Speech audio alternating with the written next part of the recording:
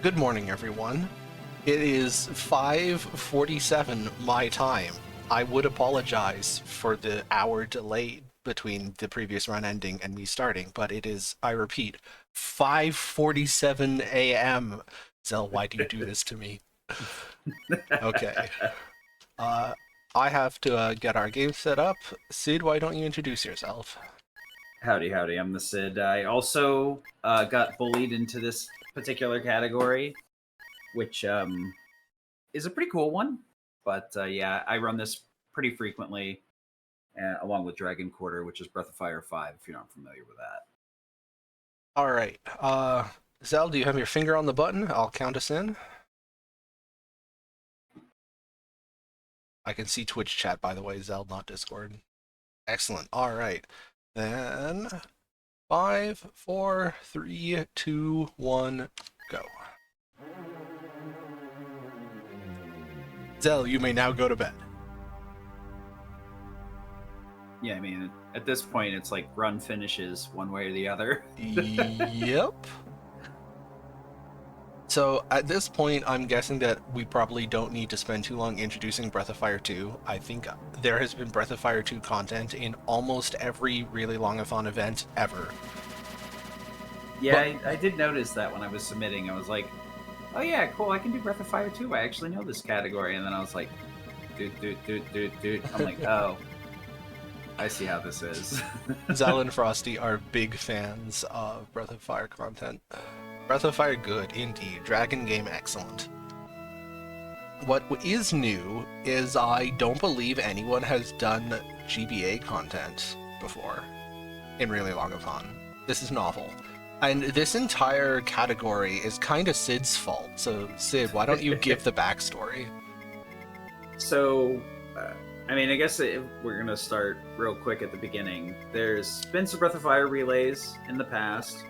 At that point, I wasn't part of the community. And recently, I found out that, they've been struggling to bring it back. So, we're like, all right, let's get this relay going. So I learned Dragon Quarter, but I was interested in learning one of the other games as well, so I could play a different one. Luckily, Dragon Quarter is a really fun run, but it kind of spiraled out of control into Blink and Charles both kind of bullying me into learning Breath of Fire 2. And then I got attracted by the novel concept that the GBA version here actually doubles your EXP gain and triples your money. And at that point, it was just running the SNES glitchless route. Turns out that's wrong. There is some major route innovations that Charles came up with because I started messing around with this, realizing that you could purchase a lot more, and you had a lot more safety in your back pocket. So this is a very good beginner's glitchless category, actually, because of just those two simple factors of double EXP and triple money. Yeah, originally, and by originally I think I mean 3 or 4 years ago now at this point, I hammered out precisely one GBA run on my stream just so that there was a time on the leaderboard. Because the leaderboard had always had a GBA category, but it was always empty. So just to put something there, I did a run. It was not good.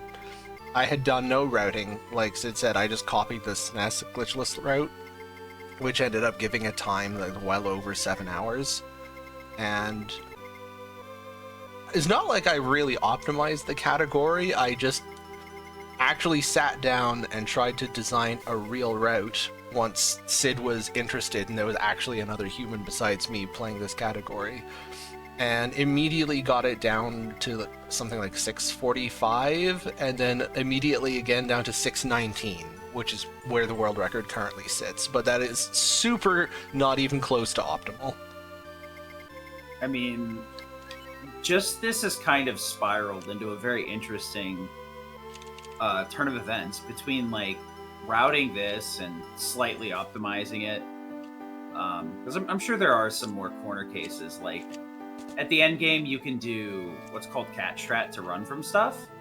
And I ran the numbers. If you're willing to run with a 95% run chance rate on every fight, you could skip fusion. So there are some really silly optimizations that could be added in. But Blink also managed to snatch up any percent world record, which lit a fire under Charles to take another look at it and managed to find another 10, 15 minutes to scrape off.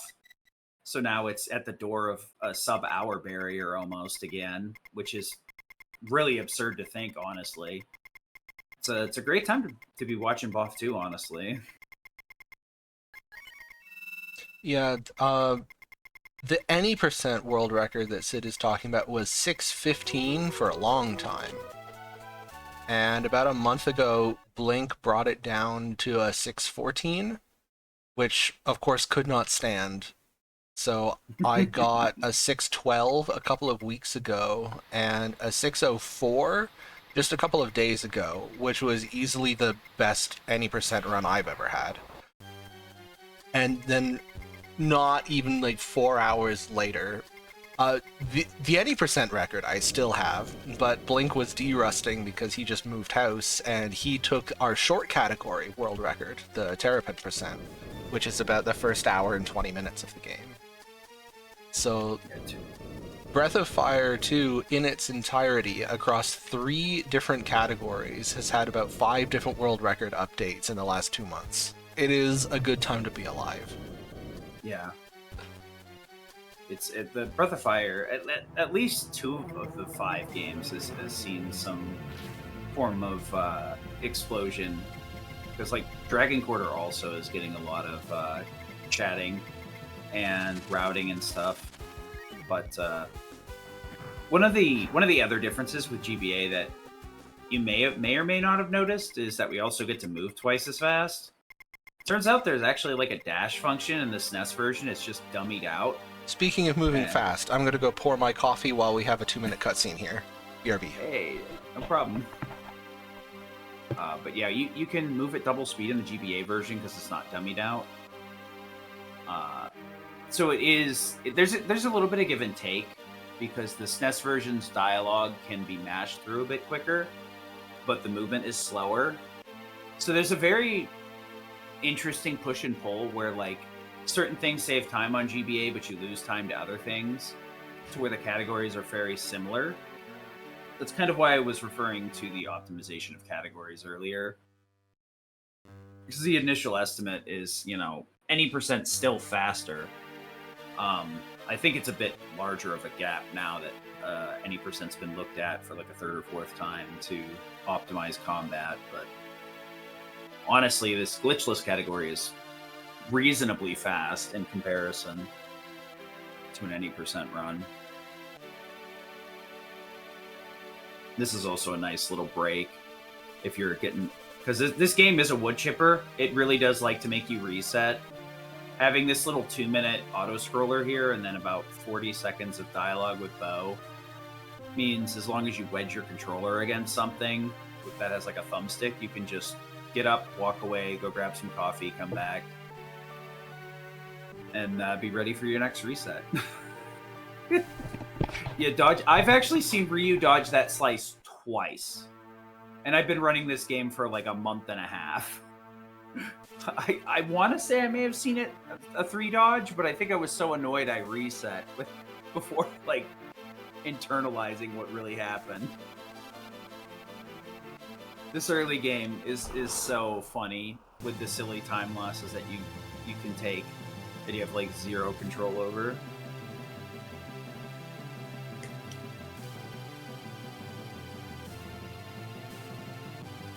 Alright, my coffee and I are both back. Good. So yeah, I was just talking about the comparison between the categories and kind of the small differences between any and glitchless in terms of total estimate. Yeah, until Sid came along, this really was not a version of the game that anyone was interested in. It's the 2 obvious reasons. One is just the audio and visual quality is kind of lower than Super Nintendo. And second of all, the game crashes halfway through. Yeah. Now, we have a workaround for that, obviously, but it is kind of a nuisance. Which means you do have to... When we thought it was just SNES glitchless but different, it wasn't particularly interesting. Once we noticed that, oh no, you actually route the game completely differently if you're trying to be good at it, then it got interesting and now it's worth it. But the audio is still a little crunchy. Yeah, luckily I played a lot of handheld stuff when I was younger. That's the majority of the time I spent playing. So a lot of this crunch and like visual, like this is obviously up contrast so you can see it on the GBA, but you know, I'm just used to it at this point. Numb. Yeah, the funny thing is the GBA crash is caused by there's just a value that doesn't get reset properly for a cutscene. So if you just save and reload the game, it switches it back to a 0 so it doesn't crash. Hey Sid, quick question. What's 9 plus 4? Oh. I buy 11 and 2 now. Okay. I buy 11 herbs and 2 antidotes. The joke here is like my brain don't math so good, so I was like, oh, we buy a stack of 9 and 4 herbs. So I was like, we get 14 herbs, and it's like, no, that's not how math works. Not even close. That's not bad. Yeah, I'll take it. A single spooter? Definitely. There's a worse. Wait, did you make it to Fubi without a single encounter? Yep. I hate it here. At the world champion difference, baby. I hate it here, dude. That was... Man. I've been trying to get to Fubi with a single encounter for like a week now. I don't think I've seen an... Oh. This will open this week. So, one thing that's interesting, in quote marks, because I'm a Super Nintendo runner, the control system in GBA is all just a little bit different. So you're going to see my menuing be a little bit spotty while I adjust. The left, right, up, and down are like swapped. Left and right do what up and down are supposed to do on the SNES version. And since Charles has been grinding any percent, he's kind of got the muscle memory for the other direction.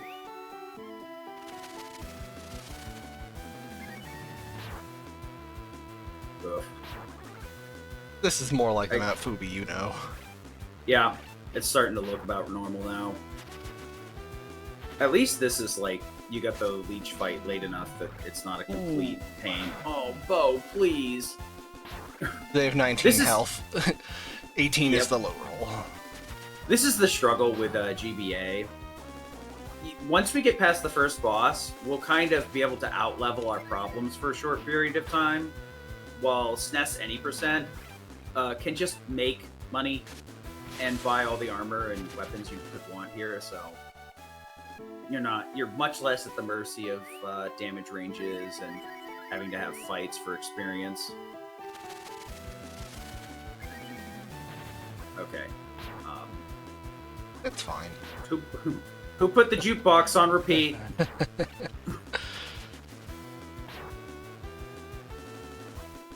Particularly for a marathon run, I don't mind. Extra experience and extra money in a glitchless category do matter. This is all just safety for the Tagwood section. I mean, this just makes it that unless you break the harpies, the fight is pretty much free. There's the level 4. It always feels bad getting here at level 4, but you also know that you have to do something really extreme to die here.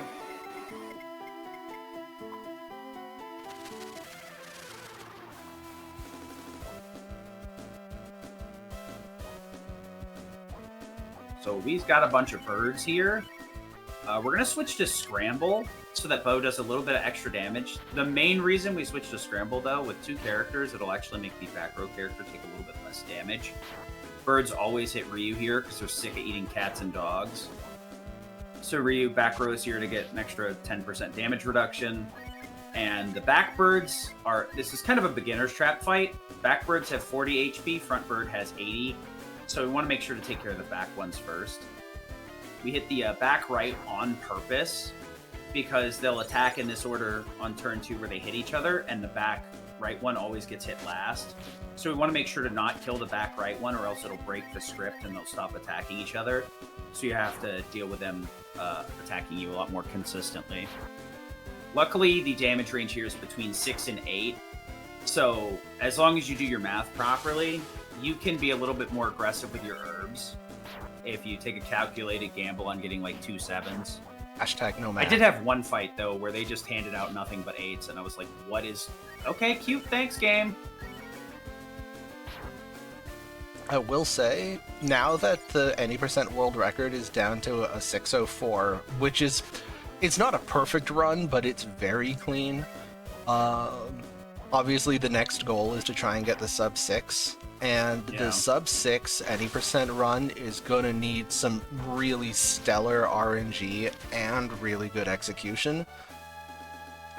So it's really nice to just play a category where neither of those things is necessary. We can just hang out and have a good time. And if the run goes sideways, it's all fine. This is like a really weird thing where it's both a head empty category and like you gotta think. Gongs are so frustrating because even in normal, Ryu can like one shot, but Bo has damage, has to high roll, so it's like ugh. At this point, you can juggle between the stances because Ryu does have a 5% damage penalty in Scramble, but Bo has a slight damage buff in Scramble versus normal, where they're both doing standard damage. So the formation actually is very important for manipulating power boosts and defensive boosts, depending on what position we're in. And it becomes more and more and more important depending on who's the damage dealer. And even making sure we have characters in the right position to reduce their damage properly or increase it properly is a large factor throughout the course of the game. More so in any percent, because they have much better ways to deal physical damage, but... The enemies here are now totally non-threatening that we're level 6 and 7. Yeah, that's what I was referring to. No matter what, even if you manage to roll up to the Harpies at like level 1 or level 2, and somehow get through it, which, like, it's a bit more reasonable for SNES because you're decked out with all the armor from the store. It's much harder for GBA, but you'll exit that at like level 6 with both characters, because you'll find that double the XP on bosses will just shoot your levels up. And the nice part about that actually is you gain HP and AP on every level up, as you do in most RPGs. But at the very least, they're kind enough to refill your current HP equal to the max amount of HP you gain. So you do get a nice boost of HP every once in a while when you level up. So you can usually face tank a little bit harder.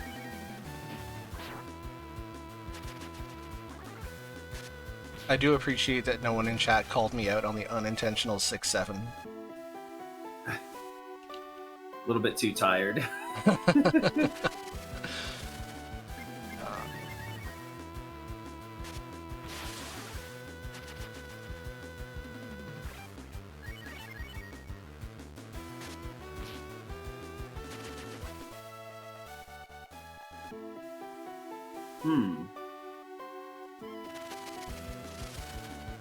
Fighting continues.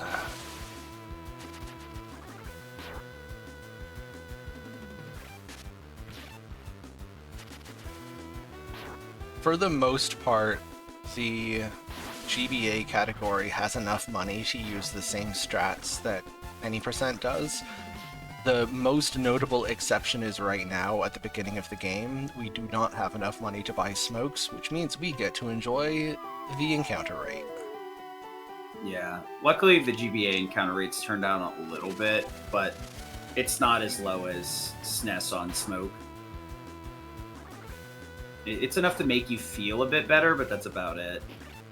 There is one other place where money is really important. Luckily, we can buy more or less everything and skimp a bit here and there. But you can actually buy a boss fight, so you can skip a whole dungeon, and there's just no way that any reasonable run could afford it outside of the glitched categories. I think it's what, 900,000 or something. Just ain't happening.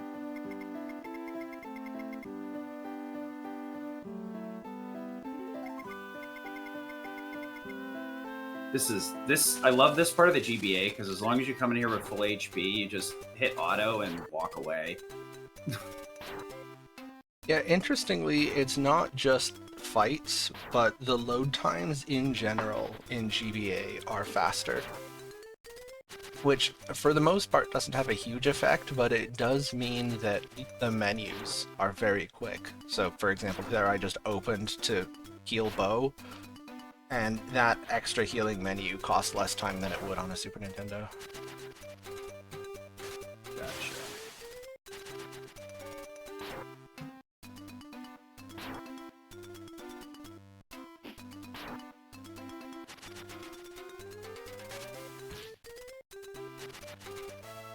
Yeah, I got so used to it that I was just like, all right, I'm just gonna cure both of them and then let auto do its business.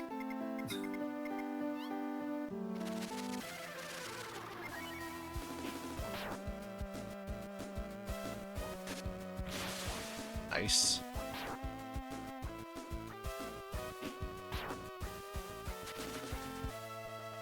Yeah, I never really gave too much thought to sticking with scramble formation in GBA. The main reason to stick with Scramble there is it just doesn't matter. Nah, you're right. That's pretty much right.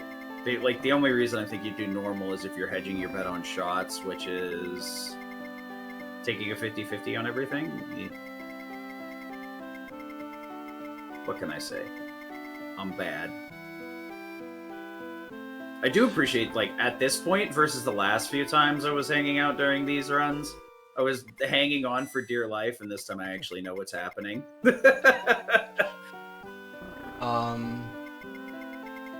Before fighting the Harpies, when you're level 1 to 3, the main factor that you have to decide based on is survival, because being in scramble formation does increase the damage that bow takes, and you can die. But especially in GBA with the extra levels, after the Harpies, death is not a concern, which means you're just optimizing for damage. Yep. And Scramble formation reduces reuse damage and crit rate, but increases bow's damage and crit rate, and the increase that bow gets is substantially bigger than what Ryu loses, so on balance it's higher average DPS. Yeah, I still gotta look at the crit formula, because familiar with the base attack and defense buffs, but not so much the crits. Learning little things here and there. He wants to help, okay. I mean, I had 5 Roach Revives, a couple of days ago. I was resetting at 4, and Auto Battle was still going, and while I was going to reset, the thing dropped a 5th get up, and I was like, you've got to be kidding me, dude. So we did 700 is a fairly large amount of coins. Means in my opinion, around 700 is a fairly thick early game. We've had a lot of fights. There's a couple of tells that I look at depending on what level we go into the Roach, how much money we have here. Low 700 is actually pretty good though, especially for a marathon run. Because that means we should have a little bit more slush in the next area, so we shouldn't have to beg, borrow, and steal to get all our armor. So in a PB attempt, wouldn't be too happy to see it, but in a marathon run, I'd be all smiles on that. Another obvious difference between GBA and Super Nintendo, which is so obvious that you hardly think about it, but SNES Go Quick. Sorry, GBA Go Quick. Zoom zoom. But it means that detours away from the optimal path to do stuff, like they're the detour to go and buy some extra smokes, the detour costs less time.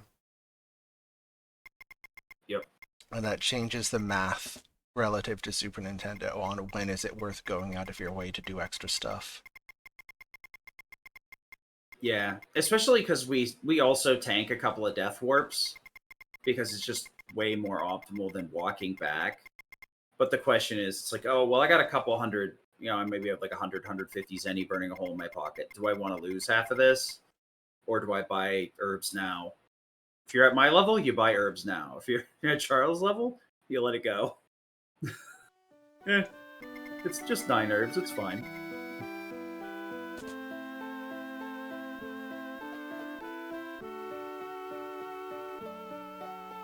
Honestly, healing's like really kind of a struggle only early game when you're soloing everything.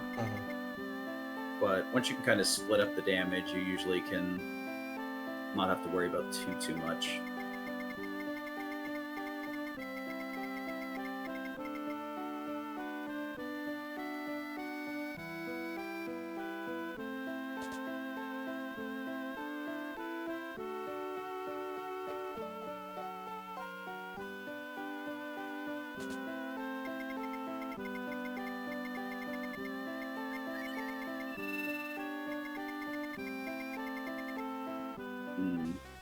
So there is, I did mention it earlier that we have dash speed. SNES has it, but there's no way known to activate it yet.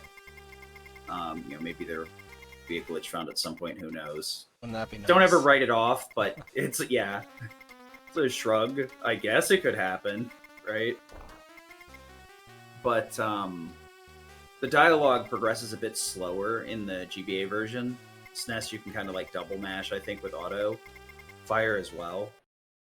So picking the correct dialogue options that don't result in extra text boxes is even more important, because it just ends up being even more time lost than it would be in the SNES version.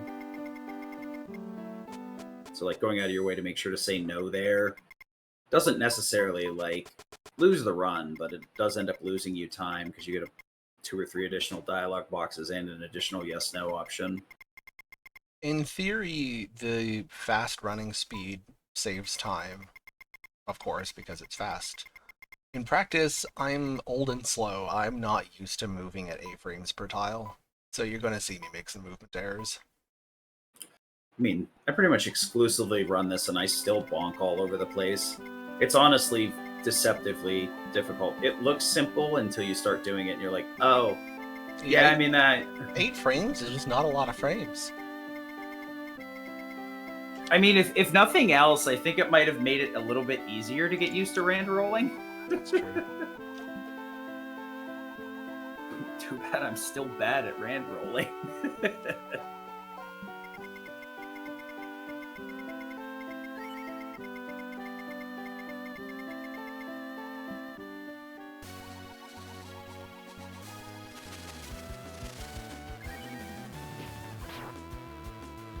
Always love it when you see the 3v1. You're like, oh, cool. Would you guys have not come out to play earlier while I had Bo with me?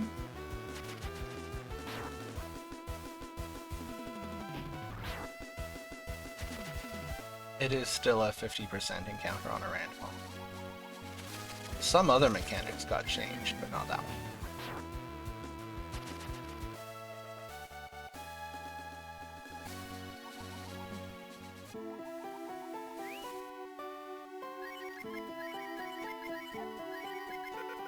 Miserable Twitch chat.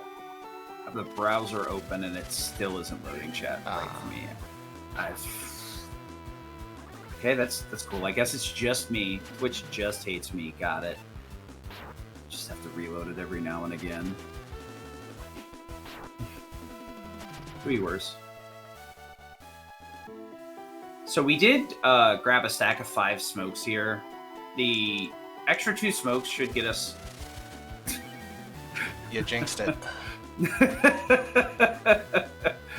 Ideally, we're supposed to get through here with 0 to 1 encounters, paying for the extra smokes. I personally just cut them out so I can keep the extra 200 and spend it on armor and items in the next town, so that I can be prepared for Terrapin in about an hour, rather than spending 100 to avoid like 1 fight. Because it's this weird thing, right? It saves you time, but you also lose time because you have less armor, so you may have to play a little bit more defensively. And work around situations that are a little bit less favorable, where you have less healing or options. So you have to think about it a little bit more, at least for a newer runner. So, but it is faster on paper, and in theory that 5 smokes is correct. That's almost the downside with having so much money. It's holding on to it does you no good, but also figuring out exactly when is the best time to spend it for safety versus like any other option. Because you can actually buy the next town's armor or shield in town, but you're going to go to the armor shop in the next town anyway, so it's more of a copium shield. Might reduce 1 damage. It does add up because the enemies hit very, very, very hard, but if the enemies crit you, you're just going to die anyway. This is probably like the biggest danger spike, honestly, right here. We need to make it across to Corsair and get over to Corsair to upgrade our armor. Right now we're running on absolutely nothing. We have no armor upgrades and the first sword. Better coded than SNES. Yeah, it's differently coded. Yeah. It fixed some bugs, but it introduced other ones. Yeah. It's very funny, actually. They got rid of the Switch glitch, which the other nice thing is that they did retranslate a few things. They changed Switch to, like, trade. So there's, like, no crossover if you're being very pedantic about it. But, yeah, they fixed some things and broke other things. Like, Fast Shoe is supposed to give you a 25% lead-off chance if you have it equipped. In the SNES version, if you don't have something equipped, you get the extra 15%. Meanwhile, in the GBA version, it functions properly, but it has to be on your lead character. There's another accessory item called Holy Scarf that's supposed to give you permanent smoke effect. And that just doesn't work because it looks at it as if it's bait. So the game can never activate it because it doesn't have a stack of 1 to 10 or 1 to 9. But, there's other things that are fixed, like the Guardian fight with Nina doesn't have a chance to punch you on turn 1, so the fight's, like, actually fair. Things like that. It's a give and a take. It's a neat little game. Well.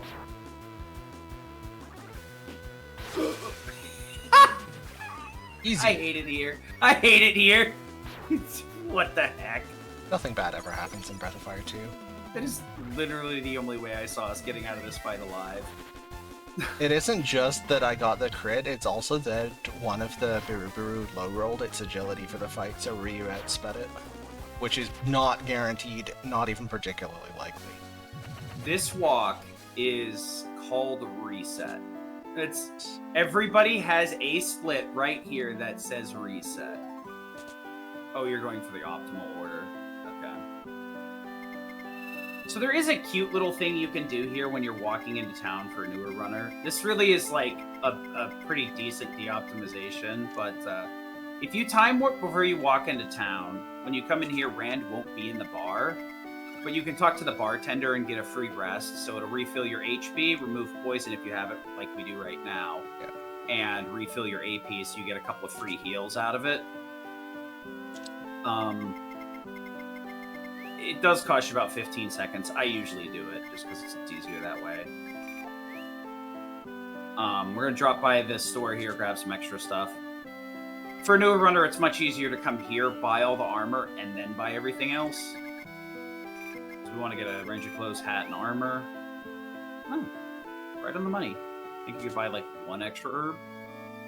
So now that we actually have armor, we can survive. The struggle is, as soon as we go into the next dungeon where we want to go, Baba's Woods, everything gets stronger anyway. So, like, we're stronger for, like, 10 tiles. There is still... Luckily, the wood itself doesn't have a lot of enemies that can poison us. You forgot to put your armor on. I did forget to put my armor on, thank you. Oh, But no. I got slammed for it. Well, I mean, we saved in town. Yeah. Surely this will be fine.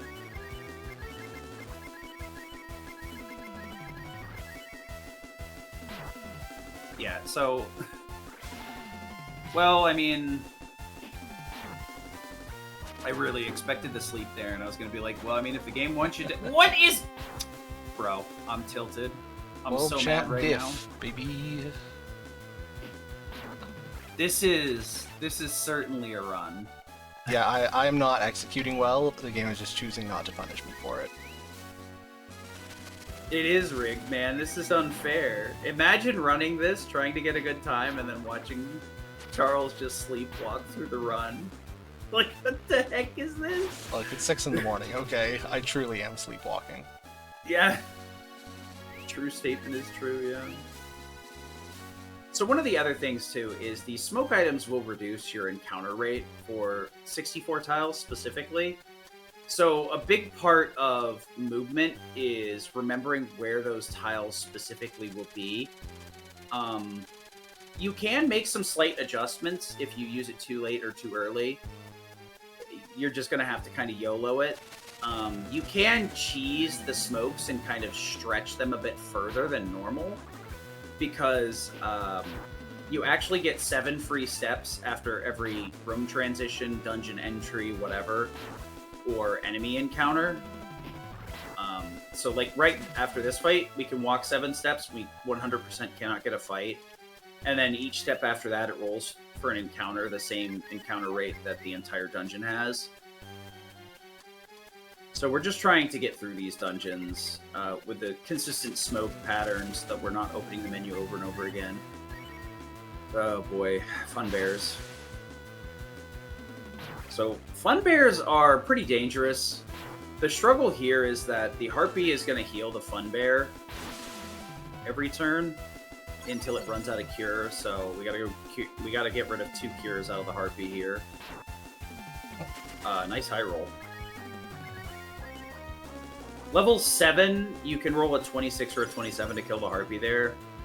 And both of them are pretty hard to hit, so that's a nice high roll. But yeah, the fun bears, you can kind of see why they're fun. They might as well be a slot machine. I zip. Easy game. Oh, man. All right, sure, yeah. This is not representative of the new player experience, let's put it that way. Don't get me wrong, I've gotten through the Baba's Woods, Tag's Woods with runs like this before, but some days, man, you watch another runner and you're like, bro, what did you sacrifice? Yeah, when's my turn? Cool thing about being level 8 here is our damage range is high enough that we'll always one-shot the harpies here, so it's a quick fight.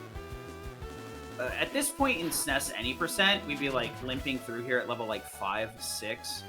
So everything would take 3 turns to kill, almost. So it's not even worth fighting in here. So you have to YOLO run. You only run from enemies that have like sub 10-digit agility, or you're on the floor bleeding out and you're hoping that the game lets you escape. Those are your 2 options for running. Baba has 169 HP here. We're trying to death warp back to town after this, so we're trying to optimize taking damage while killing the boss. Yeah, you don't really one more than you needed. count on the crit there. Yeah, that was Baba's trying to kick you out. Yeah, we're trying to get out of here with as little HP as possible, but we also are not trying to get shown the door. Because if we do, we'd have to come all the way back in, and the big struggle with that is we actually wouldn't have our smokes anymore unless we go buy more, and that would kind of mess with our money route in a really annoying way, so should be like 1 or 2 attacks off, I think, at this point. I always make sure to use my phone calculator, so I bet you put the pooper! Hey, we like a stamina. Dude, I had a run the other day, I didn't sort and used the Simfort stamina, and I was so mad at myself. And then I got a lucky drop and then threw the run away anyway. As is tradition. Yeah. So at this point, we do want to just get knocked out of here. So fun-bearing us would be great. Hey! Did his job. Asked and answered.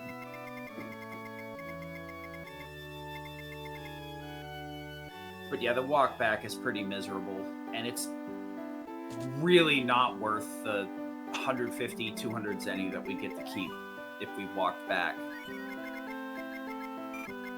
We're going to top off our antidotes here and buy a bunch of herbs. The herbs are going to be needed for Terrapin. Like we referred to earlier, it's the race category.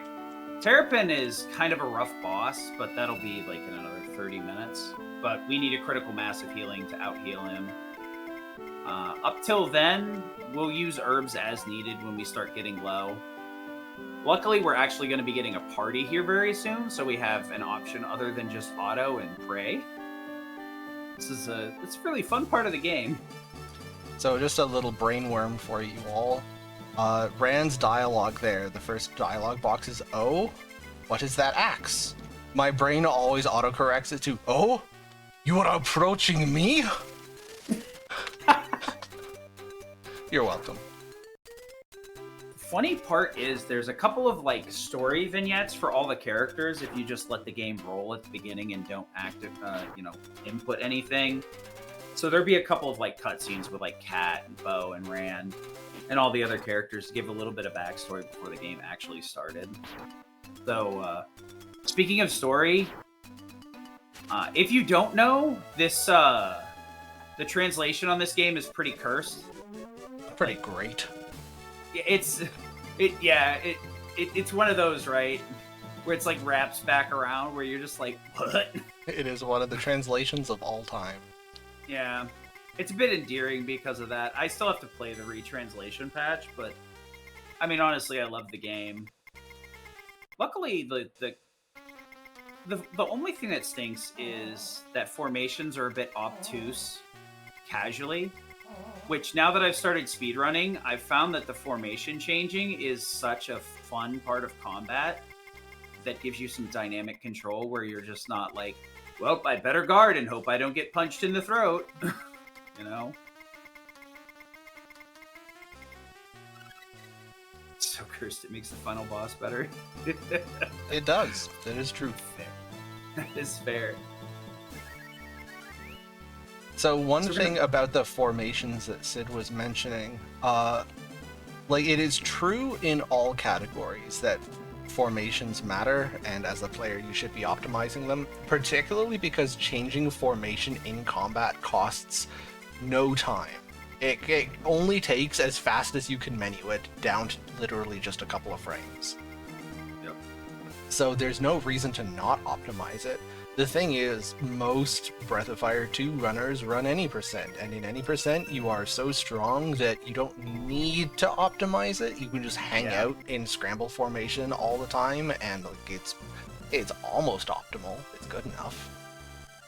But I was born in glitchless, where we are not strong, and good lord do we need those formation bonuses.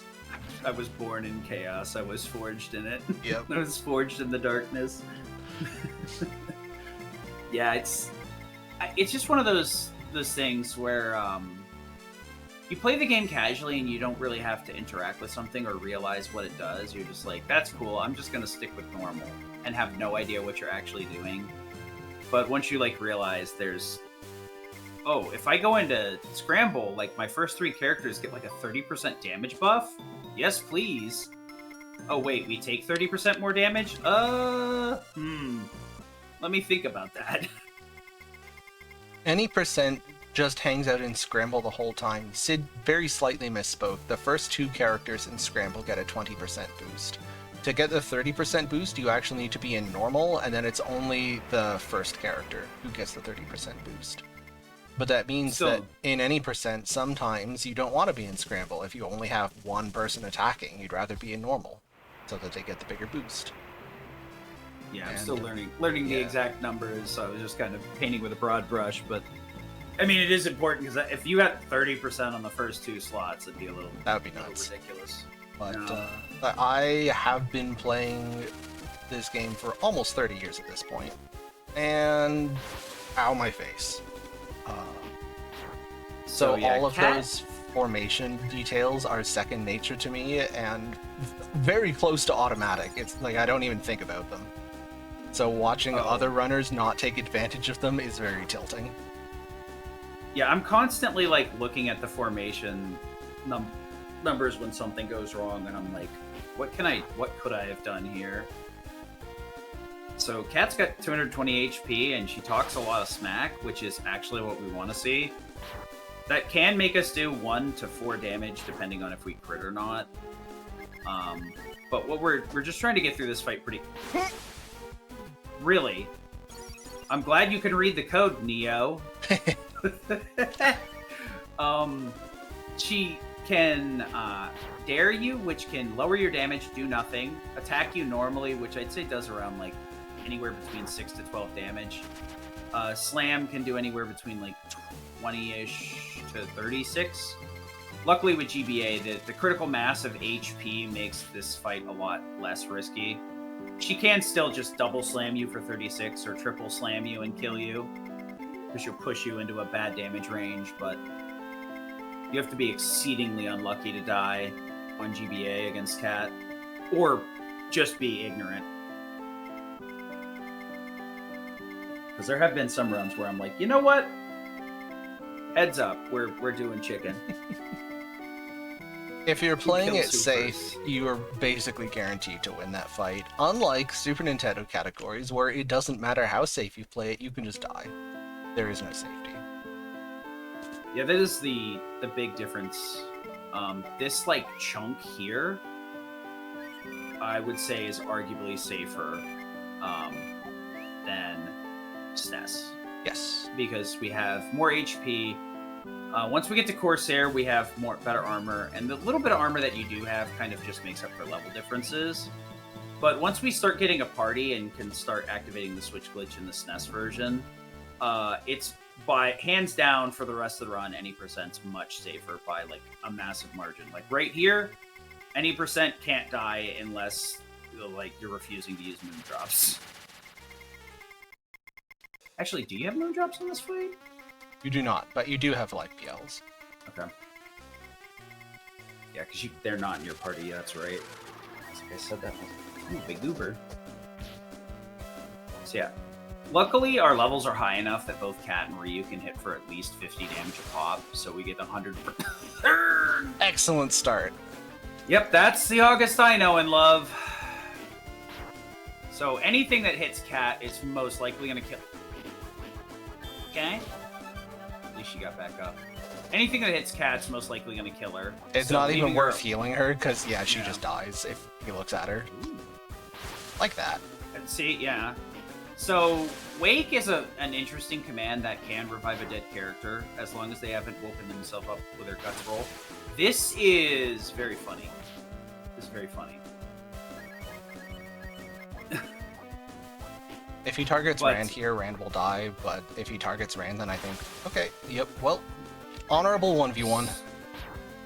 Brave Man, by... Not Oy, by... oy, oy. I don't know if we're braving anything, maybe. Yeah, Touch okay. it! Guts, guts, guts, guts! Oh. Nope. Well, unfortunately, or rather fortunately, this is probably like the least offensive place to die, because all you have to do is march right back into his office and demand to see the manager. Yep. Sir, I want a refund! The manager I spoke to yesterday was very rude. He charged up his club and hit me in the head. And my cat. How do you think my cat feels? Yeah, in theory, I could have had Ryu heal himself there, but as you saw, like, one crit is doing more than the 40 I can heal for, so it's not a winning proposition. At least I'm not... August has given me a couple of these, the last few runs, where he's just hit me over and over again. And it do feel bad some days when you're like, what? Yeah, okay, the team wants revenge. They want their 50 coins back. What? Everybody crit on the turn. Yeah, Serious? That's why I'm the Tassler. Ah, So, that's unfortunate.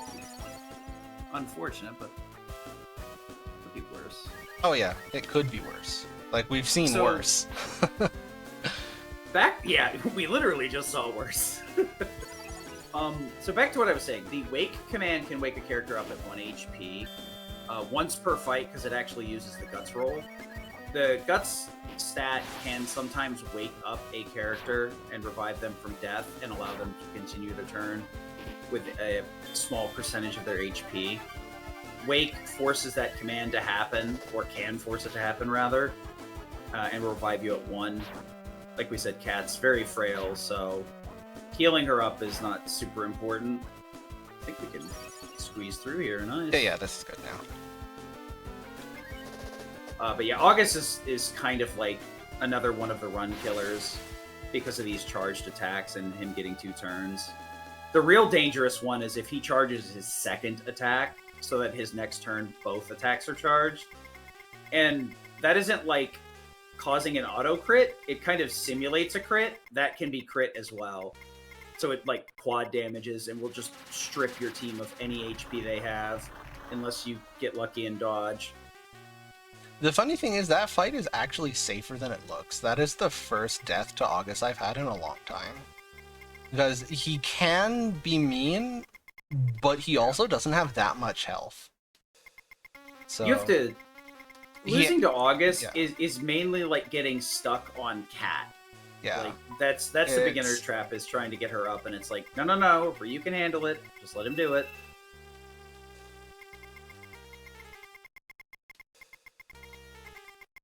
It's very specifically like targeting Cat, killing her again when you wake her, and then targeting Rand, so you're down to 1 character.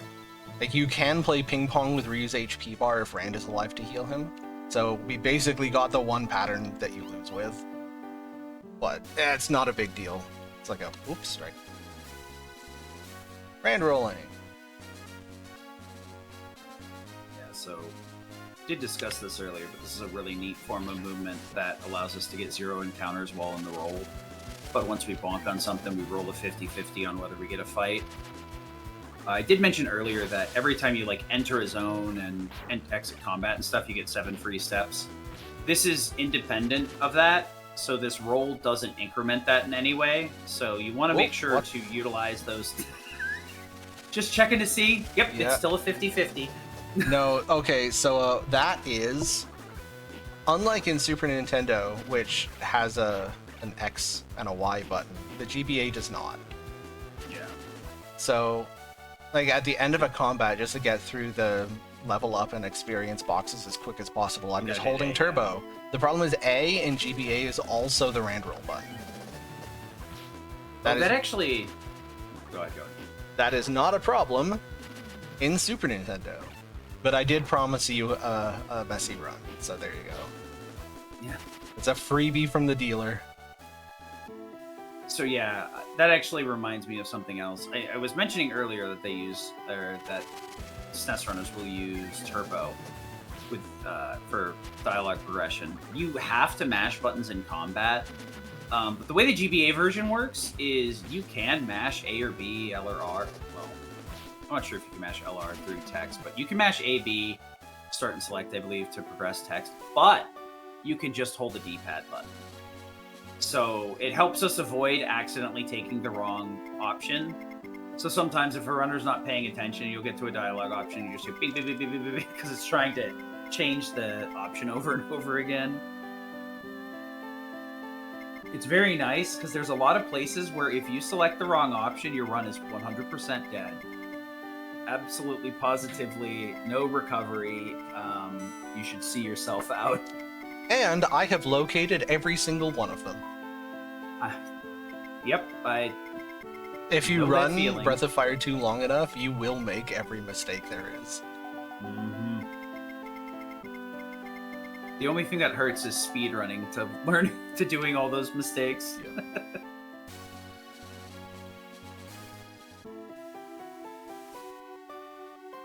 So we do have a pretty interesting party here with Kat and Ryu. The game as with most, is there's not much dynamic parts to it. It's kind of very linear RPG, where it slowly increments our power. We just got rid of Rand, unfortunately. The roll is fantastic, so we want Rand for most of the game. He's an extremely good tank with a huge HP pool, cure spells. His damage is meh, but he makes up for that in bulk and healing capabilities. His damage is certainly not meh if you play any percent. And Yep. then Rand is him. Rand is the guy. Rand is the guy. Right now we have like the 2 highest damage dealers in the game, but both Ryu and Kat do depend on weapons to do a lot of their damage. So they're really gated by the area that they're in, and you can't really like grind them to a fine point. But the other interesting thing is they both are the only characters in the game that can counter an attack. Nobody else can do that besides these 2.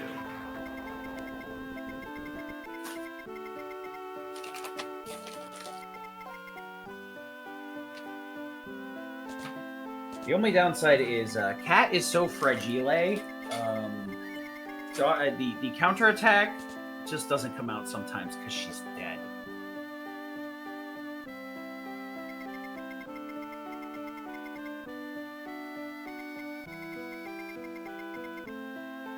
I do think it is just personally funny to me listening to Sid talk about how Kat is made out of tissue paper and it's hard to afford all the healing items and you need more armor and such. Again, I was born in SNES glitchless. Dan, you are so safe in this category. I'm purely speaking of this from like a newer runner. Absolutely. No, you are correct. It's just, man, it can get worse. No, I got you. I 100% got you. I'm pursuing this from the point of like trying to sell this to another person because it's not that bad. There's a lot of like things you can do to make this a lot more mitigated. But it's a fun game to learn, honestly. The only struggle is having 7 hours to put into it. 6 hours and 4 minutes now. Charles, not everybody is as fast as you, buddy. I wish it was that easy. I'm probably not as fast as me either. It's going to take a lot of runs to beat that time. I mean, just recently I managed to get to like a 647, which, like you said, that your second run with a route was a 645. So it is not easy to pick up the game just because of its sheer length and the amount of stamina that's required to push through a longer category like that without zoning out. But it's a fun one if you can find the time. Worst case scenario, it's a very fun Terrapin route, actually, because the survivability is, like, reasonable. And you don't have to worry about the switch glitch. Although I'd probably say with how annoying Terrapin is, it's probably funner to do Terrapin percent on any percent. Uh-huh. The glitched weapons make a big difference. Terrapin's so awful without any... Man, I daydream about having puppies on Terrapin every day. Good golly, if I could just hit him for 256 a turn. Ooh, boy.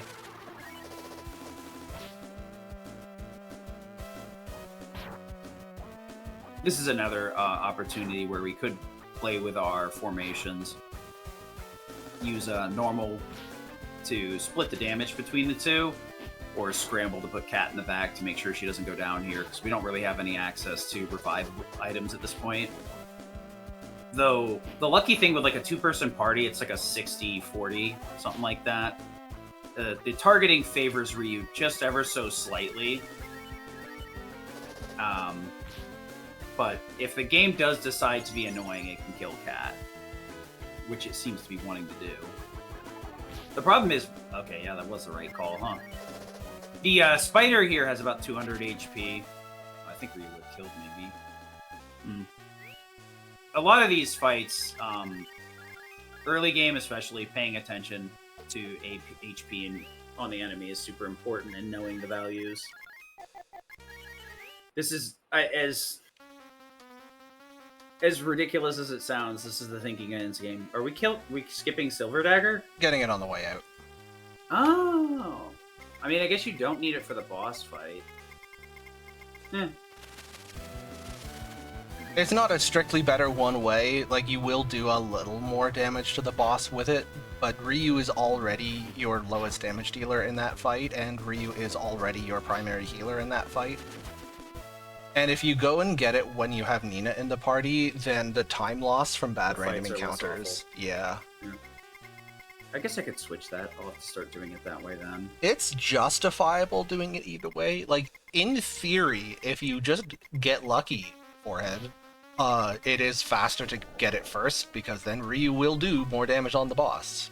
But, like, you're rolling the dice on not getting a 2-Wisp encounter. I mean, Joker is already a joke anyway. Yeah. So it's fair.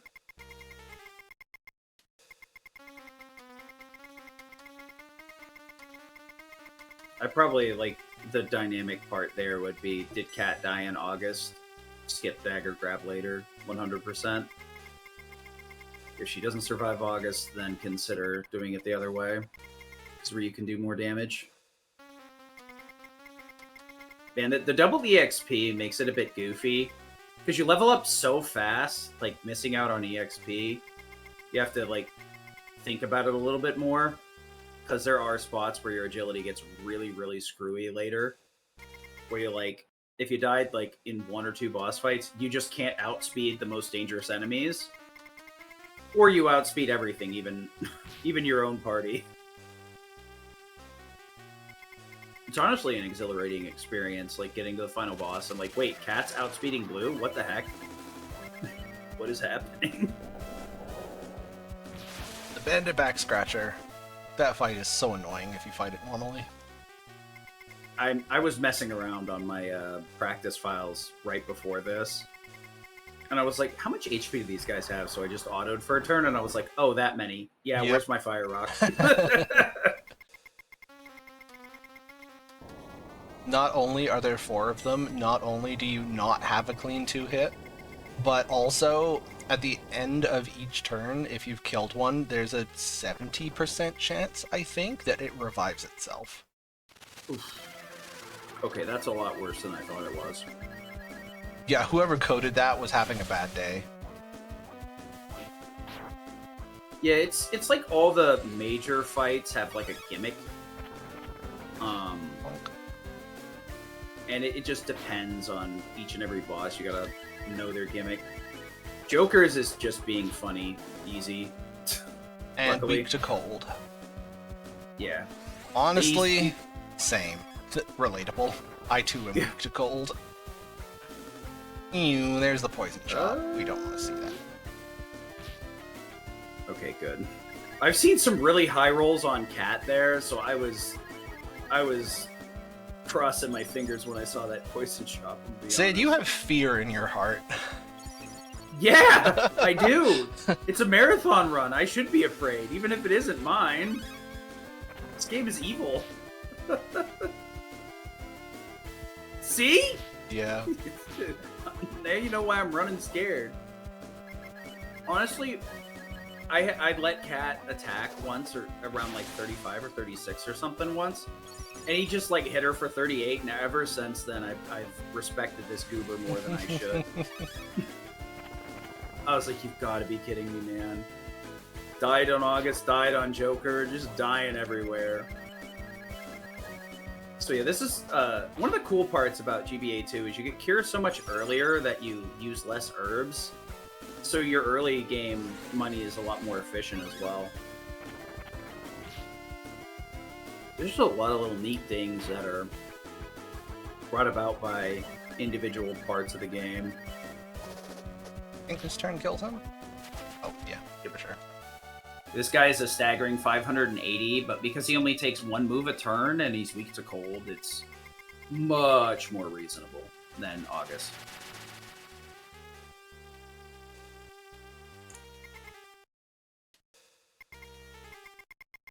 One of the other cool things too is you may have noticed we didn't bother healing going into Joker. Whenever a character exits or enters the party, save for like one endgame situation, we get a free heal.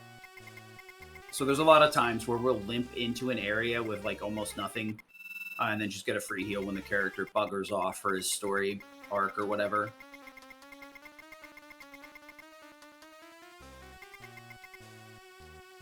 It's not like inns are like exceedingly slow in this game anyway.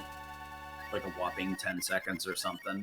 Especially considering how much our HP and AP are important resources. Especially AP.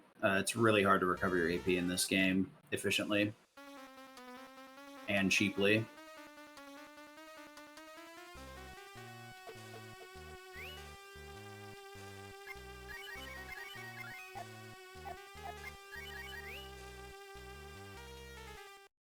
There are a few 100 coin chests around here we could grab, but because we have enough money, we're not really that. This is why. Yep. Fighting these guys with just Ryu and Cat is frustrating. Yeah, they do like to cast the down stats, which make this really annoying as well. Both because you do less damage and because the animation is just very slow. Yeah, any stat reduction spell is just abysmal to see. Even if it doesn't land, because it's just so long. But yeah, we're picking up the Silver Dagger over here, which is a nice upgrade. And it's also got holy properties, so undead enemies like that will take double damage. Funnily enough, if you counter an undead enemy with like a holy weapon, the damage buff doesn't activate. More generally, just counterattacks never factor in weapon efficiency. Or elemental effect, rather.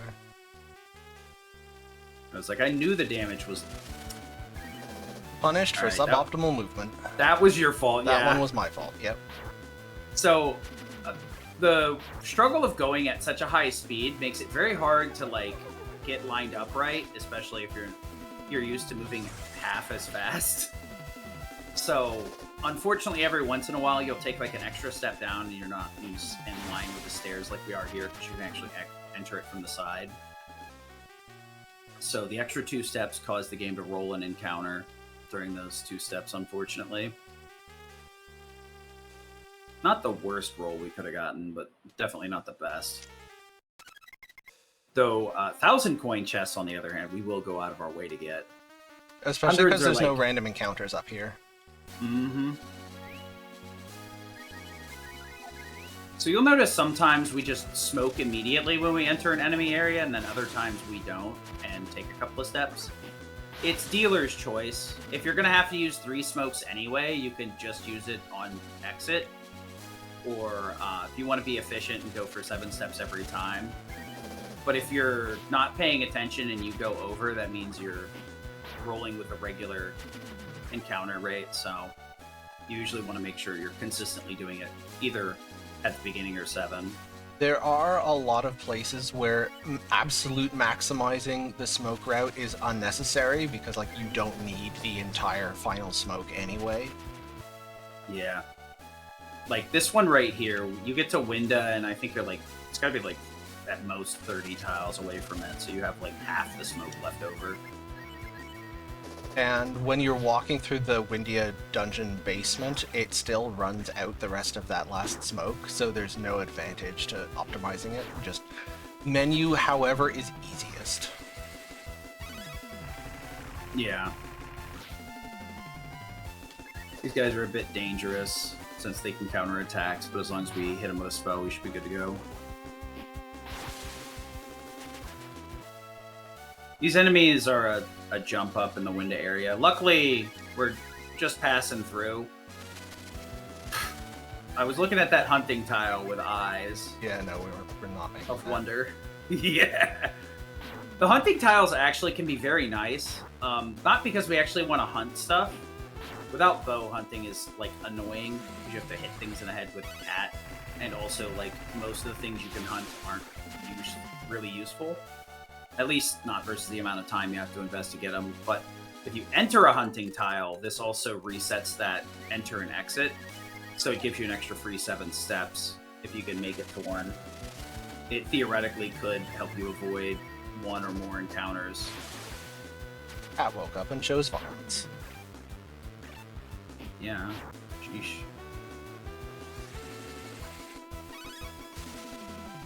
Yeah, that is the funny part about the scroll speed of the dialogue here, is that you could just straight up read it during a speed run.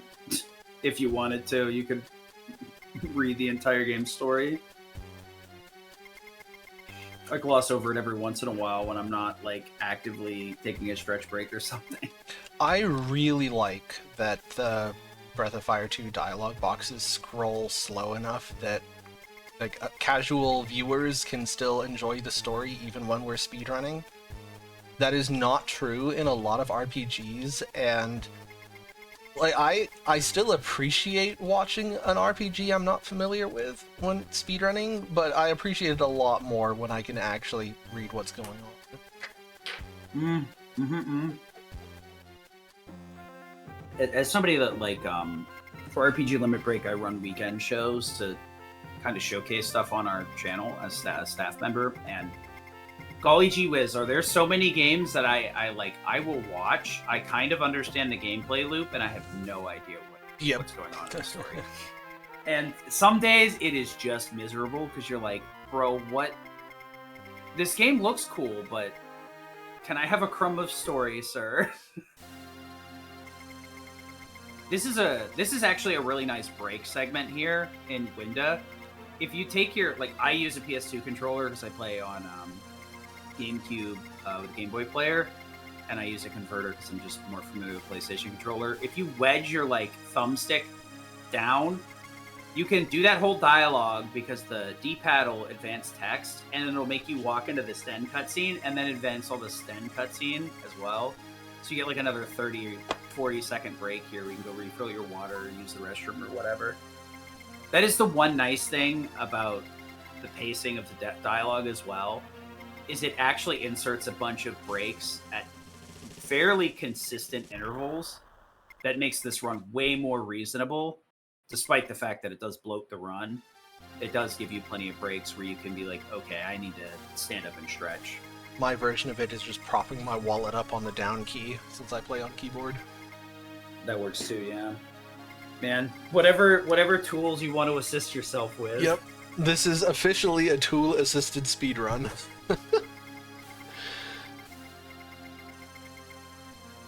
But no, it's pretty important getting a stretch break in a 7-hour speedrun. Man, getting used to doing like longer runs like this, I've gotten to the point where it's like, if I can get out from in front of my computer, I am a happy boy. It's great. I'm glad you can do all this cool stuff, computer. I'm gonna go sit over there.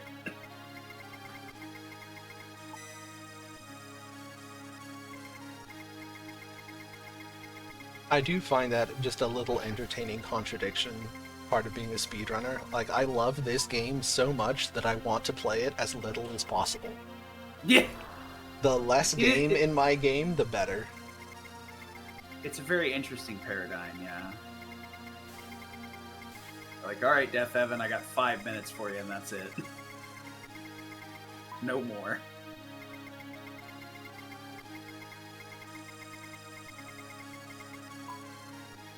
One little detail that careful observers may have noticed, and will have another opportunity to notice in a second here.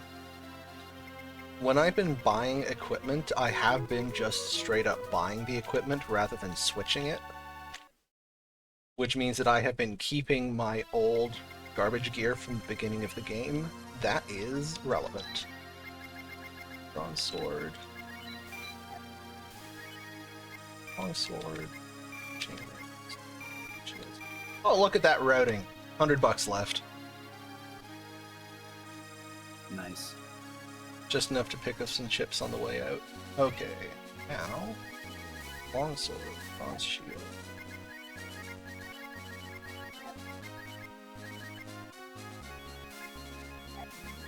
They keep spamming. You didn't give her the glass. There you go. Yep. all of these equipment menus are slightly different from any percent, so... Ooh, party order. Yeah. That's the thing I forgot. We forgot to put monkey up front. This is, honestly, the formation is so easy to forget here. Because it's a not super convoluted menu, but it's not a very easy one either. In particular, it's different in a bunch of little ways than the one I'm familiar with from any percent. I mean, even as somebody that's only ever done GBA, it still throws me off sometimes. Also, the interface for that, like moving the party order around, works differently in GBA. Yeah, the party order menu, I don't really like it. It functions, but I don't know. It feels like it could be better. You have the 4 party members, and you can press left, right to like change between them.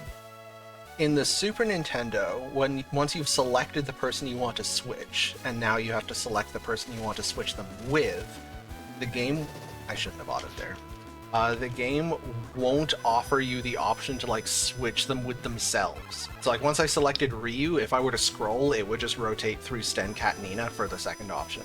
GBA does not do that.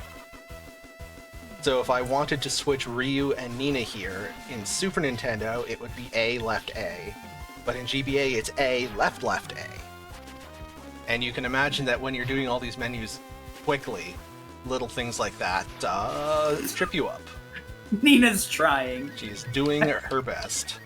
She forgot what category we're playing. Yeah. Yeah, so at this point, any percent on SNES would have already performed the switch glitch quite a few times, which allows us to glitch on weapons. And that allows us to put double hit weapons on Nina and I believe Sten. Yes, so at this point, they'd be able to just mow down pretty much everything. In any percent, or in GBA, Nina is cast, spell, or bust. But she's actually an offensive powerhouse in any percent for the early segments because the weapon has such a high base damage, as well as the double hit property. And also being the best healing item in the game doesn't hurt either. It just cancels it out. There's no legitimate reason to swap a character with themselves. It's another one of those GBA moments where you're like, excuse me? Sure, yeah, I guess.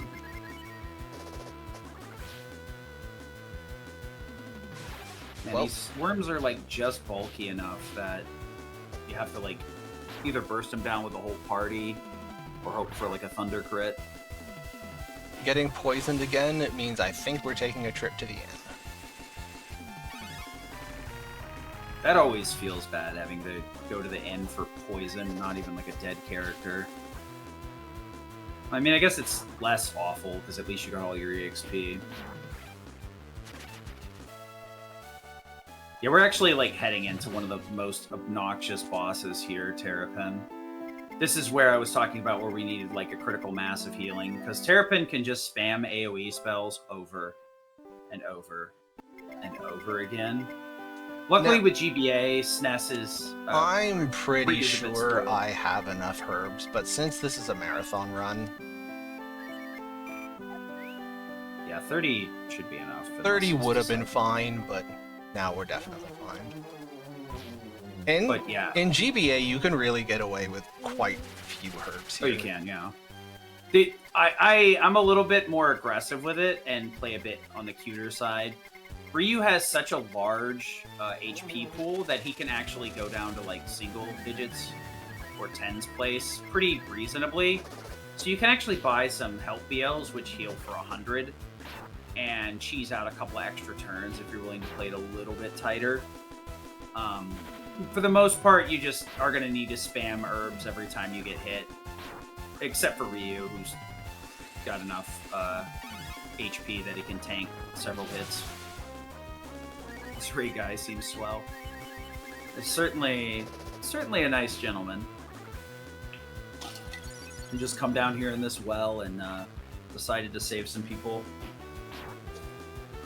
Probably the only stand-up guy in the Church of Evan.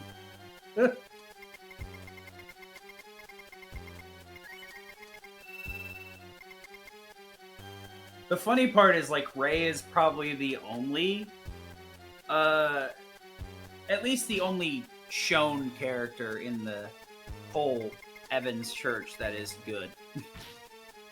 Or at least depicted as good compared to the rest. So, with regard to saving the villagers, 1, he'll save the children, but not the British children.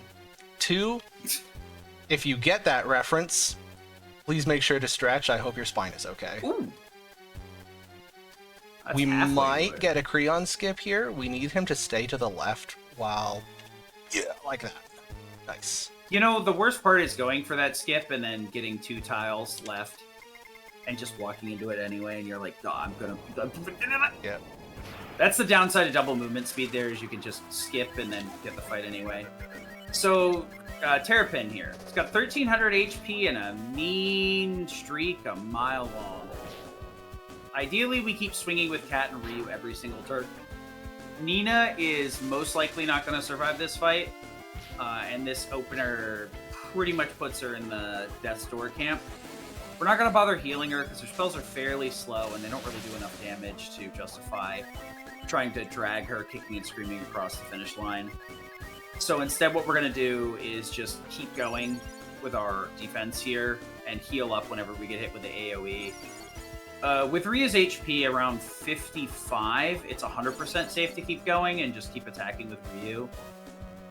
Around 50, you can kind of risk it. This is a pretty good turn. What we're hoping, actually, is to see Brainwave. Brainwave would normally grab a character, cancel their turn, and then force them to attack your ally. The funny thing is, if you go before the boss, Brainwave doesn't cancel your turn. It just uses your character as kind of a stand-in to do damage. So we actually bought some chainmails for Cat and Sten, who can still outspeed Terrapin with those increased defensive items. Ryu can't, so we're still on the armor from the previous town. So his defense is a little bit lower, but the fact that we don't have to worry about Brainwave canceling his turn is super important. Because he is going to be our DPS here. He's going to hit for about 50 a turn, and that's going to be what we're depending on. This is very funny. This is why we buy a lot of herbs. So the reason that we were like dead set on making sure we survive here is we saved in Township. Well, we didn't save in Township, but our checkpoint is in Township. So if we die, we get sent all the way back to Township and have to huff it back here on foot, which is fairly slow. We're hoping that he goes back to doing single targeting attacks so we can just spam here. You may notice also that Charles is sometimes flicking to the right here. If you get enough fights before this, Sten can learn the spell Bomb, which does significantly more damage than Spark. So if you have it, you do want to use it. But we're toggling to defense here to try and reduce the damage taken so that we can hopefully get back in the game a bit quicker. Just playing a bit safer. Ideally, it lowers the amount of damage that we take from whatever we take so that we don't even need to heal and we can just punch the gas back to the floor. This is a Terrapin. Terrapin the Terrible.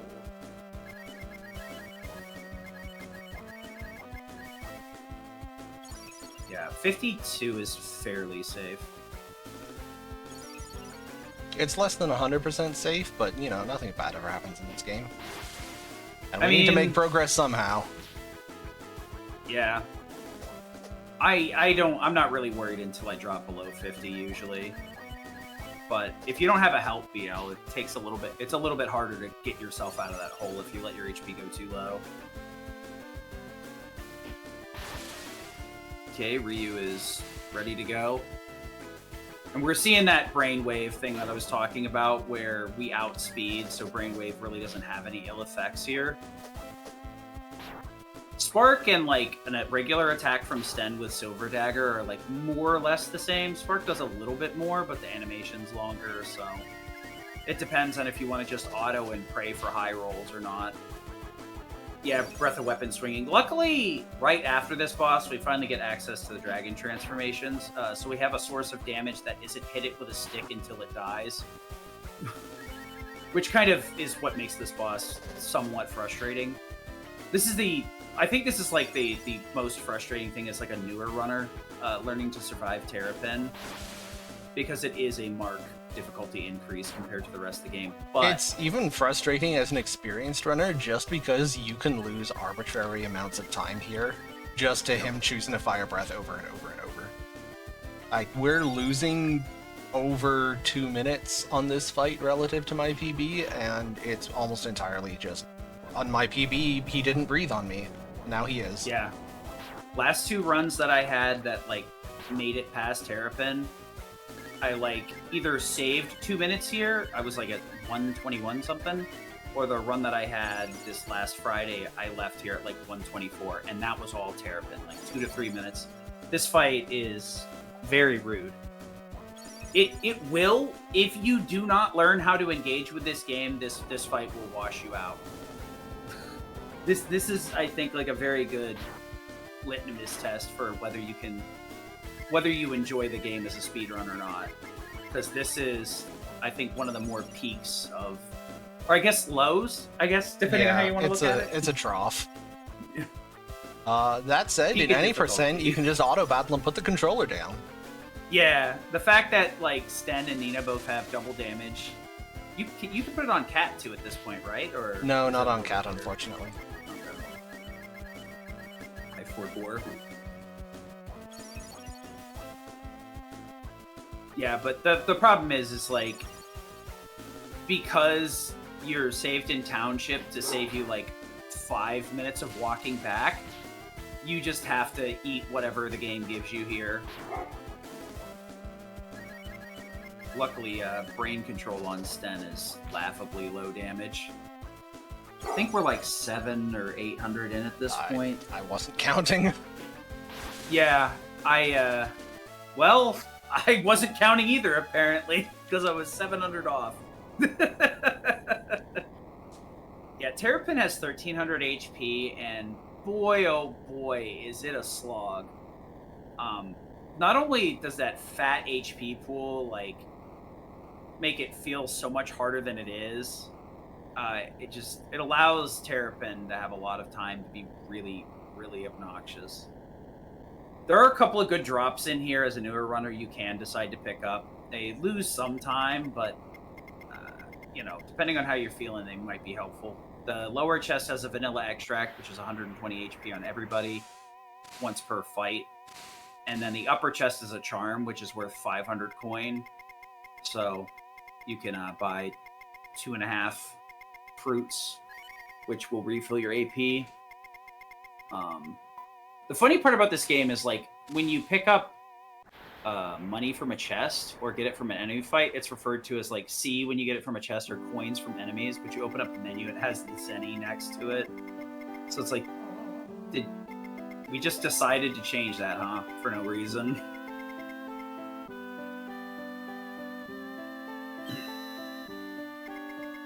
In any percent, the standard wisdom is as soon as you beat Cat, you have an idea of how good your pace is. Because after Cat, there isn't that much variance for quite a while afterward. But in the glitchless categories, it's definitely, like, you don't really know your pace until after Terrapin. And our pace is terrible. This game is a lot of feast or famine. The enemy encounters kind of are just all over the place. Sometimes you can walk through an area and save like 2 minutes because the enemies just don't come. And then other days you can get encounters every 8 steps and you're like, I thought this was supposed to have a lowered encounter rate. Yeah, Bloodhawk. I literally had the same issue as a kid too, where he was like asking me if I would save everybody, and I was like, yeah, sure. And then the well flooded, and I was like, oh, that's not what you meant. Shrug. So we did mention saving the villagers. Saving them, what it actually gets you is Ray will teach you 1 of 2 spells. If you save everybody, he gives you Renew, which will revive a dead character, which would be very nice. But it's just way too much time. So instead, we're going to get Cure 2. And because Rand gets it normally, We can buy a critical mass of healing. We're going to throw Cure 2 on Nina because she actually is going to be with us for a few dungeons. So we can use her as a Cure Mule. The only downside is there's a few dungeons where I think there's just one High Fort where we don't have access to healing outside of items. But it gives us enough spread that like we can use magic to heal in most every situation. High Fort's kind of annoying because you got to like tear down and spend almost all your money on offensive items.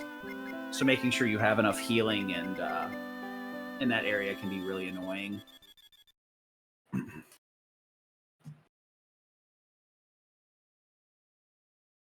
But yeah, I believe you have to fight a bunch of extra Creons to save the rest of the villagers.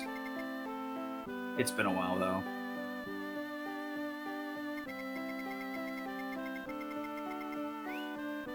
I'm going to change our party here so that we can use Rand to roll back to Captain. We could try to optimize our party layout, you know, like switch to Scramble for attack damage or whatever. Creons and possessed villagers, that sounds about right. The funny thing is, if you change your formation inside the hut when you're talking to Nitro at the ruins, it actually will just remove your formation when you leave and put you back in normal. So the only thing you can effectively do in there is change your party, not your party formation. I never set my formation in the party change screen anyway, just because like it's equally fast to do it in combat, and I already have the muscle memory for doing it in combat where I don't have it for the party select screen. It's come and go for me. I think once I get to a point where I find my my groove, I'll do it that way. So we got a pretty long Rand roll here. These are the ones, these next few can save or lose a lot of time. Rand rolling can be a bit frustrating because you only get like one frame where it's actually taking your input to change directions. So having a smooth Rand roll where you don't bonk a bunch of times is honestly very difficult. And sometimes it just feels like it eats your input. So the big struggle is like you can't just tap when you want to turn, you have to hold. So you have to do a lot of sliding between left, right, up, down to try and get optimal movement. I will say, it is easier on a keyboard. Yeah. And we also missed both 50-50s. Good grief. Well, I guess we won both 50-50s. I will drop another world champ diff, baby, but we're also plus 8 minutes at the Terrapin split, so I don't know if I actually get to be flexing right now. I'm sure that you will save that somewhere. Well, just skimp Empire Sword, no worries. Yeah. No, it's fine.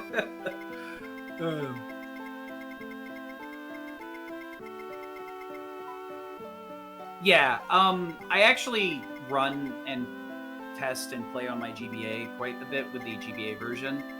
I did install a patch on one of the ROMs I have of this, just to test it.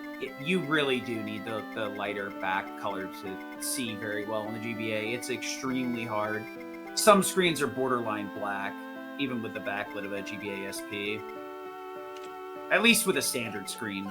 Maybe with a modern one, it's not too bad. But I think that's the reason they up the contrast and brightness to make it viewable.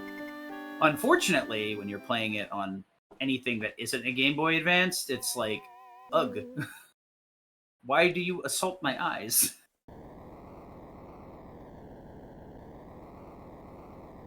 But yeah, if you want to get into the category, there is a video patch to revert the colors.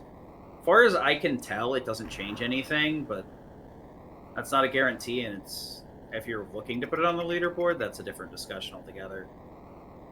In other news, after a solid hour and a half of playing Breath of Sword, we can finally play Breath of Fire.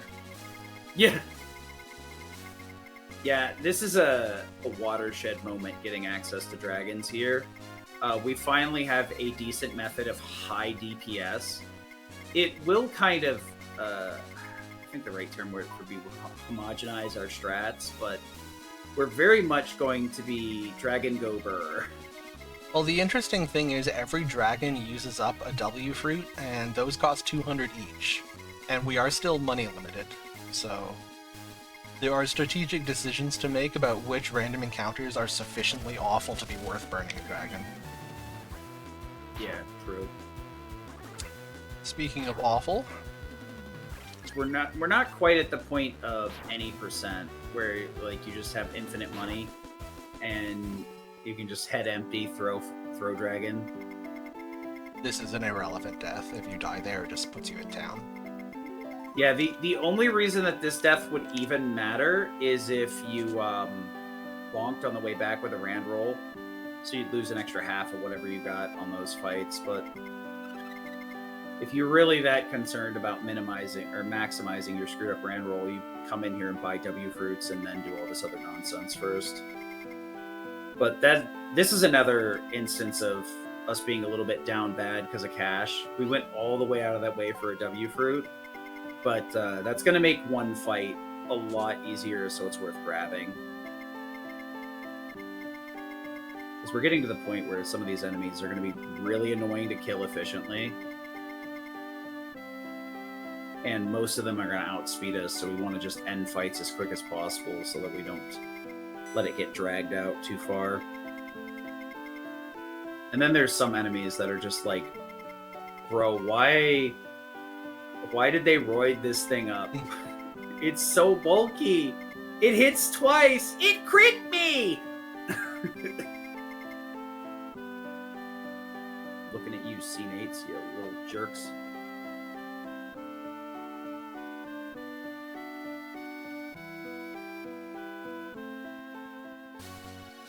So luckily, we don't have to roll all the way out there again, because the checkpoint gets set back to Captain after the little dragon cutscene. So we just got to knock ourselves out again. Neat. I think that's the first time that's come up. It's the first time in this run, yeah. Death warping. Luckily, we're getting past the point of death warping and rand rolling. I think we have one more death warp and maybe like one or two more rand rolls. But death warp is a bit weird. If a character targets themselves, they cannot miss.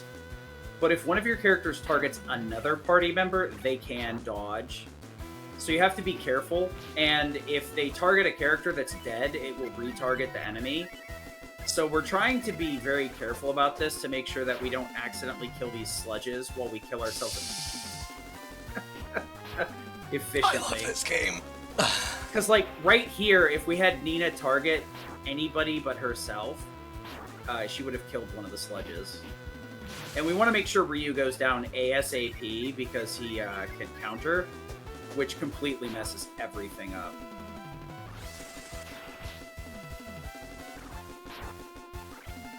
Look, Nina's good for the next area, so we do kind of want to take her with us anyway, but it does slow down the death warp a bit.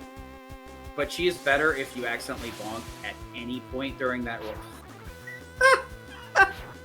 She's trying real what hard. What a death... Working hard or hardly working. What a run.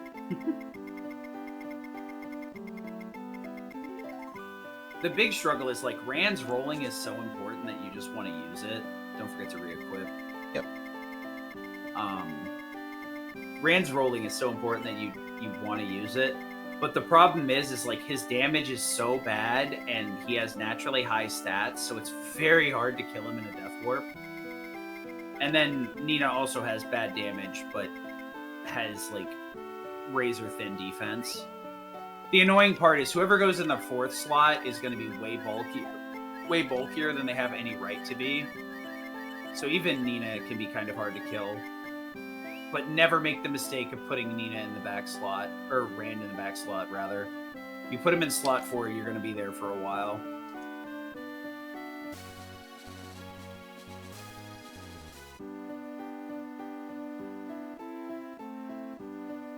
Now to reset point 49523. This game, there's a lot of chances to save and back things up, but there's a lot of things that can kill, like, a actual PB attempt, unfortunately.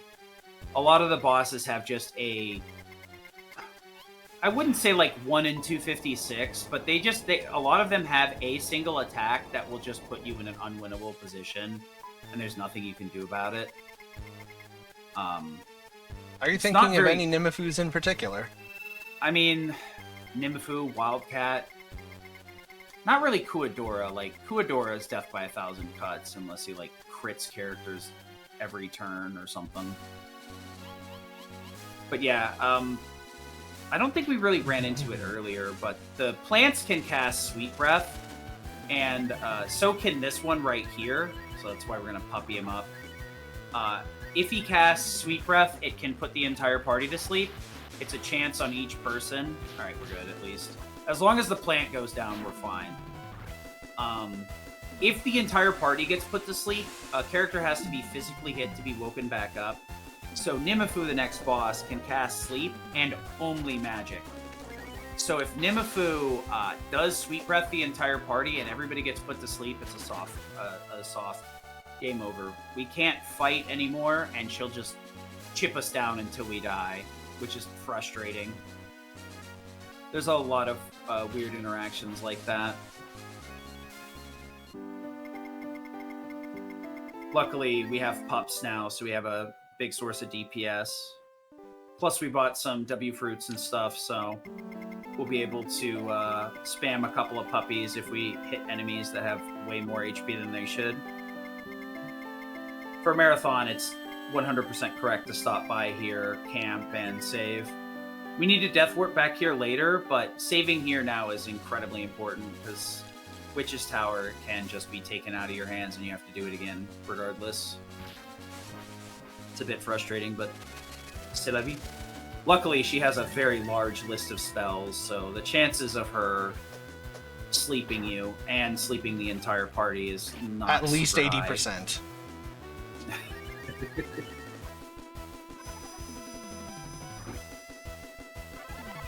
Some days it feels like it's 100% chance that she's gonna sleep you. You just walk in there and you're like, neat! That's the Breath of Fire 2 experience. Mm-hmm. I finally got a Sweet Breath where she, like, left Nina awake, and I was like, oh, cool, I can recover the fight! I get to learn!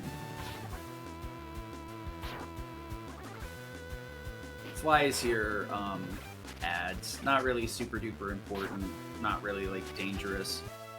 A lot of these fights we're going to take based on how many enemies there are, what they're weak to, and what exactly they do. Like, this is a very cool fight. We're actually going to... we can attack with Rand here as a backup, just in case Thunder doesn't kill everything, since he'll go after Nina, or we can just defend. Oh, that's super annoying.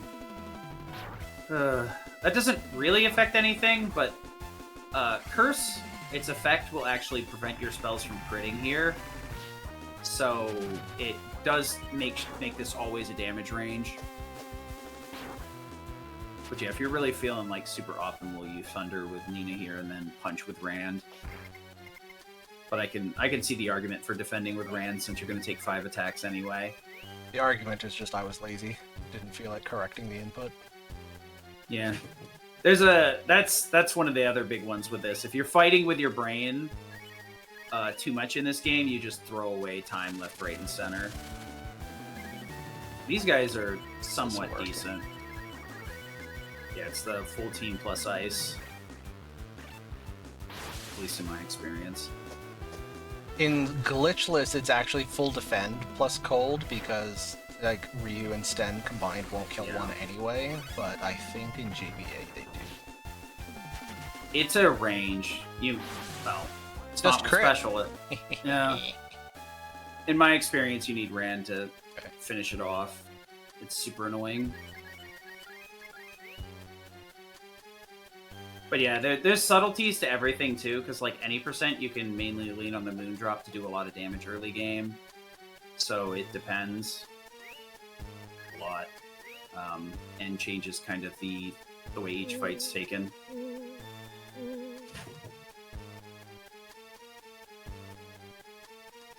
But luckily those guys are weak to ice, so those fights go a lot quicker. They also can drop Medicate, which is an attack up item. Not a lot of places you can use it, but enough that it's neat. It Getting actually through all of can- these rooms without encounters would be such unbelievably good luck in Super Nintendo.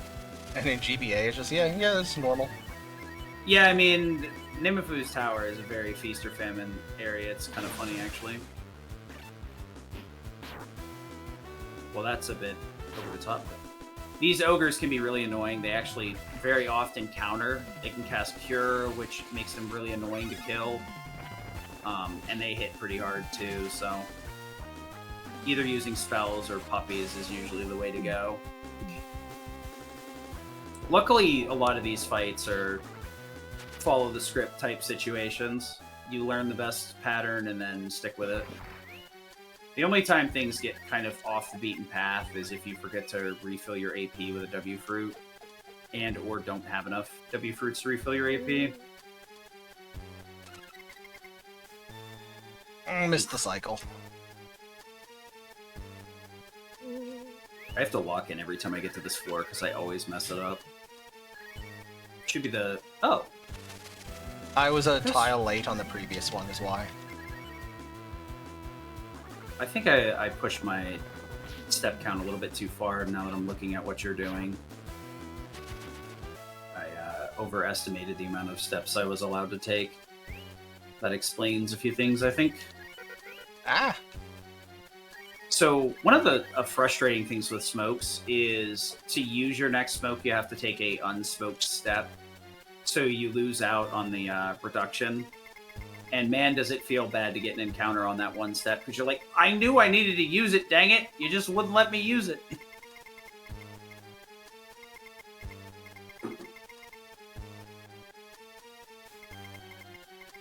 There's a pretty cute Nimifu strat here that Charles came up with, right? One of the only bosses in the game that does not have high magic resist.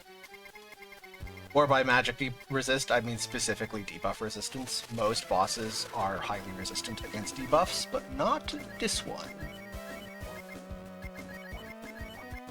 The one and only time in the run you're going to see me use agility down.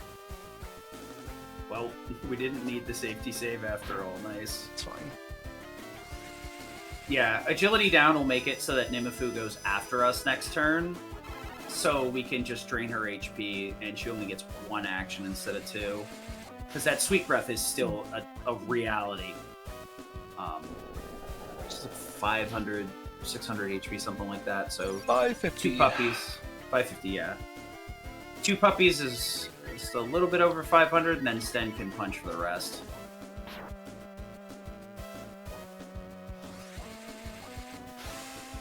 If for some reason your Sten is dead, or she like puts Sten to sleep, you can also tornado with Nina as well. But this is going to be a lot of the gameplay loop from now on. Throw out Dragon, use slow character to refill, reuse AP with a W fruit, Dragon again.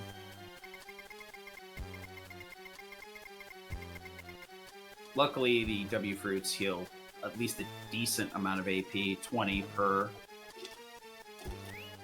But because of the higher EXP, we're going to be gaining so many levels that 20 AP is going to be gone very soon. So we're going to end up having to use double fruits a lot sooner than we'd like to. Or just miss out on damage. Oh boy. Well, it wasn't the Senates, so whatever. I am the Senate.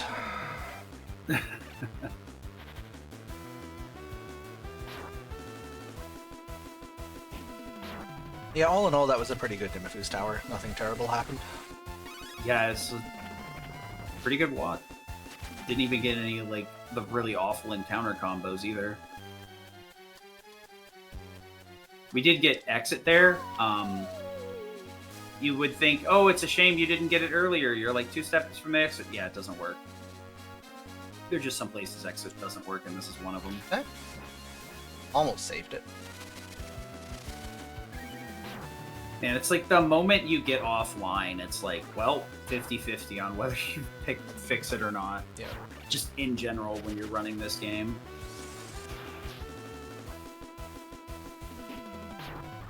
Oh yeah, this is also another interesting quirk.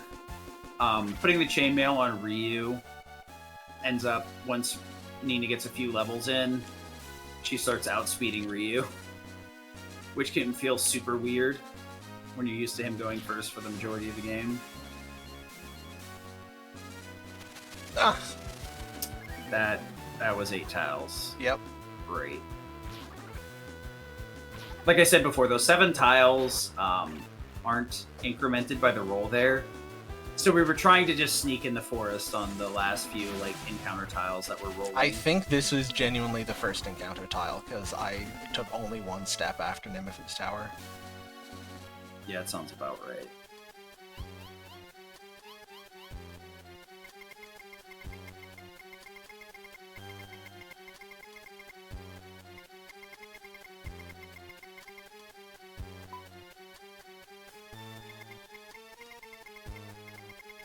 Alright, now we get to meet everybody's favorite character. Mr. Mucho Texto himself.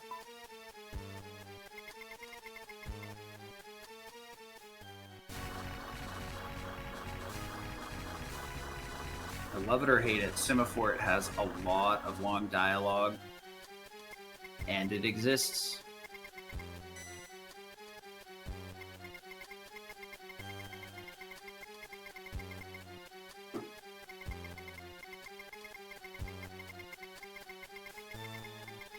You made your choice. Yeah.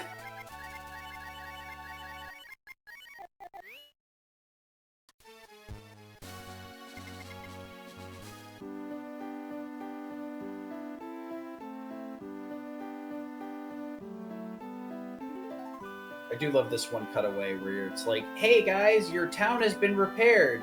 Why don't you take a 20-minute walk to and from to go check out your town? It's just like, nah, I'm good.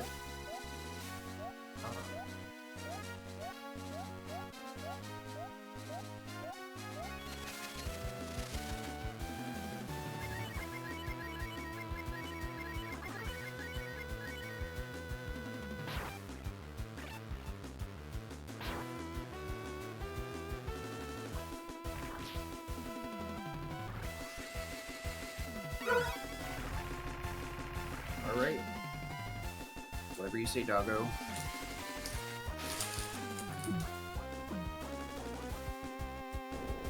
Oh, we're gonna have to go by the camp. Yep, that's the plan. Oh yeah, I mean, I guess it's a marathon run. You need to take a safety save period. Because you're gonna lose a lot of money if you don't reset for Wild Fart Cafe.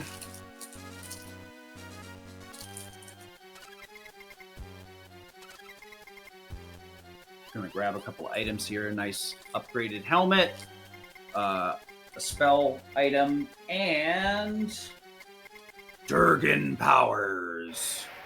Real Durgan powers, not off-brand Timu puppy dragons. It is very cool that they put the primary dragon abilities in a little out-of-the-way hole in the wall that you can easily miss. Absolutely no indication that it's there. It's yeah, because there've been a couple of runs where somebody's like, "Wait, how do you get those?" And I'm like, "Oh, you poor individual." It's like, at least with the first game, they signposted them fairly well with the very, very unique sprite for the dragon tombs or whatever, but does not exist in the GBA version. You just have to know to go into the waterfall. To be fair, though, prevailing wisdom of go under waterfalls was still fairly common at that point.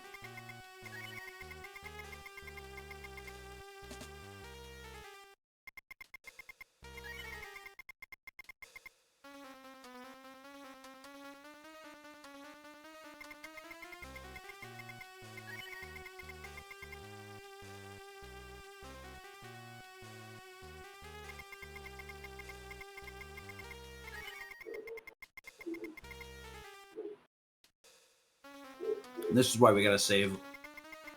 We basically have to just give up all our weapons, armor, and items to go in and do this fight. This guy has a really neat ability that we can get, and we do have to beat the chef in general to progress the story. So we want to head in here and grab the special ability from him, as well as unlock this for the next 10 minutes so that we can actually progress the story when it comes to it. Unfortunately, it results in us having to take 2 trips so we can actually learn the ability and then progress the story a little bit later, because we can't do both at the same time. So the setup here is spam some spells in Dragon and then hope he doesn't chop or dice. Yay! We won! As long as he doesn't kill Ryu on the first turn, you're likely to win. If he kills Sten immediately, it's a little dicey, but you still probably win. If he kills Ryu before he can do this, though, you ain't not winning. Yeah, there's no way you're gonna get 500 damage unless you like defends every turn, which I don't even think he can. Okay, he does not want the frog. Yeah, we throw Gene up front because he's got that 50% chance of being hit. Put Ryu in the backs because he's got 6% chance of being targeted. Luckily, the percentage chance of being targeted is independent of formation. It's just position. Kind of like Final Fantasy 1, where slot 1 takes more, and then it kind of goes down as you go down the line.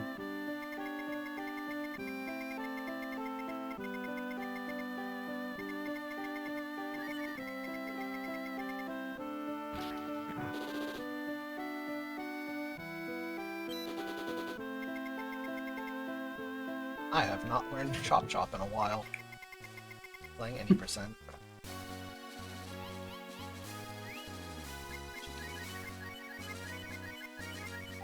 Should be fine, since you already slept. You don't have to change the day cycle.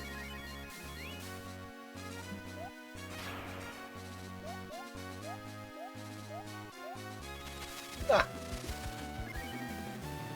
Never punished. An awful lot of first tile encounters, huh?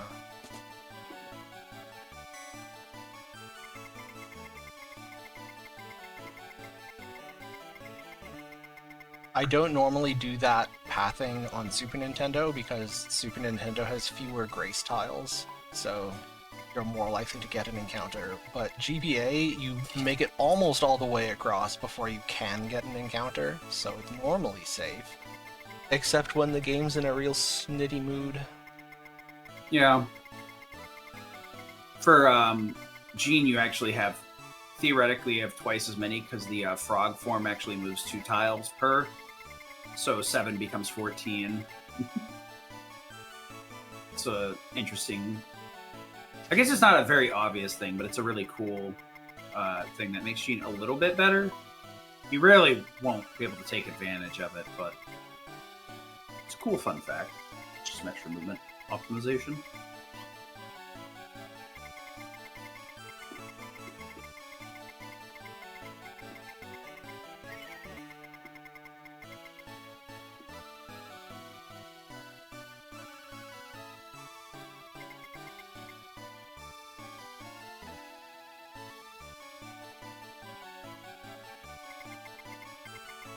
Honestly, the 2 downsides of Gene's frog transformation is, one, you have to de-transform to get into the menu or swap your party, and 2, you have to bring Gene with you.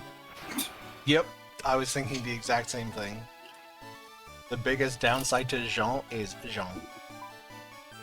You have a 3-person party and a punching bag.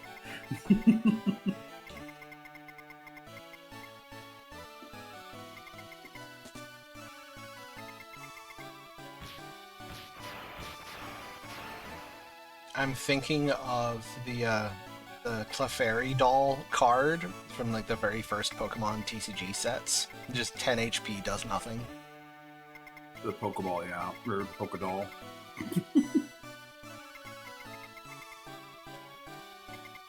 Comes in, dies, refuses to elaborate. The funny thing is, Jean actually gets used on purpose productively in the glitchless tasks.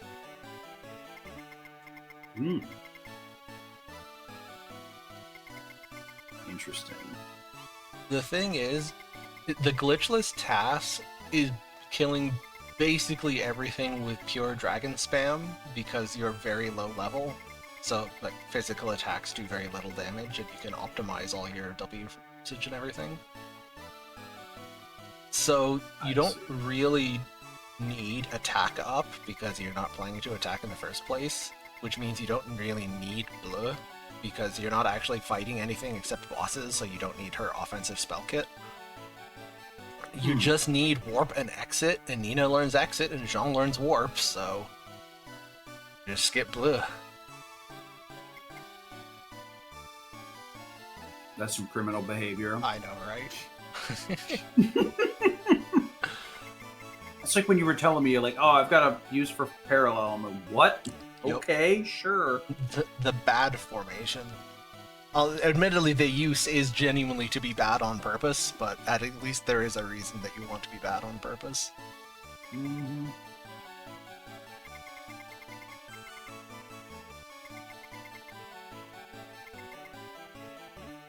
I'm very happy with the do any percent route. It feels smooth. Like, sometimes there are places in some routes here or there that just feel inefficient. It's like, it feels like we're putting in a lot of effort and not getting a huge amount out of it. And I think I've cleaned basically all of them out of the any percent route. When I initially saw your like list of changes, I was like, I don't know, man. Alright.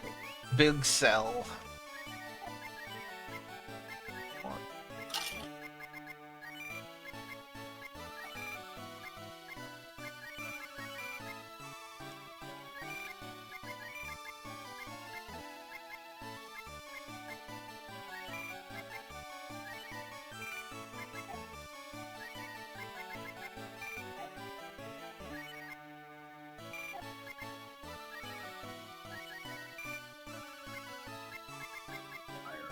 Remember?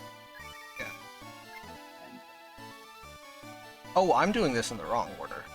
Yeah. Okay. I'll come back later to do the rest. Yeah, you're supposed to trade for some of that stuff too, so you'll probably have to sell your shield manually. Yeah, any percent does that shop immediately. The Yeah, we gotta wait till we GBA get Cat route in the is party supposed so to we have can Cat get in for the the... party. My brain caught up. I was like, oh, right, I'm supposed to switch a Bronze Staff for the person who's not in the party. Right. I was gonna correct you, but I'm like, if I say anything, it's gonna make this worse, I think. Just gonna let this play out. Because I know if somebody said something like, you're messing up the menu in the middle of the menu, I'd be like, what? And then like buy 2 bronze staffs and be like, no! Mhm.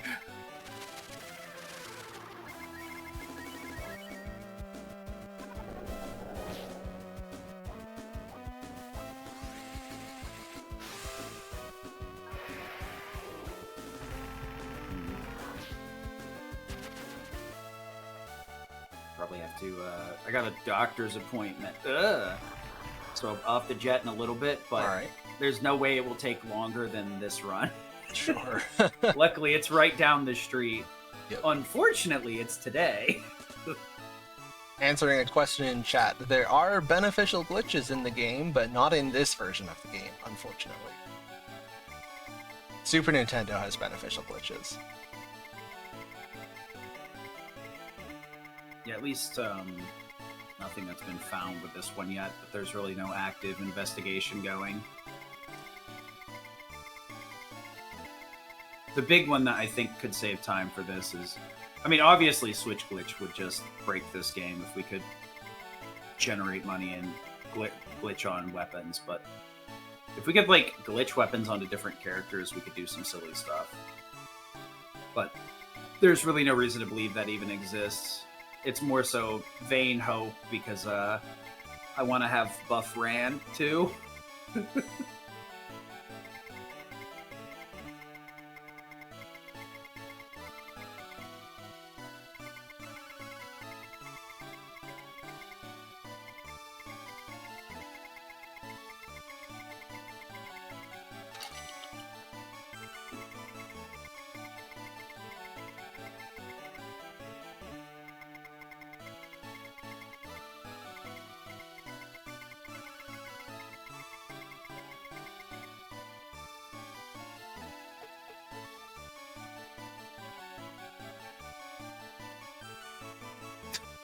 Rubble.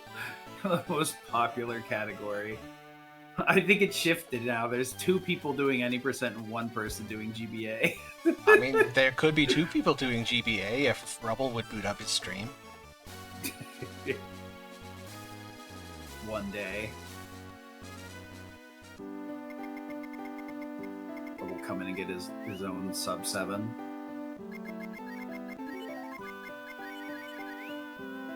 Brave Man percent? Good joke. That's a fun category. I have too much stress in my life for that nonsense. I'm good, thanks.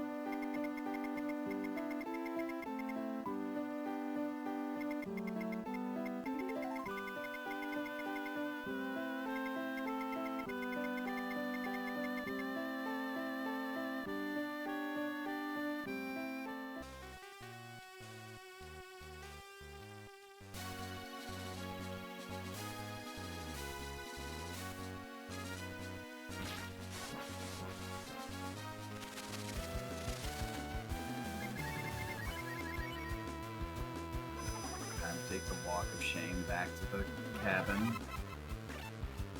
All 1 tile of it.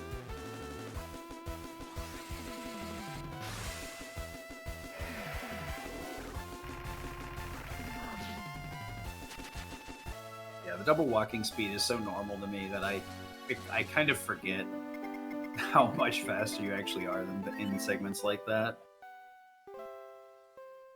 It's like the ring takes like a good 15 seconds to get over there, and you're there in 2.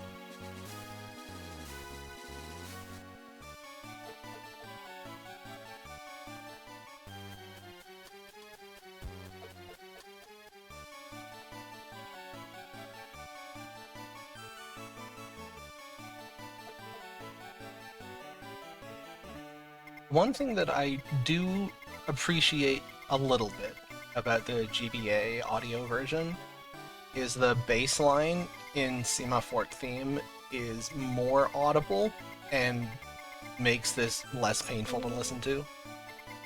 True. I'm not saying it's great, but it's at least it's something to keep my ear busy while we sit through 10 minutes of dialogue. Yeah. Unfortunately, I'm gonna have to leave you to your dialogue. I'll be back when it's gone. Alright. I see how it is. Goodbye. Yep. Alright, chat. You're stuck in here with me. How's it going?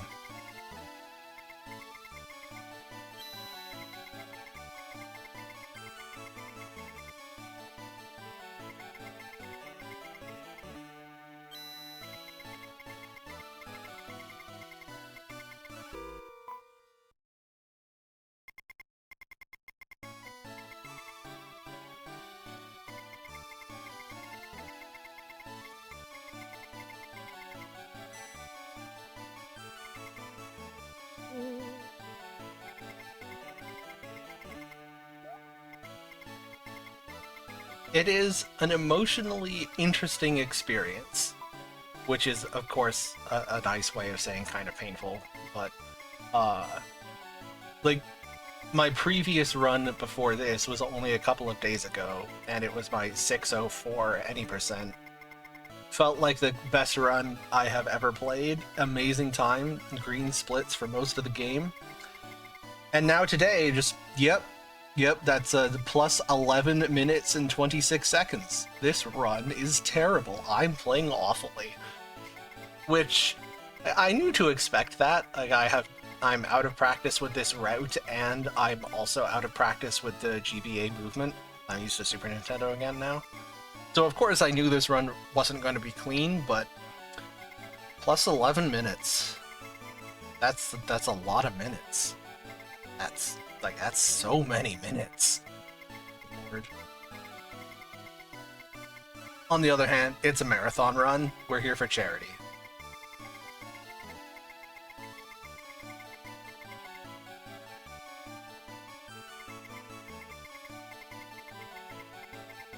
I do need to remember to go and finish doing the equipment shop from earlier.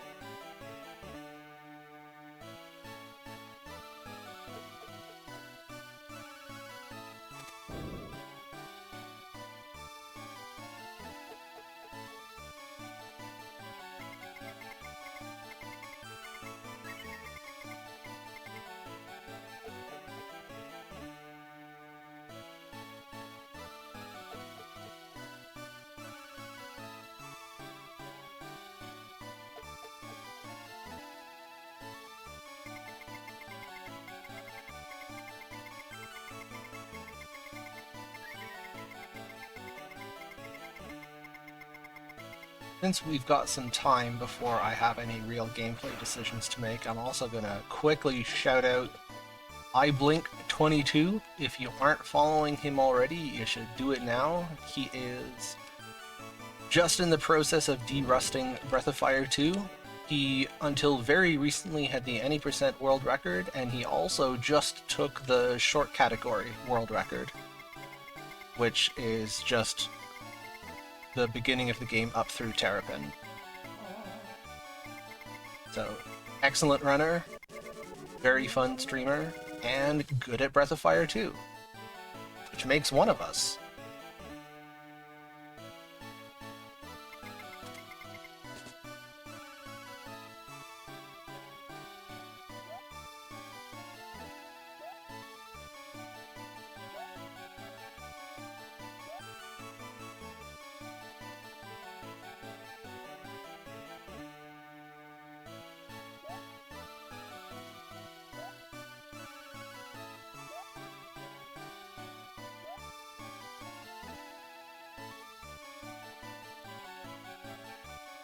Alright, finally, gameplay to talk about. This looks like a boss fight, it's actually just a cutscene. This fight is unwinnable and just ends after 5 rounds. Therefore, we're gonna do nothing.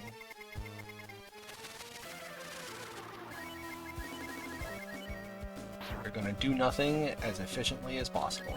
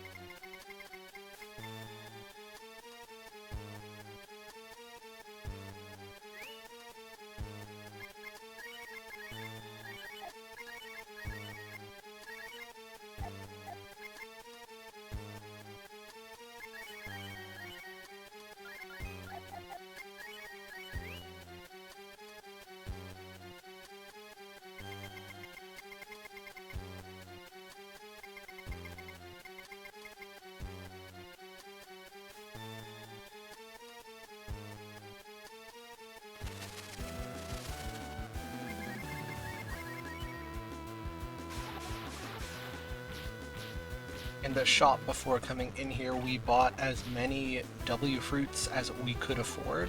The reason being that a lot of the random encounters in here are quite slow, and we'd like to do this to as many of them as we can.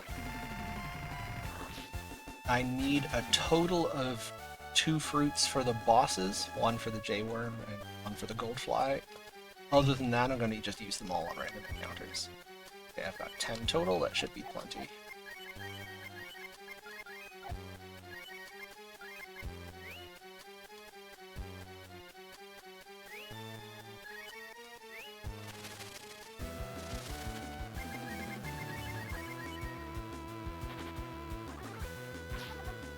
In fights where there's only 1 or 2 enemies, then it's actually okay to just attack them normally.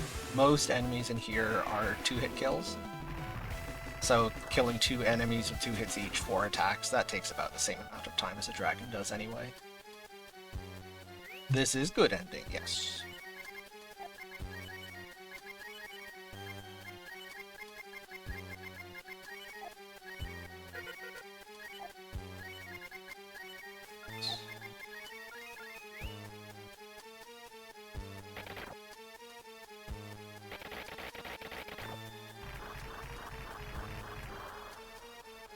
Okay, this boss is cool because he puts you to sleep. When I say cool, what I actually mean is uncool. To do a total of 79 damage between Cat and Sten, which I believe this should be... Oh, yeah, overkill. More than enough. And we need Ryu to be awake, and Ryu is awake. Excellent. He's scripted, he will always do a sleep attack on turn 1, and then he won't do another one for the next 2 turns, which means we can just go root, herb.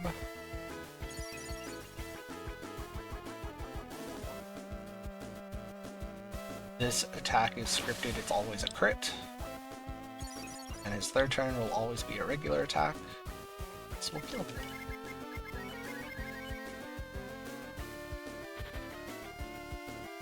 Most bosses are not as on rails as this guy is. Most bosses just have, like, not an attack pattern, but at different health thresholds will have a different set of abilities that they will randomly pick from, but that boss is 100% scripted every single turn.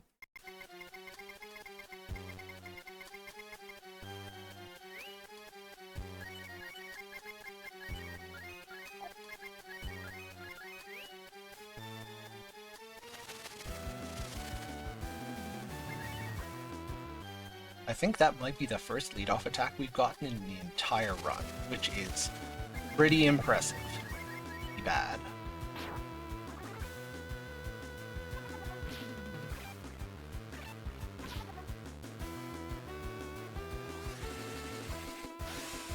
Sid mentioned it way earlier at the beginning of the run, but it bears repeating.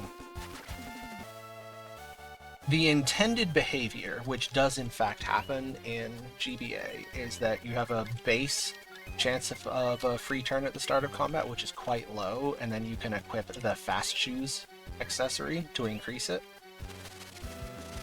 But due to a programming error in Super Nintendo, you actually get the boosted rate not by equipping fast shoes, but by equipping nothing. As long as you have an empty accessory slot, you'll get the boosted lead-off rate, which means that Super Nintendo gets far more lead-off attacks than Game Boy Advance does, which does help to balance out the higher encounter rate.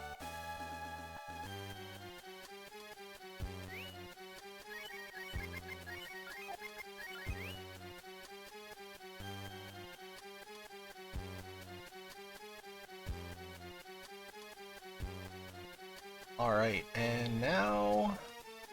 bugs.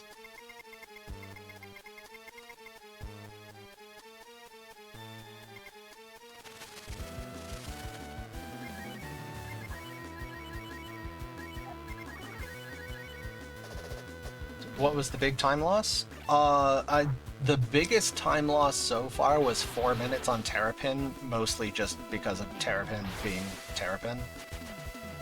But realistically, most of the time loss is actually just the runner being bad.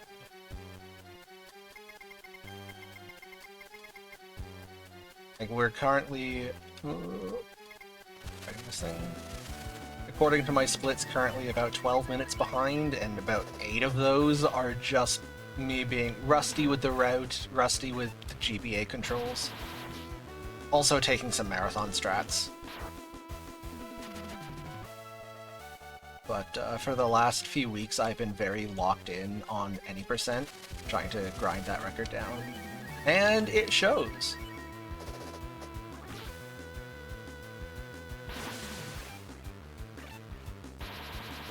That said, I am very, very pleased with the new 604 world record in any percent. That was incredibly satisfying. And, I mean, it wasn't all just absolutely nonsense good luck. There was some skill. But, you know, smidge. Okay, boss fight. Scramble. This is an interesting boss fight because it's less a boss fight and it's more a random encounter that just randomly has 2000 HP for no good reason. He does nothing. It genuinely doesn't do anything, it just has a normal attack that does very low damage.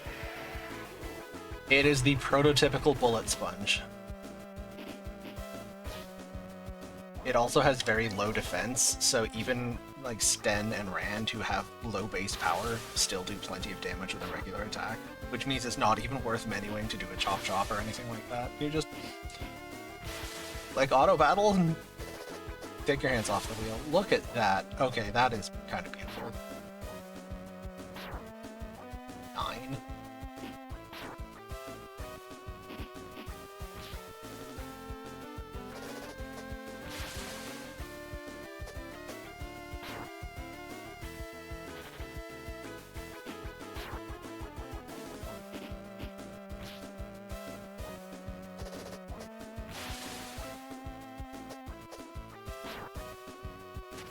There we go.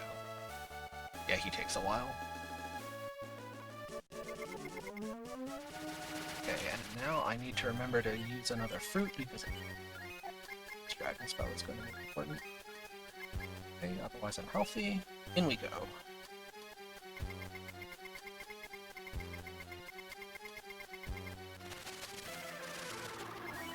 Hence, the dragon. On.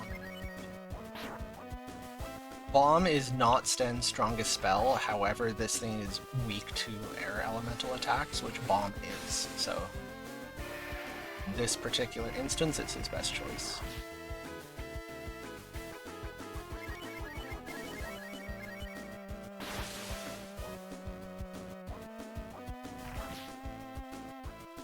Oh, I expected that to kill. I'm surprised it did not. It's fine, one more.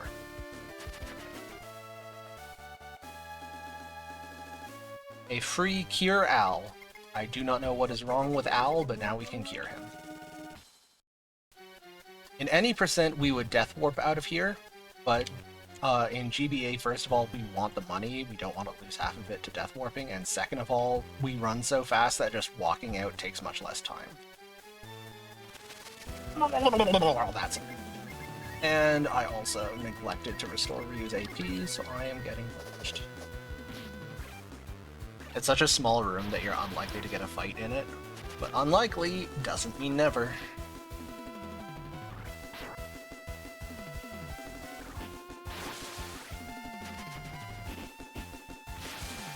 Well, the team brought violence, so that's pretty good.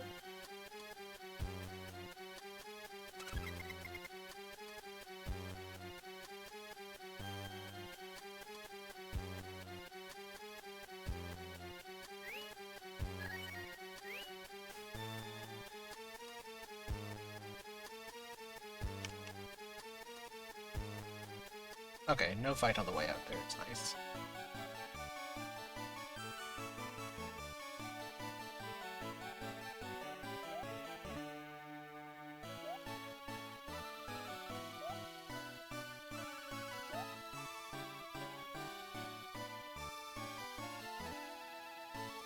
And incredibly, after about a dozen splits in a row of nothing but bad news, we actually saved time. And also, I have done so few GBA runs, by which I think I mean I've finished 3 full runs, maybe 4 before this one. So save time means probably gold. This one was gold. It's kind of funny because it was certainly not amazing or anything.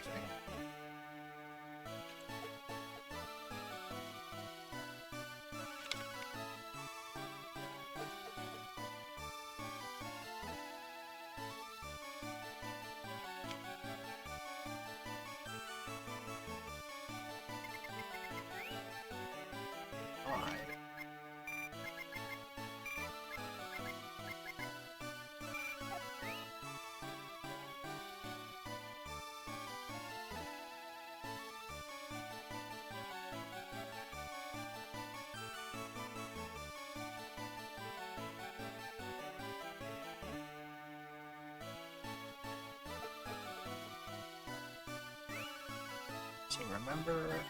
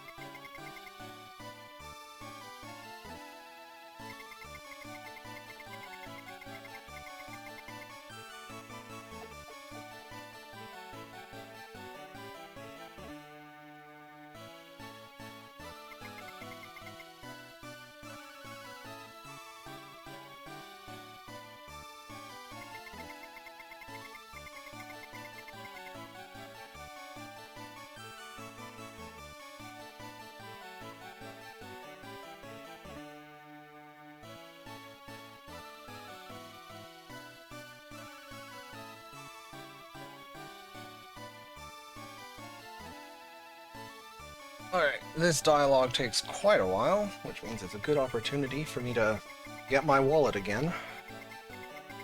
Prop it up on the down key, and I can stand up and stretch.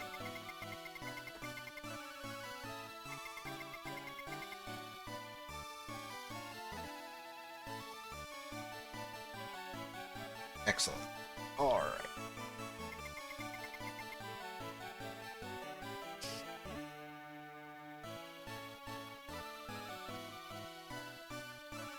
Oh. It is not quite down enough. I had this before. There we go.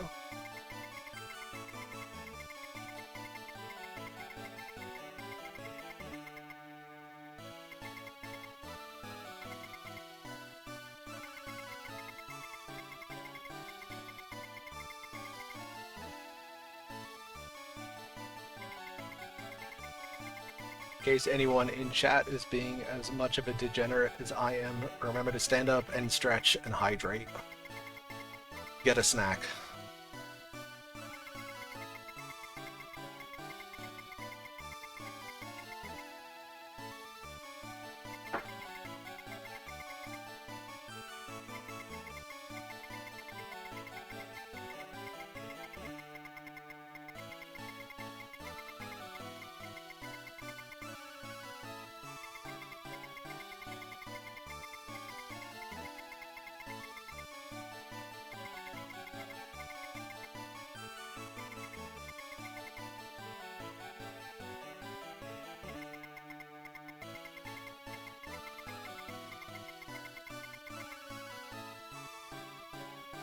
off to watching hungover shrimp. I think we've all been there. That's just part of the experience. But yeah, it is good to stretch.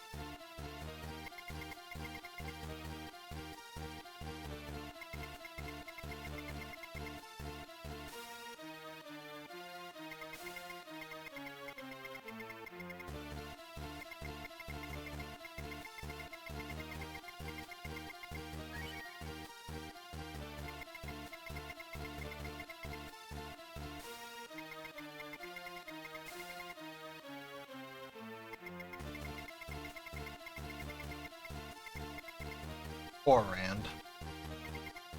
Just not a big fan of the cockroach and green onion salad.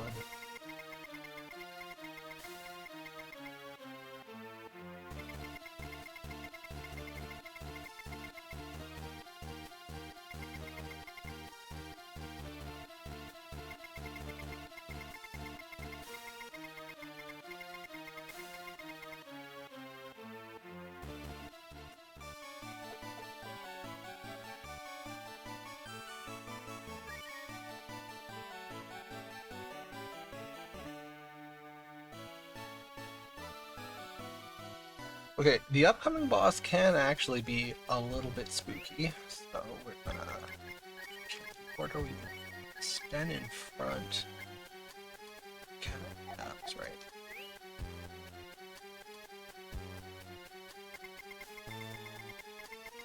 As long as Ryu's alive, you can pretty much always make this fight work, so we put Ryu further in the back just to reduce the odds of him getting targeted. No. Alright. Chop.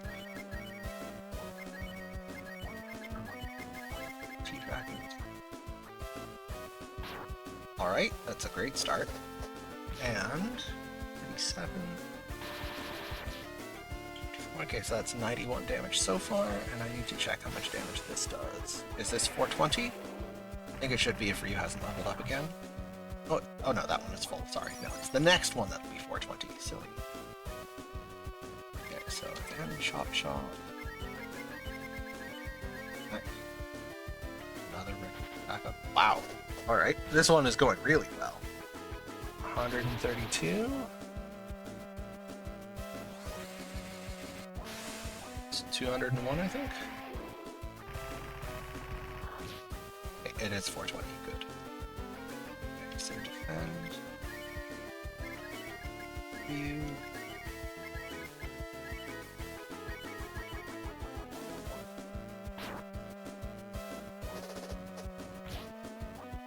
Okay.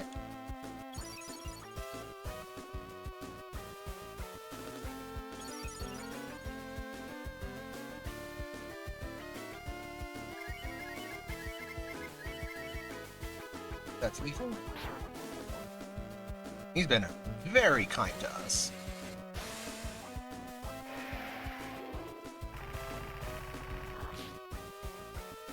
Oh, I miscounted. Okay, so we'll be tapping that to the top.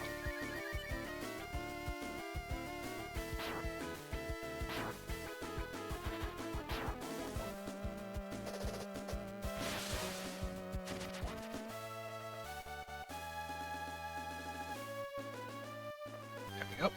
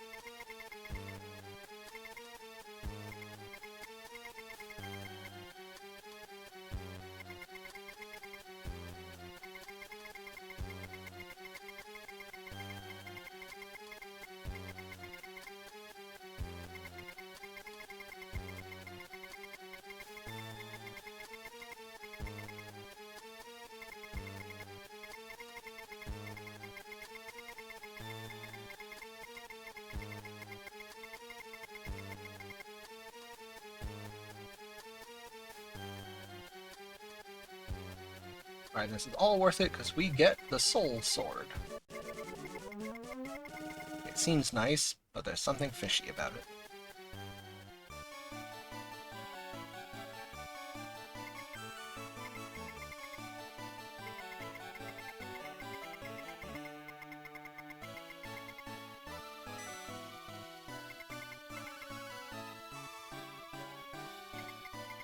Okay, we've got substantially more yapping, so poll for chat.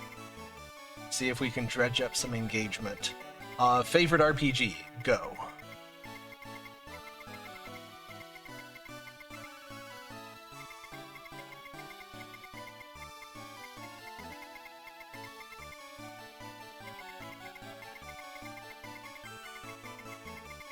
This is completely organic engagement farming, do not worry.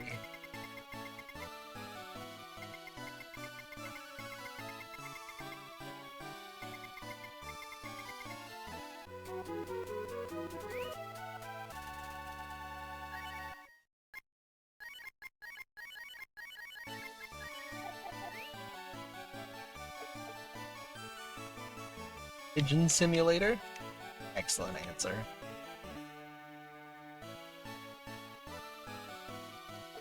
Oh, what, Fire Emblem Awakening? I played a lot of that in my undergrad, which I guess ages me. Oops.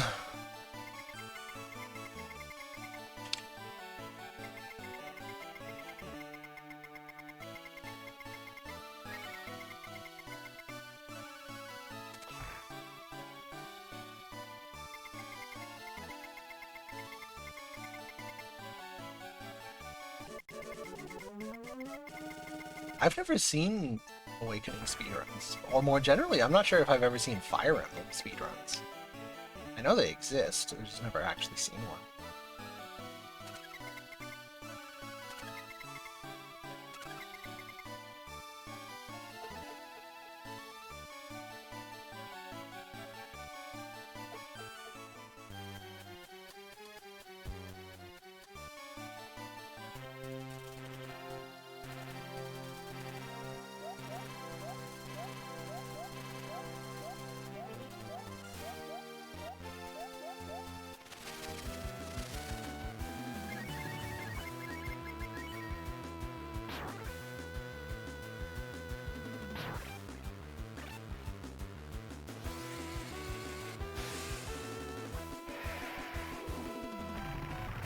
Goat RPG Final Fantasy VIII. That is a rare opinion. I respect that.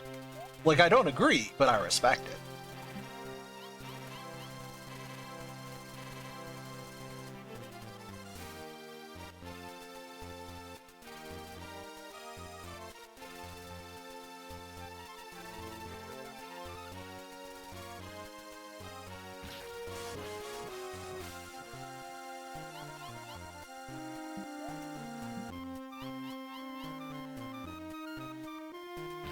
Oof. That one is my fault. At least it's a rock attack.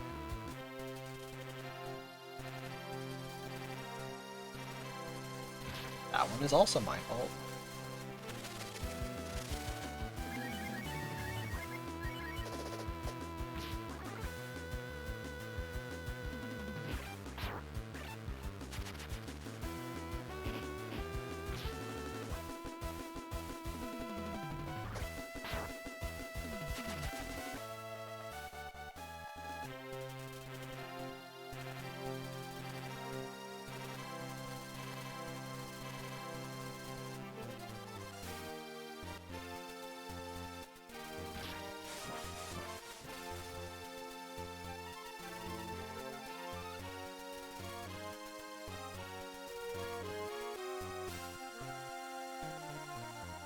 Well, that was not pretty, but we made it.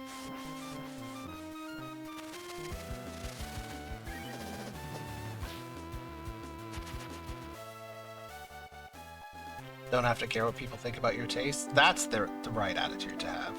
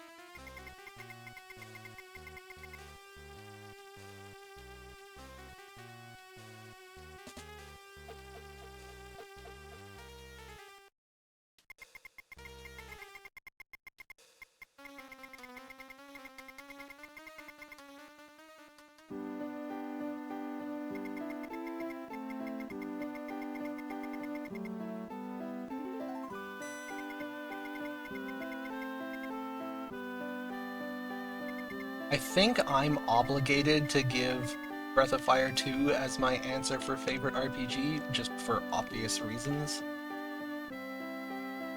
But it doesn't feel like a favorite.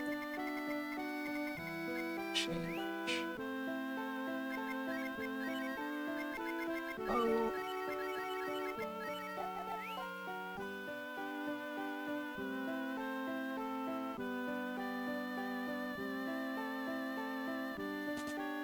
Breath of Fire 2 is not the one that I think is the best.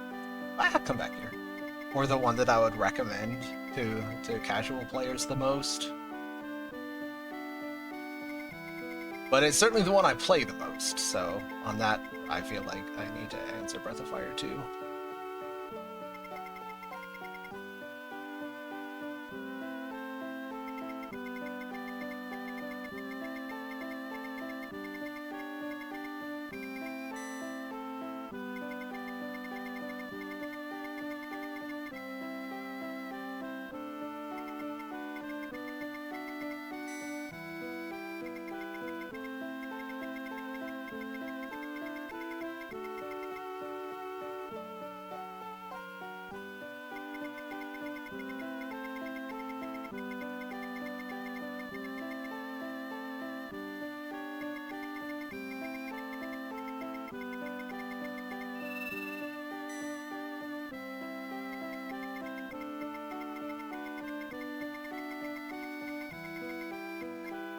That dialogue box there is very important to do correctly. If you say no, you have to do the next dungeon with just bow. It is not very fun.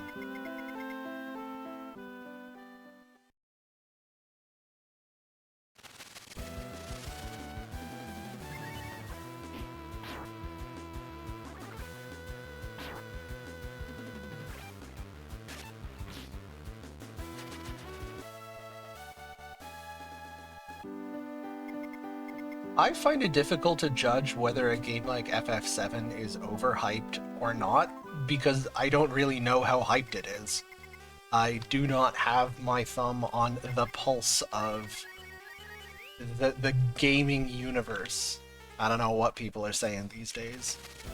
I live in my teeny little corner, and I'm generally happy in my teeny little corner.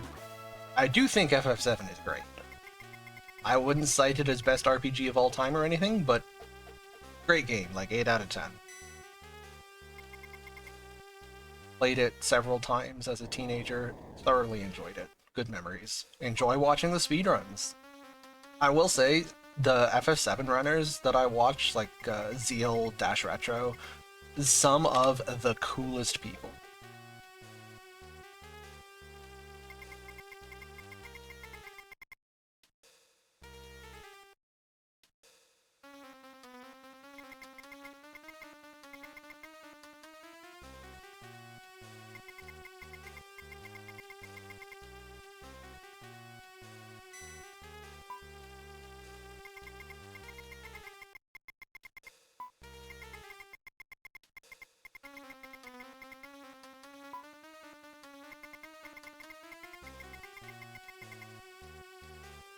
FF7 was definitely very hyped at the time. That is true.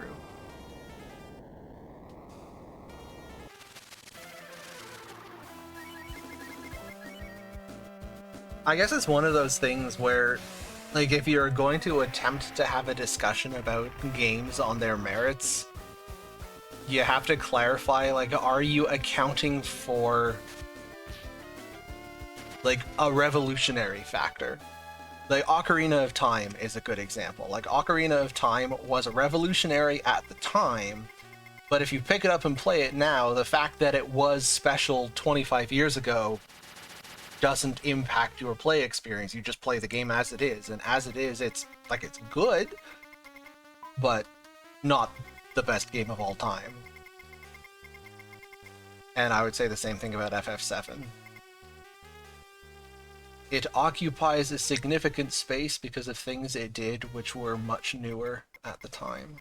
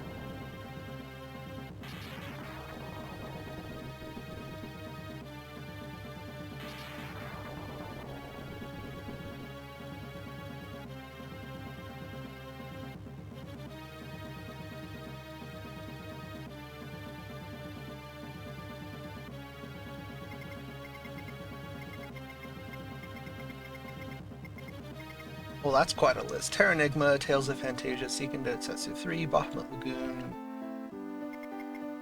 FF5. I think I've played all of those except Tales of Fantasia.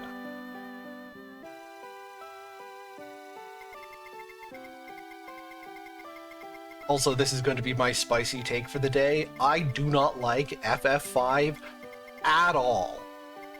I won't outright say it is a bad game, but I have attempted to play it on 3 separate occasions and I bounced off it hard each time.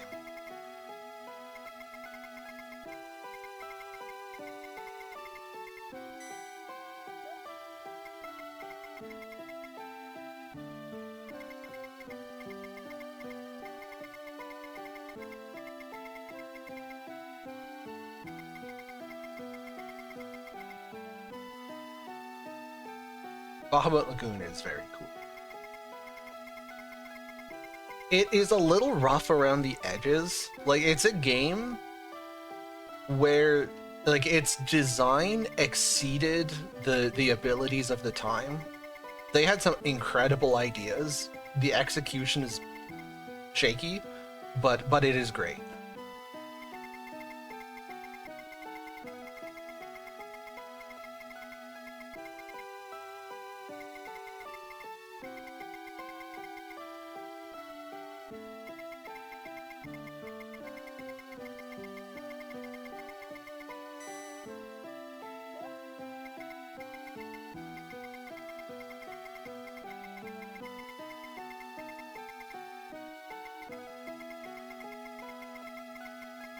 I don't think I outright hate FF5. Like, there are definitely lots of games that I think are worse than FF5.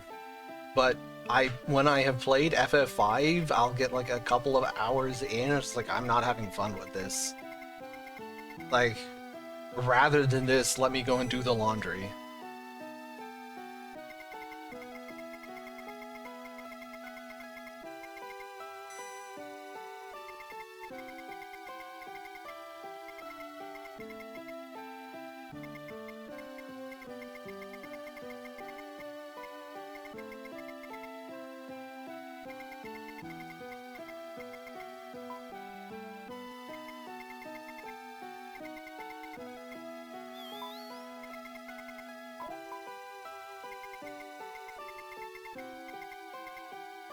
I remember the dragon leveling feeding system thing being very opaque and finding it quite easy to like end up getting stuck with some absolutely little borked idiot.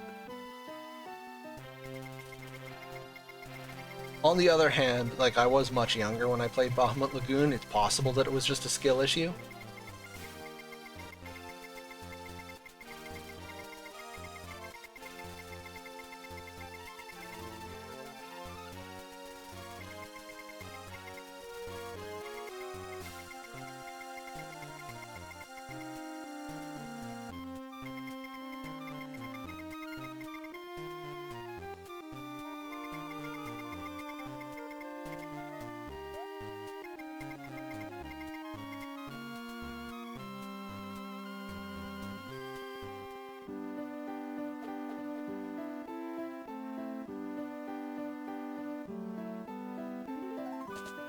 So this is part of the GBA specific route that is quite cool.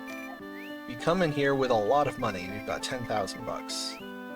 You're going to actually store this for later.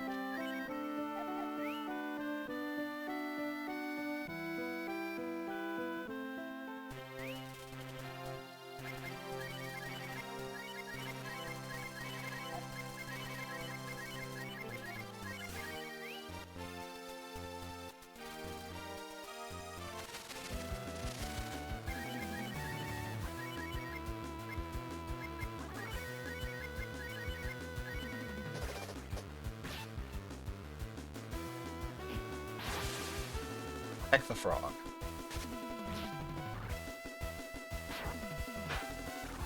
Oh, that counterattack is unfortunate. You really hope that the enemies don't attack Ryu here, precisely because of that.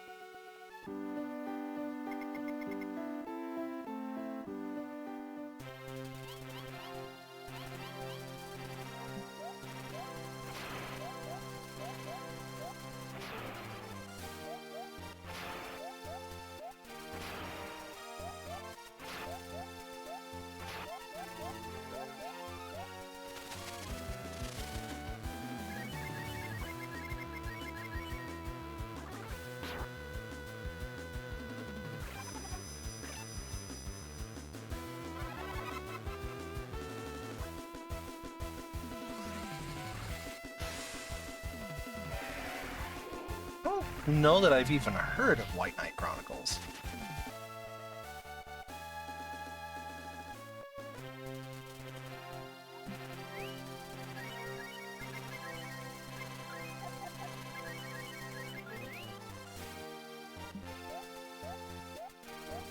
Oh, I guess I will have to look into it.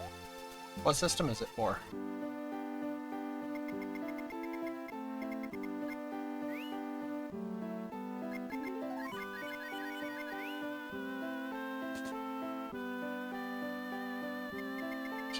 Ah, that's a problem.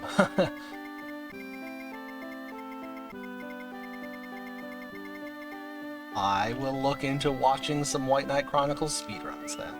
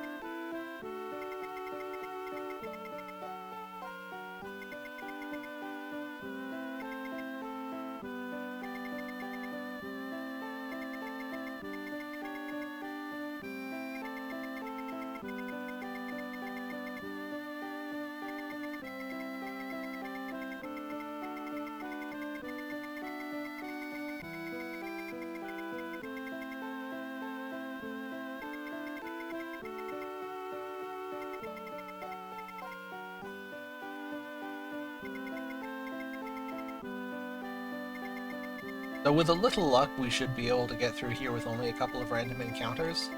The encounter rate in here is quite low. At least by Breath of Fire 2 standards.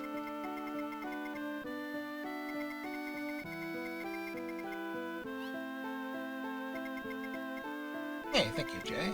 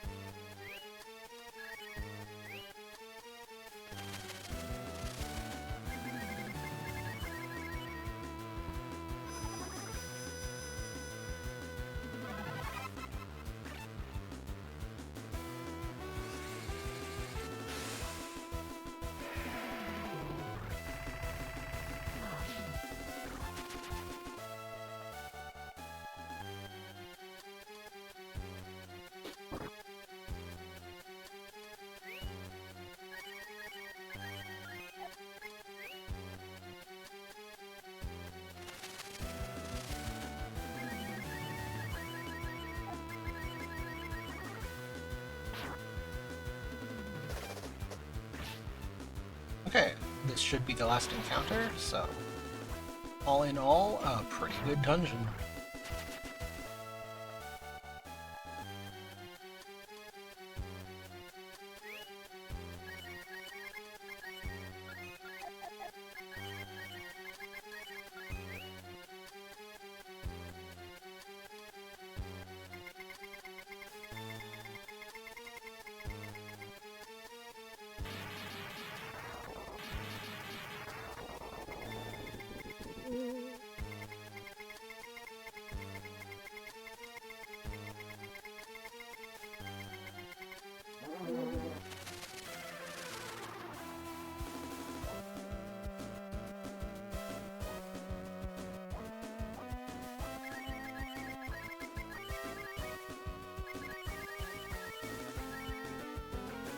We have Nina attack Ryu for the same reason as the J-Worm. This guy does a scripted first turn sleep, and we would really like Ryu to be awake. So, he is awake. We don't bother to attack with anyone else because this guy is spirit type. Spirit enemies take half damage from everything but double damage from holy.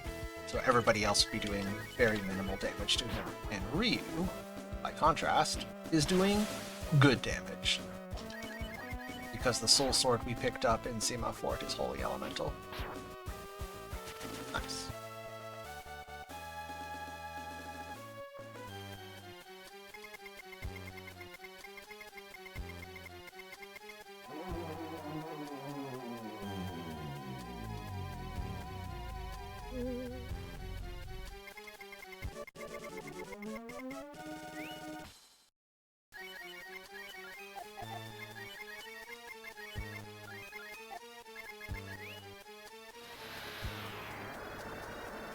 So the main reason we bring Nina with us here is so that we can do that. Exit all the way back out.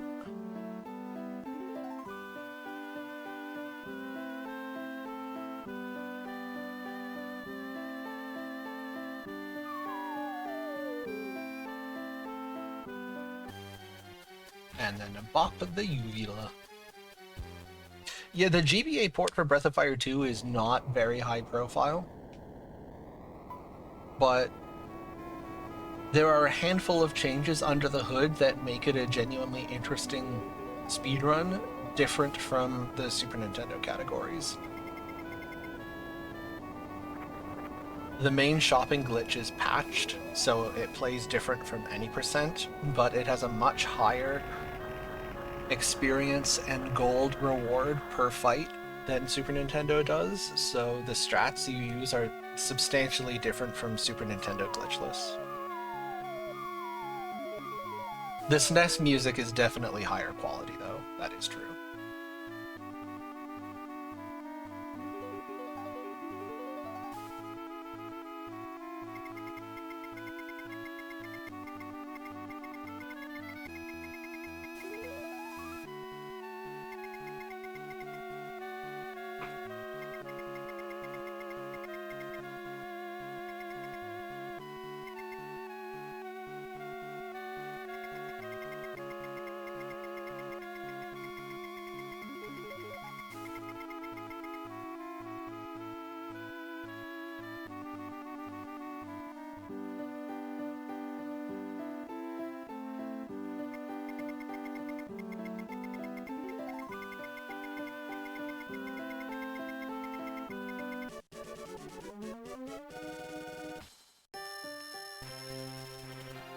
Alright, and now we can sail.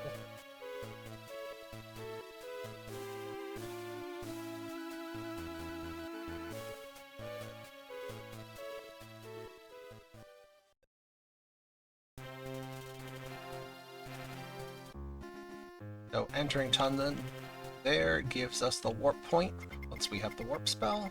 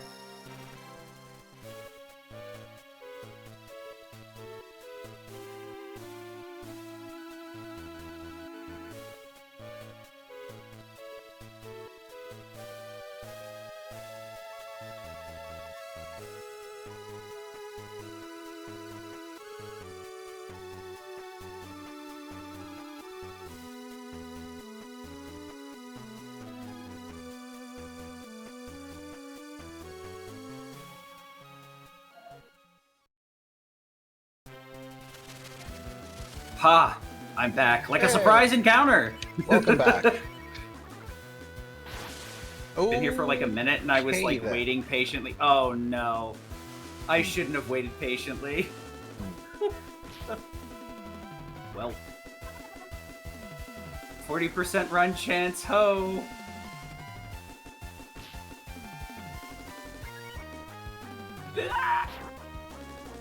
Well, All right, we Spank. are gonna lose some money. All of our pocket change in Lint has been lifted. Yep. That's the GBA experience right there, getting Now, you all don't your money lose taken. all of it, because we do have 10,000 in the bank, so this will cost us some resources, but not as many as it could. As long as we can get the fire shoes in about half, with the like 15 plus fire rocks, still makes our lives a lot easier. Luckily, we don't have any of those optimizations that you've added to any percent, so we don't need as many fire rocks. We just want fire rocks. Yeah, I never realized you could sail from this side. I was trying to figure out where was the closest after you get pwned here, but... Yeah, this area is such high level that coming in here to try and get blue is a real gamble. It's only a few tiles, but all it takes is one. Unfortunately. If you're really neurotic or trying to keep your PB going, you can swap where you're around to reduce his chances of getting targeted so that you can squeeze out the dragon and limp your way over to blue's living quarters. Yeah, blue is pretty much used in every single category outside of like passes, because she's just got so many different things to offer between better stat growth, extremely high level join, a huge wealth of mid to high tier spells depending on how many levels she gets.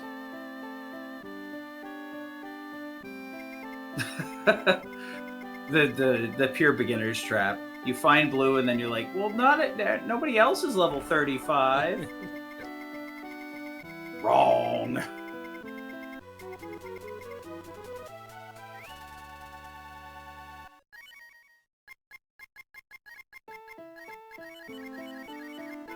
Once we finally get our last party member, we can actually shuffle from top to bottom rather than having to go back and up. Yeah, that's fair. Everybody else, like, has blue is, like, got all the spells rolled up into one, while everybody else has, like, a piece of the pie.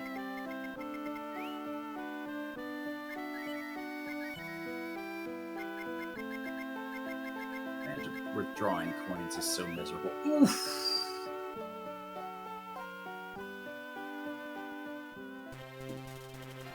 Actually, 3,000? That's not nearly as much as I thought. That's Yeah. like maybe 3 or 4 rocks. Could be worse.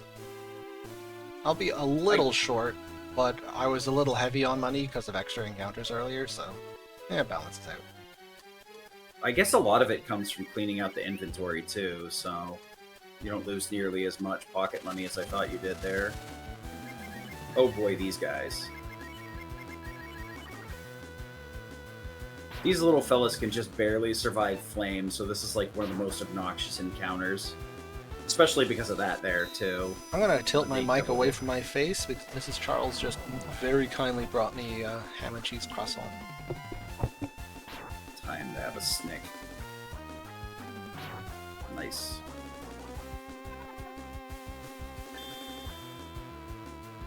But yeah, until we get the ocean robe in the next room, it's very unlikely that we one-shot a Devil Kid, or whatever the actual name of these is. I do have notes that do say that. Let me take a look. Can I figure out their name?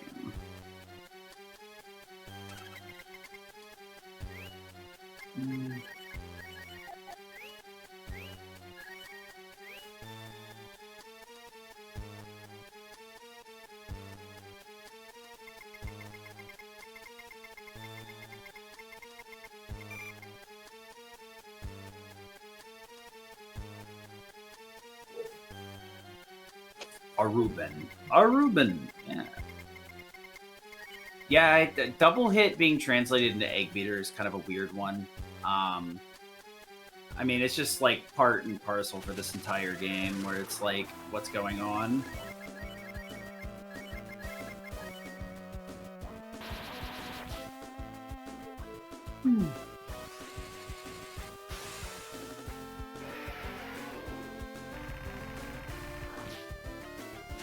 This fight's nice and safe. As long as you don't physically attack, you're good to go.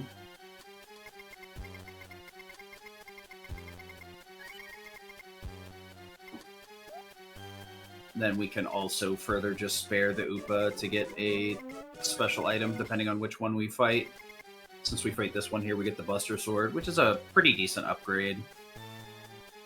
We'll take anything we can get that can increase our DPS. Plus, it's a good sell item. If you really want to get cute, you can actually hold on to your like bronze sword from the very beginning of the game. Or buy another one, because we do want to borrow the Empire Sword, because it actually casts a spell later. So that we can take it off and then sell this Buster Sword for like 2,000 or whatever. Helps flatten out the money curve. There are a lot of places where... Okay? I don't even know if that's good. Never gotten that one before.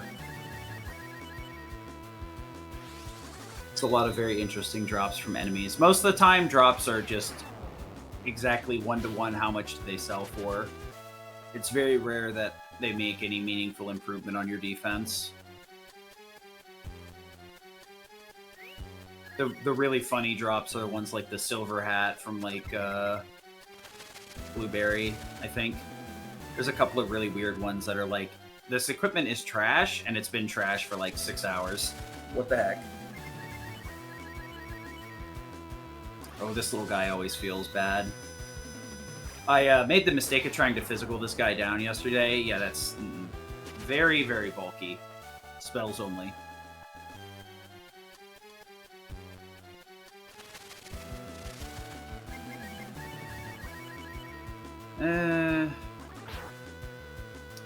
Not a very good Upa Cave. Should help recover the money that we lost from getting punked on the way to Blue's house, but could be a lot worse.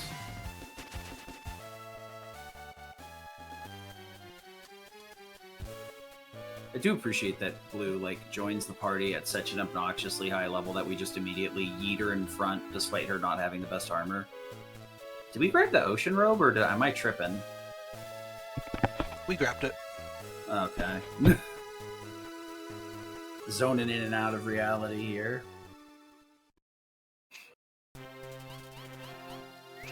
Sometimes you gotta worry when somebody's been grinding any percent and they just hop on GBA. Because any percent just kind of walks through every area. Meanwhile, GBA is like, I need a couple of extra dollaroos.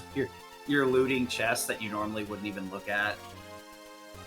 So to be fair, the Ocean Robe's a decent upgrade because it gives you a little bit extra wisdom, so helps push your damage ranges a bit higher. This roll here is deceptively difficult because there's a couple of edges of that lake that are actually tiles that will cause you to bonk, even though it would look like you could be able to roll right past it. So getting this roll over to high fort can be very annoying. And these guys are really rough because they're super fast and they hit twice. So like they can show up in high fort as well and outspeed Cat, which can get her killed if your Cat has been dying left, right, and center. GBA, you hit a lot of speed ranges that you normally wouldn't hit, but you also need to be aware of like places where you can outspeed things rather the other way around as well. Yeah, those guys have ruined a few runs because they've killed Cat before she used a fire rock. And that's on me for not knowing, but since the fast shoes function a bit differently, which I guess I'll go over when we actually buy the fast shoes since it's fairly close.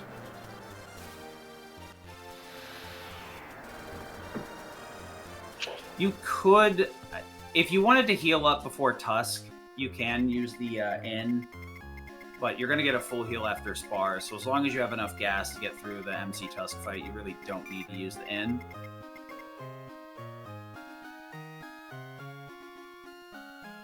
So, like, you could theoretically use Flame on Sten in the cave to take care of, like, the little Blue Devil kids, but then you'd have to use the N, because MC Tusk is weak to fire. And a couple of Flame spells plus a few dragons is enough damage to make this fight reasonably quick. Doing it any other way is slow as heck.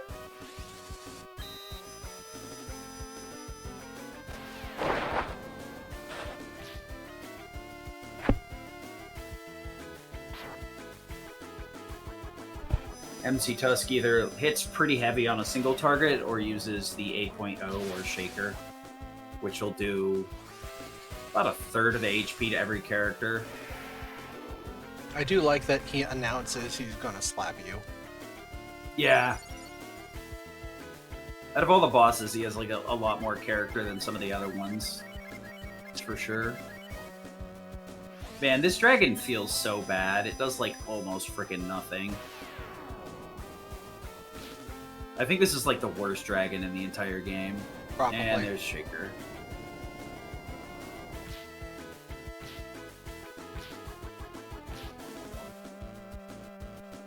So I'm not sure if we covered it. Charles may have while I was gone. But dragons deal damage based on current AP versus max AP. The breakpoint being like 20/21, 40, 41 because of a rounding error. They're both treated as the same thing. But for the most part, we want to try and max out our AP before we fire off a dragon. But we do get in a point where like the returns are kind of diminishing, so we just have to fire off like a 250 damage dragon. Okay, I didn't even know he could do that. He can do that. Now you know. Indeed. It'll take a little bit longer since we don't have any more flames on Sten. Luckily, Chop Chop does decent damage, but since it's somewhere between 50 and like 80, it's not too much. Ooh, okay. Sure. If you say so, Blue.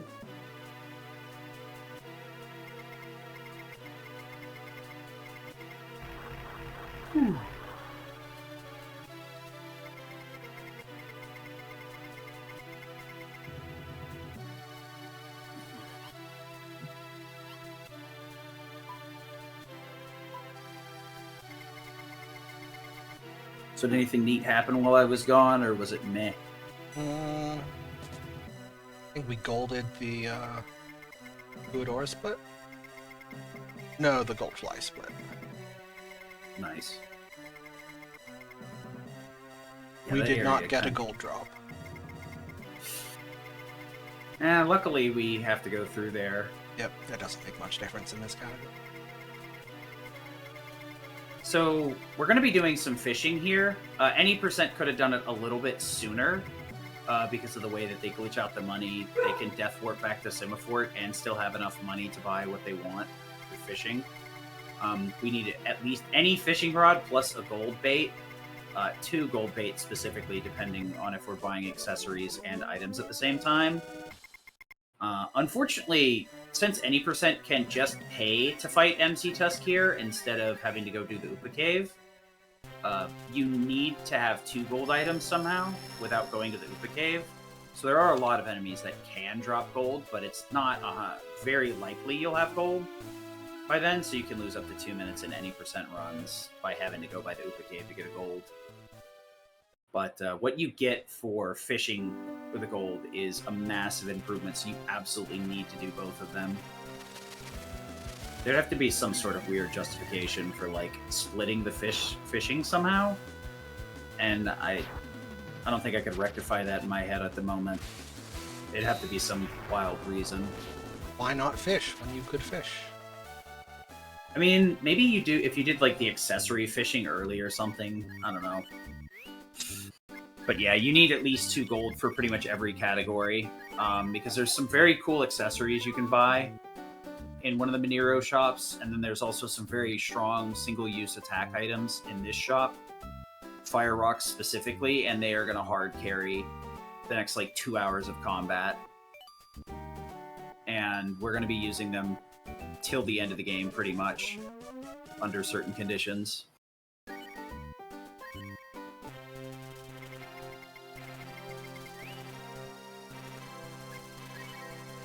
Oh,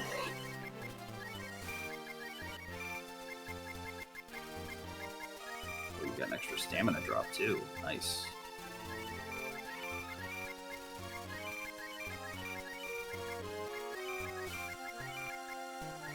Want to keep one set of the garbage armor in the game so that we can trade armor for later segments.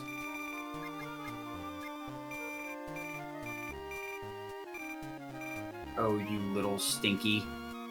Me? What do I Using do? Turbo. Oh. Meanwhile, I gotta mash it out.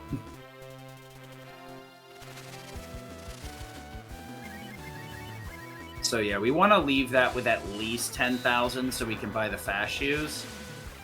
Depending on how our inventory looks, we might need to buy more W fruits, help BLs for the next dungeon, and smokes. So usually leaving there with about 11,000 is safe. We're a little bit short, but we should be able to pick up enough from the encounters that we're going to be forced into on the way over there. But the next shop that we're hitting up has a lot of really good accessories. Normally you'd buy 2 extremely powerful accessories, so you'd actually save a little bit more money. But the Holy SF, Holy Scarf, I think is what it's supposed to be, would theoretically give you the permanent smoke effect while it's equipped on your character in the lead of the party. They unfortunately fixed that part where it's supposed to be equipped on the lead character rather than the person in lead on the overworld, and just broke it instead by letting it reference fishing bait. So because we can't stack Holy Scarves, the game doesn't understand that it's equipped, so the Holy Scarf does not work. So we're going to have to use smokes for the rest of the game, which was a pretty interesting discovery. Part of the reason why there was that huge time drop as well between a couple of Charles' PBs is because we went from doing the back third of the game without smokes to doing it with smokes. They do something. Yeah. A literal testament to that they do actually work.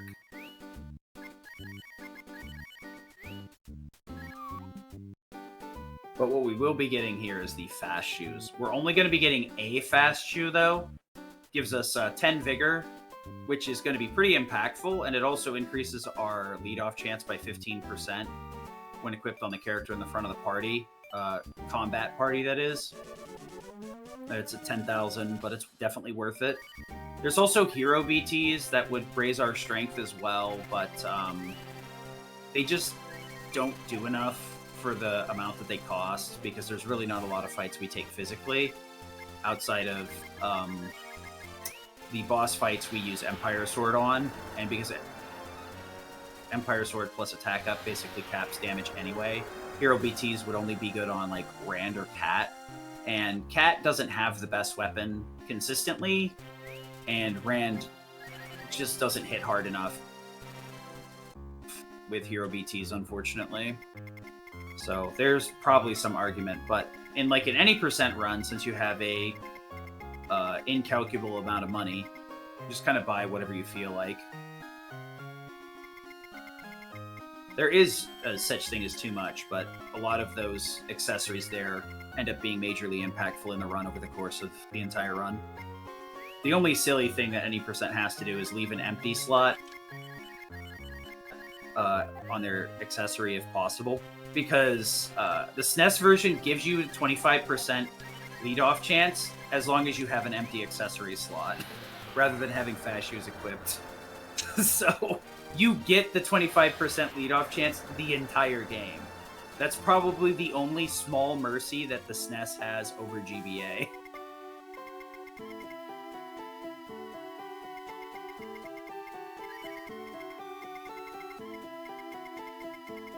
I can't believe I got back just in time for High Fort, the most... Everybody loves High Fort.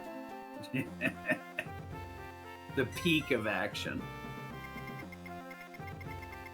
This is actually a major turning point where you can lose your run if you're not paying attention.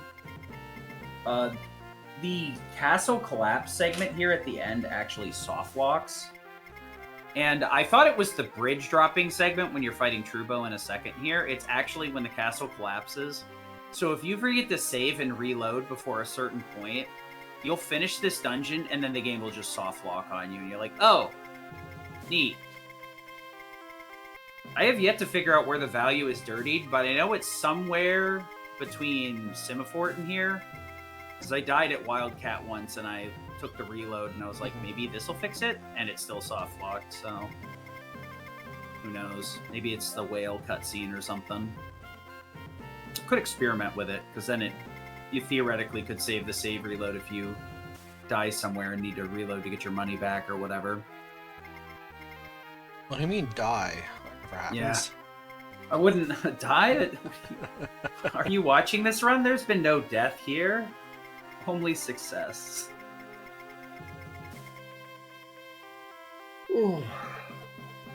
This is also like a lot of notorious among beginners or people that have only like played this once, because they force you into a solo segment with Sten.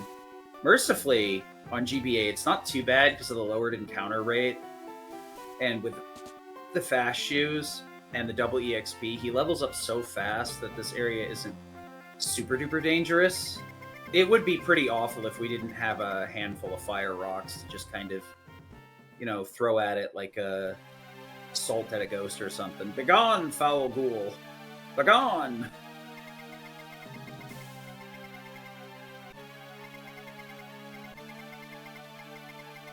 I think Fire Rocks actually turned High Fort into one of my favorite segments. It's just very satisfying. Yeah, because this area is very maze-like, and I would say it's more focused on movement and precise smoke inputs, so you're not getting lost in the sauce.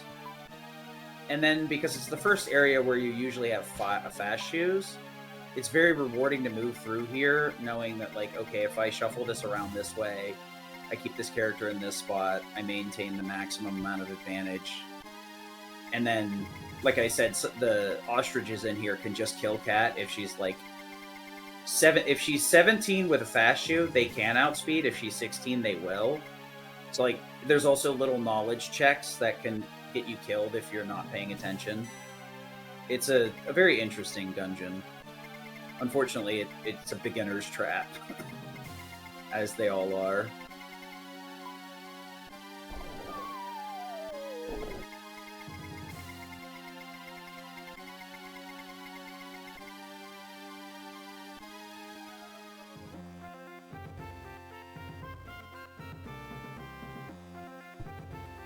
I think the best part about this is that the castle collapse segment takes forever, so you get like a nice big bathroom break.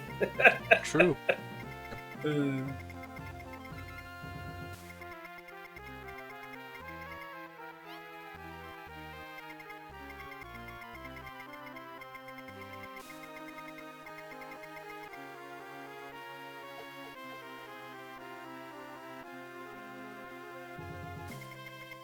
Yeah, so whatever money we got left over, we want to spend it here because we're going to let Trubo kill us.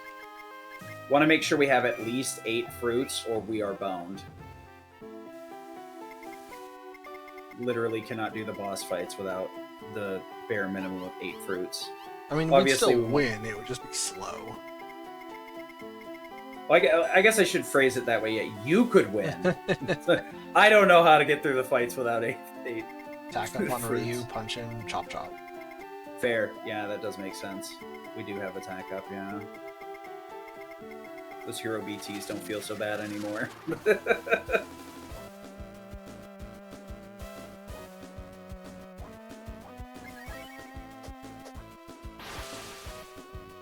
So this will be the only place you'll see us use Sten's Rip command.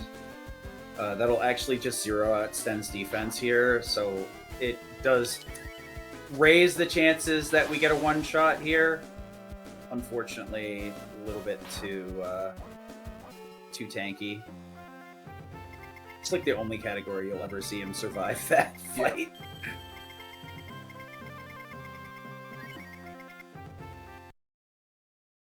This is the necessary hard save and reset. Yep, If you yep. do not do this, game crash.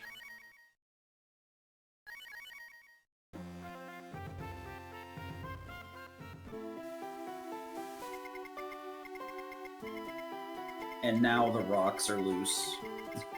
The first fight there, you can stall it out the same way you would stall out the Goldfly fight, but there's no need to.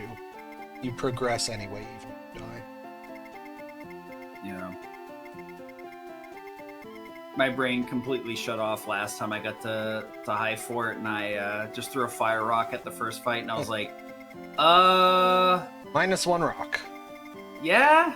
that was basically, I was like, I didn't need that rock anyway. I just wanted to spot my inventory. Don't worry about it.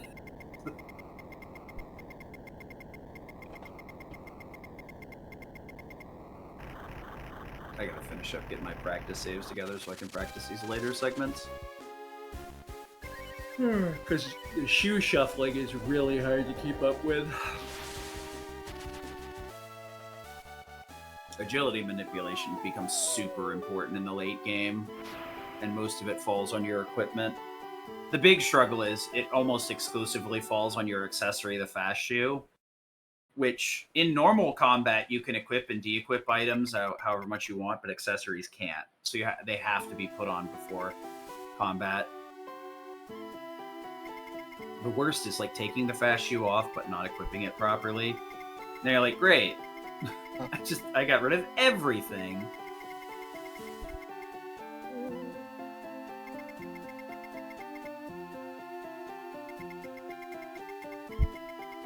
There is a route through here, like who needs to be equipping what at what point. I don't know it. I trust that the notes from past Charles are correct. That I have not thought about this route in like 3 months now. Yeah, they're good. You just have to, read them. Unfortunate. Yeah, it is, right? The truest of skill issue.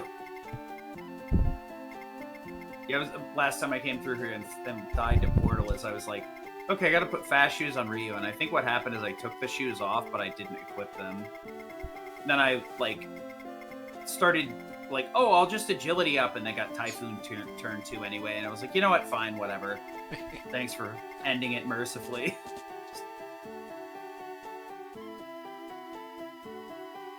Portal is probably one of the more scary bosses, because it can throw out Typhoon, which hits the whole party for just a smacker ton of damage. And if you're not aggressively healing, it can wipe you extremely quick.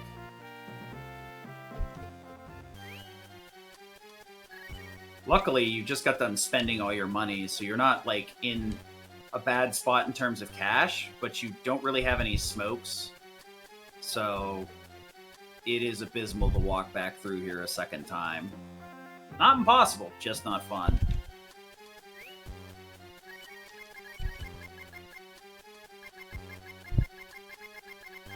Time to find the smokes. We should have just enough smokes so that we can start smoking with Ryu on the other side too. Actually, I think 7 should be enough to get through here without needing to use any extra. I think I'll have to use 1 with Ryu right at the end. Yeah. After Portal.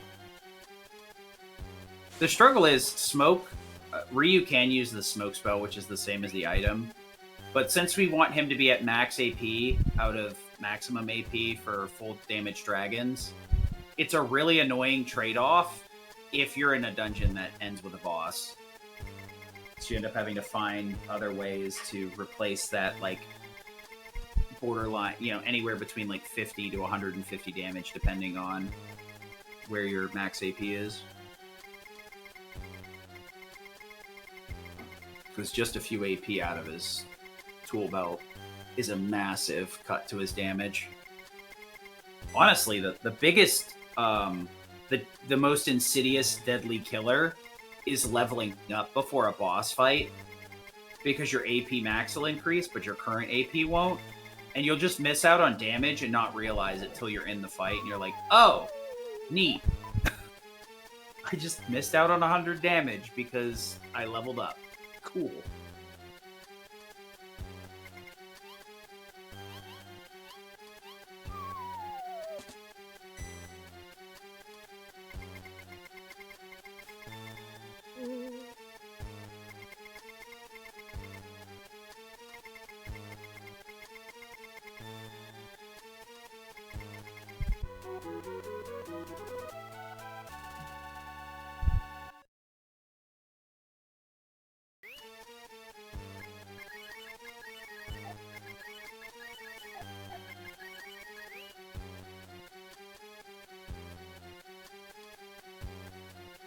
So yeah, while Sten was in front with a fast shoe, we had a 25% lead-off chance. Now that Cat's the one with a fast shoe in the middle, the lead-off chance is back down to 10%. We don't necessarily have to shift for it, but it's either use a Fire Rock to clear a fight, or go out of the way to put her in the center, or the front here. Thank you for reminding me. Yeah, because the Fire Rocks we need for a very long time, and since you have to have a gold to fish it up, this is basically the only Fire Rock buy we're going to get. So honestly, skipping fights by just being able to run away is very important. This should be pretty safe, though. Like I said, the only thing that's dangerous is the ostriches. There is a chance they can outspeed Cat. Worst case scenario, what I've started doing is casting Death with blue, so that if they do one-shot, or two-shot, because she gets Egg Beater, Cat, you can just death your way through the fight and then revive her. We still have our life pill? Holy schmoly. And we're safe. Now that she's level 18, nothing can outspeed her. That is the one neat thing. There you go. The GBA here is... you can win a lot more outspeeds or speed ties or whatever you want to call it. Not all of them, but a lot of them. Well, that is a metal slime, basically. Look at all that experience.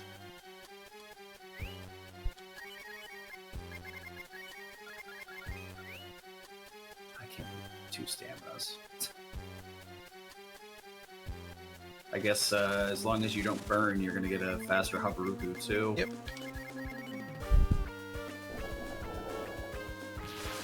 Not like it was hard. I was pretty happy when I figured out what to do with the extra Wise Ball on my own.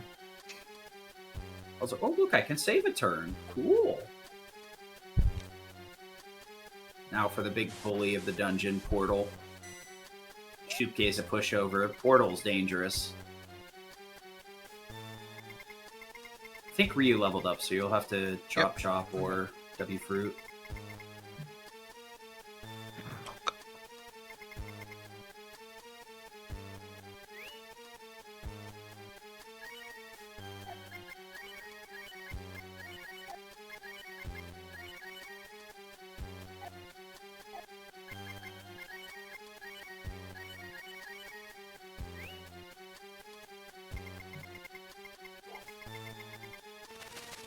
You know, when you mess up that menu and then you watch somebody else do it, you're like, nah, it doesn't really look that hard.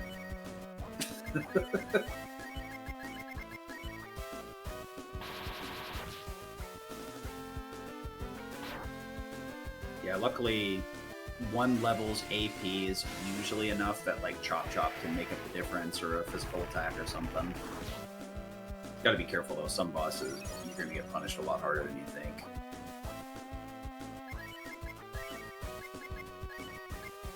So we're still doing that same thing where we're like buffering the W fruit after we burn through all our AP on the dragon.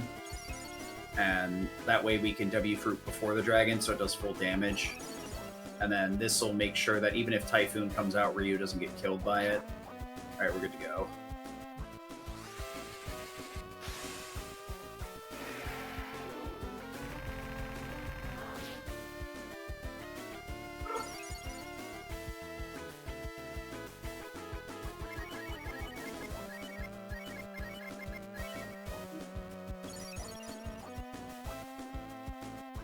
Funny story, if Sten dies on Kuwadora, I think he can fail to outspeed Ryu here.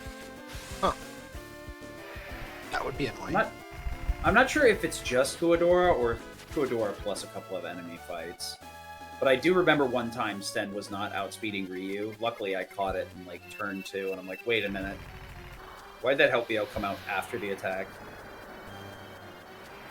There's a lot of interesting cases here where like your agility can kind of float a bit depending on the levels. So as much as it seems like this is on rails, with the double DXP, your levels can get screwed up even faster than any other category, so you got to really stay on top of it is one thing I've noticed, especially in the end game. As much as it seemed like a meme, the levels get really screwy really fast at double. This should be the last smoke, I think. You didn't smoke, by the way. Cute.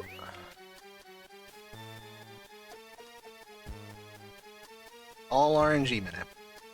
Yeah. Honestly, like, some of these areas, like, you can tell when you're not smoked, and then other times you're just like, huh, I just got a hall pass, huh? The game just lets you walk. This last area, like, it feels like you should get multiple encounters here, but very frequently you'll make it through those last several halls and see no enemies between Portal and Shuke. Not gonna complain. Less encounters, the better. Though at this point, we do pretty much have the out for most of the fights.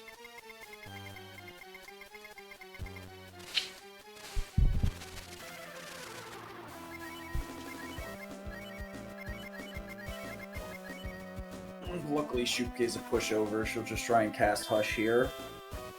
And since we're using back slot, there's a 6% chance of him even being targeted. I think Hush can block him from casting dragons, but... Nope. Okay. Wasn't sure.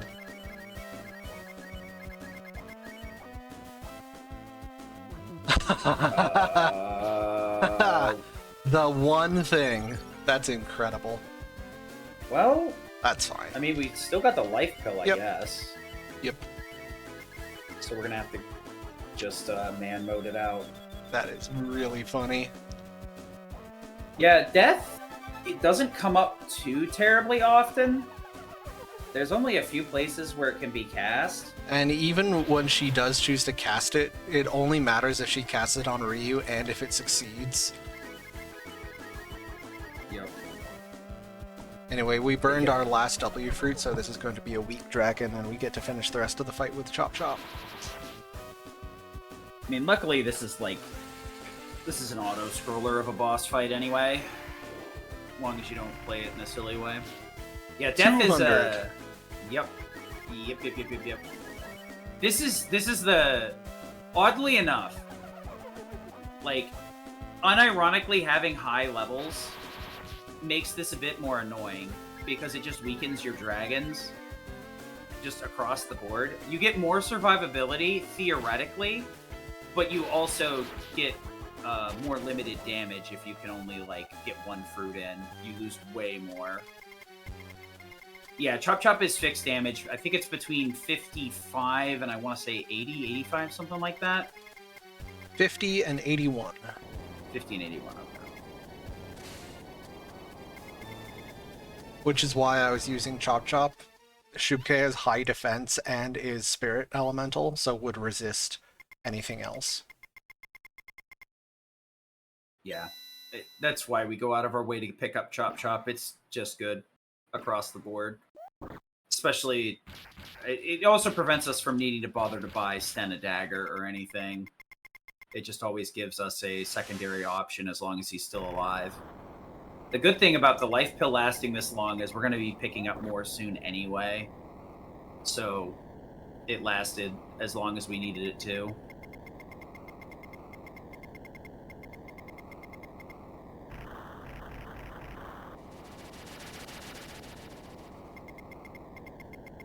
Out for a nice 2-minute collapse sequence. Yep.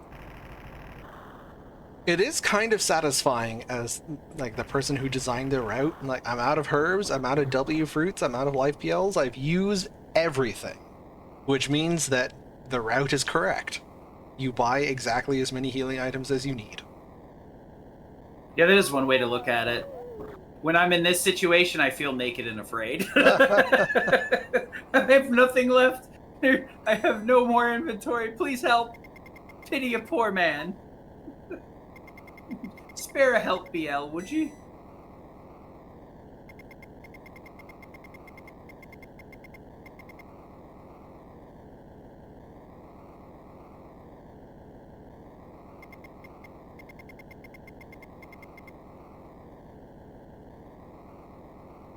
As a matter of fact, death is like something that the last boss can cast too, and that you could go out of your way to grab an accessory on the second to last boss to make sure Ryu stays alive. I mean, honestly, getting death there kind of just slows things down, and that's about it. Yeah, that's the thing is you could hedge against it if you wanted to, but the odds are so low and you don't lose that much even if it does happen. I could see it being more important on Rand if you didn't double Hero BT Rand.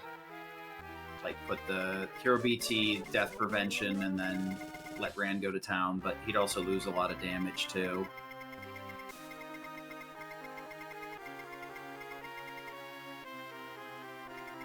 Yeah, because that is the one significant difference. The glitched weapons are very strong early game, and then they come back around on Rand because most of his damage and defense and everything is just based on raw stats from levels.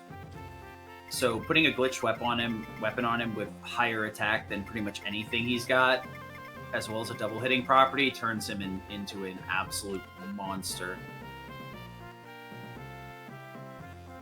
And then not only that, he has this just natural tanking as well, so he just chads out every fight.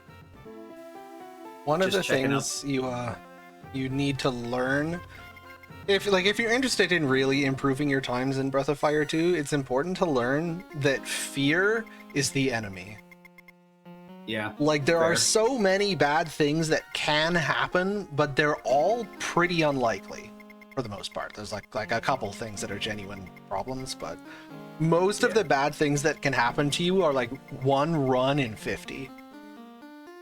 So like, expecting Typhoon on Portal is like, yeah, I mean, it happens, but it's not common. Typhoon on Portal, death on Shupke. I'm probably gonna go for years now without seeing another death on Ryu from Shupke.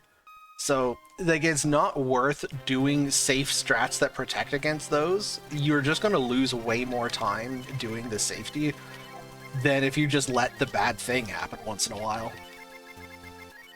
Yeah.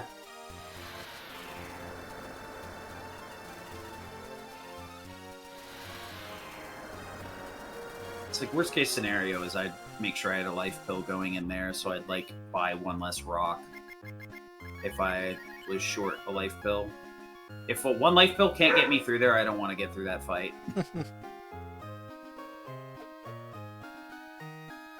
Because this game, recovery in this game is exceedingly difficult, so if one revive isn't enough to get you to the end of the fight, then your run's probably dead anyway. Good grief.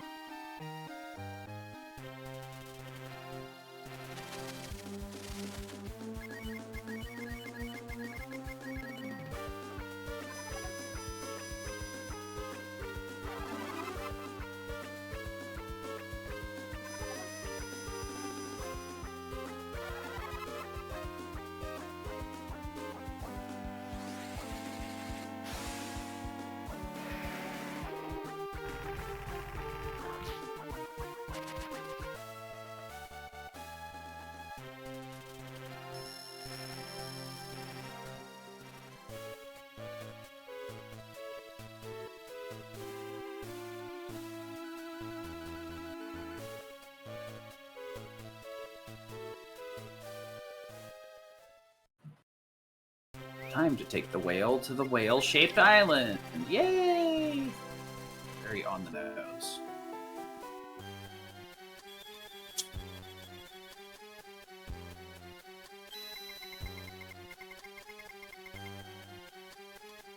Yep. It was hidden plot all along.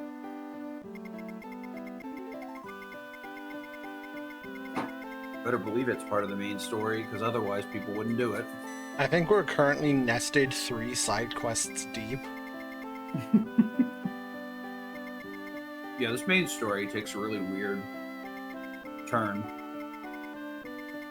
We need to get the wizard from the island so that we can help him slim down the queen, so that Tumlin will give us the therapy pillow, so that we can go into the mind of the tree and help him remember the lore to tell us the lore. That we're not even going to listen to. You'd be like, look, I remember now. And you're like, that's great. See you later, dude. I'm so glad that we can just walk away. It's not only is it faster, but it's so funny.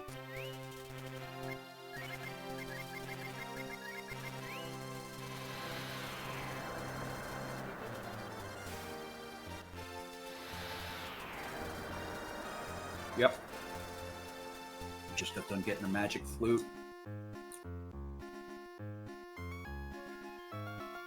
This is such like a weird chain that feels like a fugue state or something. You're like, did I just imagine that? Did I just do 4 side quests to talk to one person? Yep.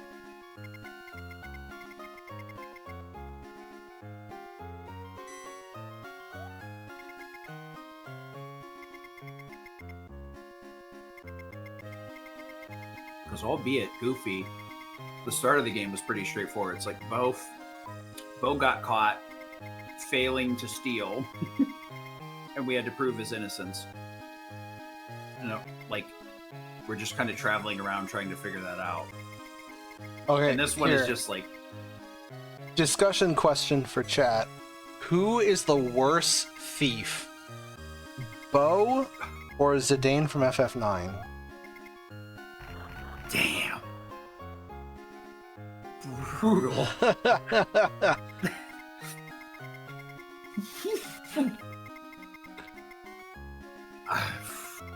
Like, they're both pretty bad, right? Bo is such a funny case. Because, like, he just about gets locked up for failing to steal something. He didn't even steal anything. And then the funny part is you bring the real thief and they're like, yeah, well, I guess he didn't steal anything. Shrug.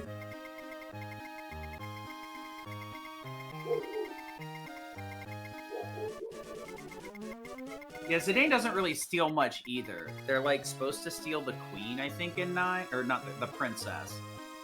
And then she's just like, I want to run away. And he's like, okay, sure. Well, in Zidane's case, it's not so much that he attempts to steal in the plot, it's that his actual in-combat theft rate is functionally 0. Oh, yeah. The steal command is a miserable experience in, like, almost all of the Final Fantasy games. Some more than others. 9 is particularly painful because the steal itself has, like, regular and rare steals. So you just have to sit there and spam it to, like, get what you want. And sometimes you just have to restart the fight because you can't survive long enough to get it. Yeah, the one-time steals are rough. They're really... A sticky glove item would have been Kino in that game. Something, anything.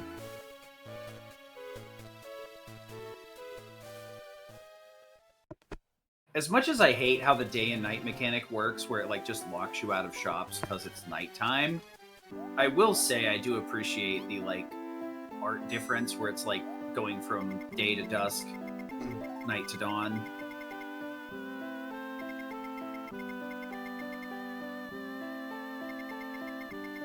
There's a lot of very charming, small things about this game.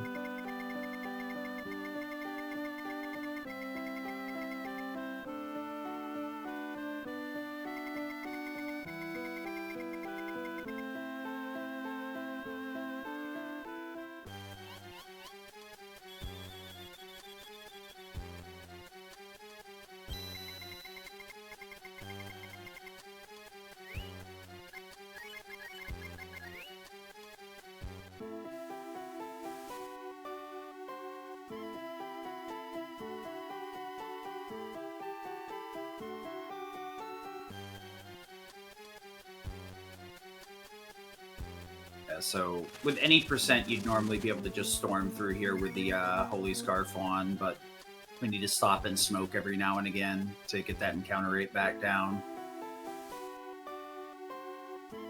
It is nice knowing that we need to use the smokes. It is still a bit frustrating, though, having to stop to use them the entire game. Luckily, we don't need dragons here, so using smokes on Ryu is just inconvenient. You say we don't need dragons, and then we get the one encounter where we do need dragons. Fire Rock plus punch kills here. Well...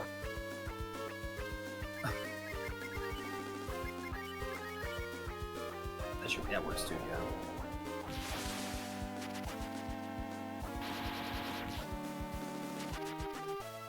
It's so abysmal that you have to punch.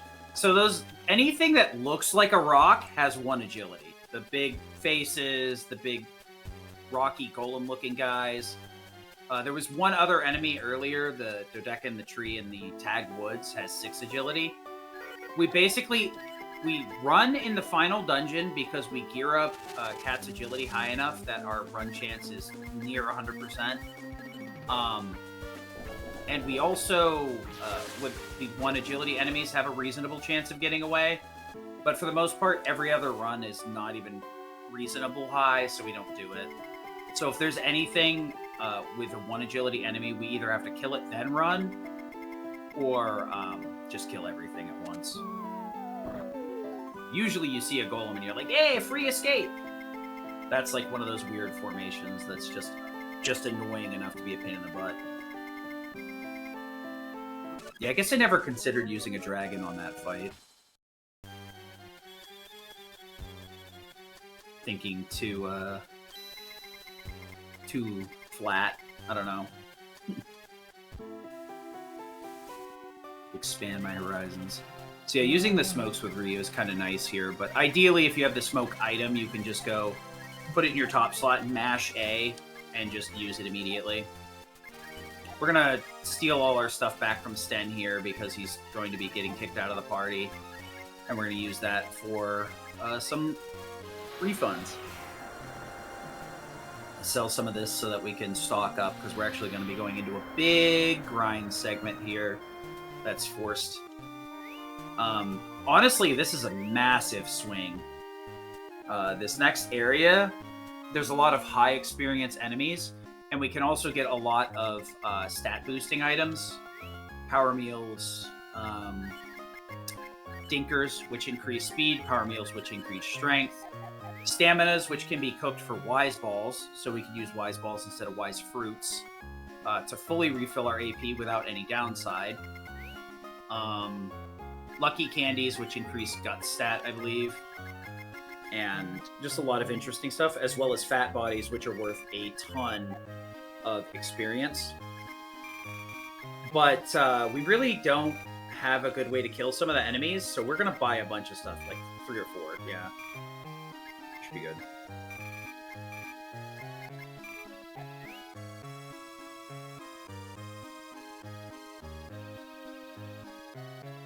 When I saw you trying to buy 9 life pills, I was like, oh no, please don't do that. That is a big mistake. I've made that before, don't do it. Yeah, you do need Life that money pills. later. Life pills are prohibitively expensive. So unless we got some like equipment drops to sell to make up the rub, we'd be in a really rough state for a while. Because those W fruits and help bales we just bought, we're going to be using them. We're going to be spamming a ton of dragons in half of this dungeon. And then the first half, there's a chance we'll get hit a fair amount of times. So we'll probably have to heal a bit too. Luckily we have Blue, who has Flame, S-Boom. Should be learning Fireball soon, which is another spell we can use in here. It's usually just Flame and S-Boom, though. So this is rough, because this is the one place where a lead-off doesn't super help. It allows us to take our actions first, but if we flee, it doesn't benefit us at all.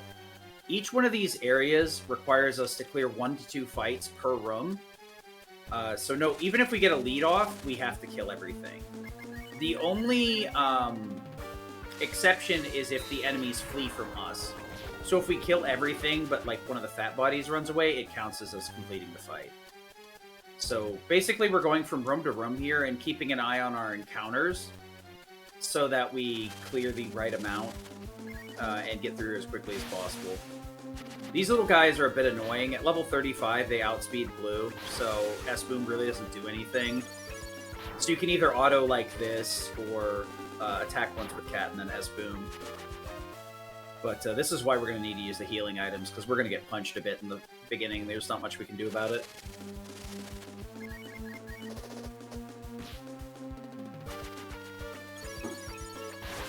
Luckily, Cat and Blue outspeed most of these enemies. I will point out, however, Cat is on her starting weapon right now. We took her one of her upgraded weapons and sold it back to the store earlier to get a little bit extra cash. So this is just raw stats right now. No weapon buff at all. Fortunately, the enemies in here are very squishy. Yeah. But you got to keep in mind, like, the numbers that you're seeing now are not reflective of what you're going to see in other areas. Because this kind of can get you a false sense of security that Cat can actually do something. And then if you have her attack in a different dungeon, you're going to be like, oh, right, yeah. Oops. That was a wasted action.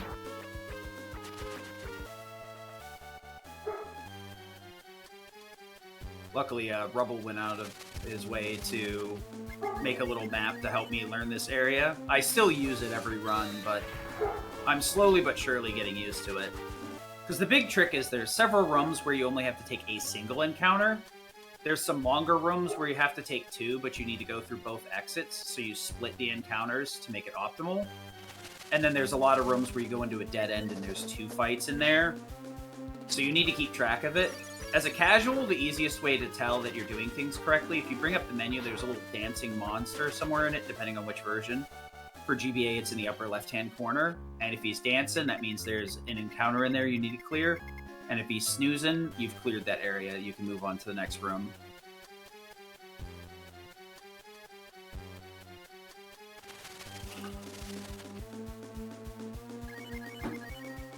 Golly, these have been going pretty good. I don't know if Thunder kills the leeches. I wasn't sure either. But when are you going to test things if not a Garbo run?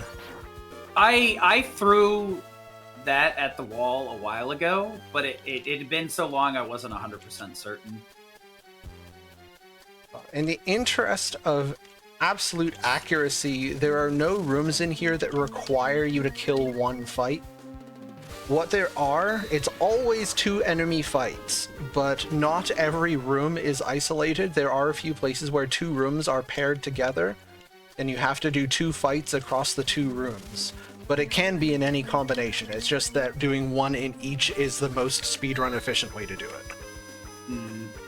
Gotcha. One of the other things, too, as I mentioned earlier, there was the Holy Scarf item that reduces the encounter rate. There's also a paired item called the Collar that can be equipped on Cat or Bow. And that will increase the encounter rate, but it has the same bugged mechanic that the Holy Scarf does in GBA. So we get the merciful GBA encounter rate, and we also can't use the Collar to increase the encounter rate, so this area kind of is just a slot machine. Fortunately, the fact that you walk twice as fast means that the low encounter rate actually doesn't feel as bad here as it does in Super Nintendo. Like, if you have to pace back and forth to spawn a fight, at least you can do that quickly. Yeah. Whereas if you have to pace extra steps in the Super Nintendo, it's slow. Yeah, because this is like the only area where getting 7 free steps kind of stinks. Everywhere else, you're glad you get the extra free steps. Here, like, I'll take 4. Sounds good to me.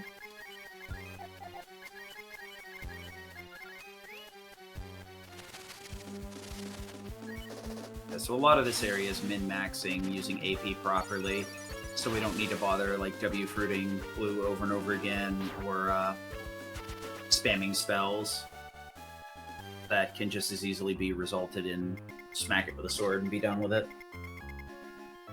We are famously playing Breath of Sword. So now we're in the blue side. We get the fat bodies added into the encounter pool, and they are worth a ton. Also, this whole area, we've been able to see a lot of these enemies have those stat boosting item drops. There's not really any, good, reasonable chance that we'll get one. The stamina we grabbed in Semaphore was specifically because it was a guaranteed drop, and it's pretty safe to get. So we go for it. We're going to do a couple of attacks on the fat body here with Flame to try and kill it physically since we got a lead off. Our options with fat bodies are either Dragon plus additional damage or beat it down physically. So we're trying to go the physical route here. And avoid refilling AP. Sedge. That still counts as a completed fight, like I said earlier, since it ran away. Ooh. I would flame with that. Oh well.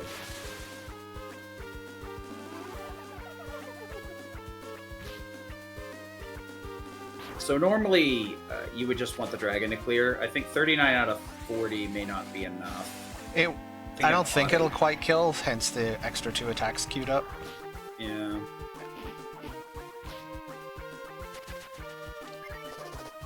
This can be a pretty profitable fight. Getting 2 out of 3 is really good. The borderline for like how many fat bodies we need is really, really low, honestly. From a double DXP, you can kind of get away with bloody murder. Especially now, we do the final dungeon different, so we end up getting quite a bit of EXP in there as well. So it's not as cut and dry on this area where it's like, oh no, now it runs over. Nice.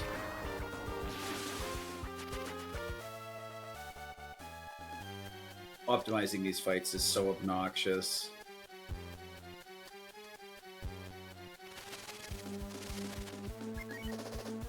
I think this is like the one area of the game where you like have to be dialed in for every enemy encounter.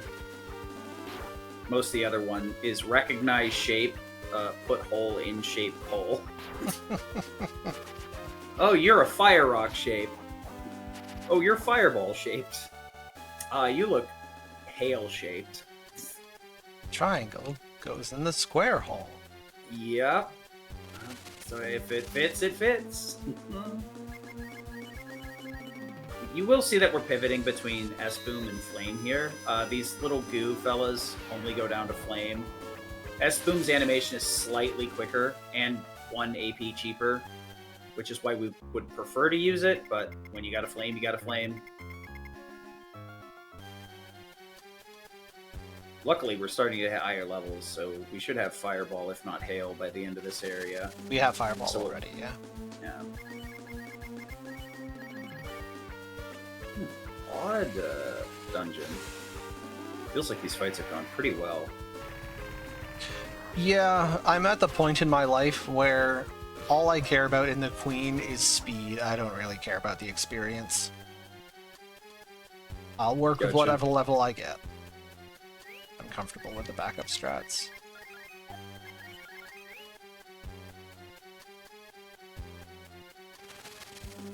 Yeah, I don't think I've ever gotten scammed hard enough on the fat bodies to be really worried about it.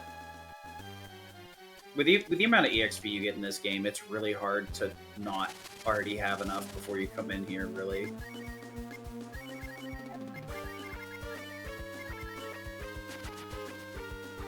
That's annoying. At least we got to keep one.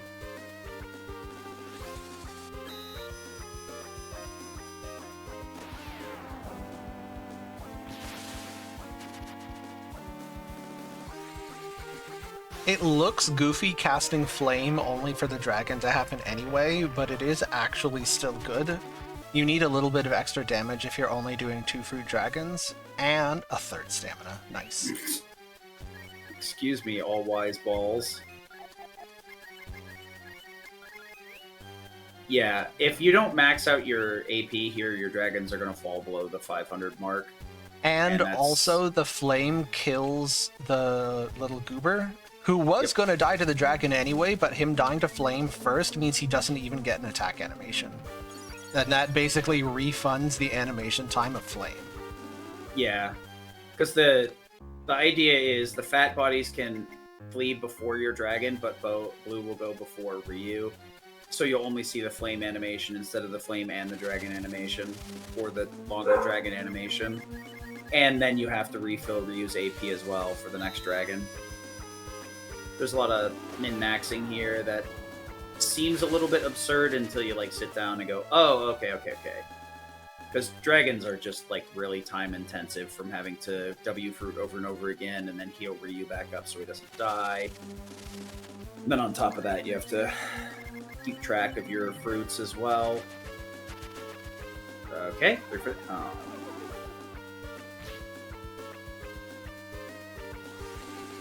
At that point, you're like, you know what, just give me a 3 for 3 piece. Yep.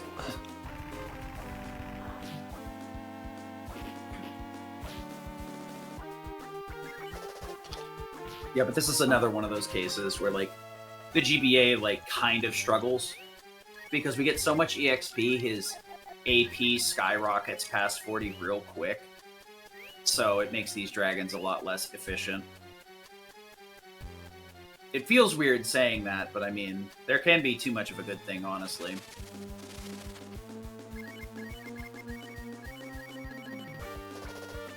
So honestly, playing this game, you'd rather have more than less.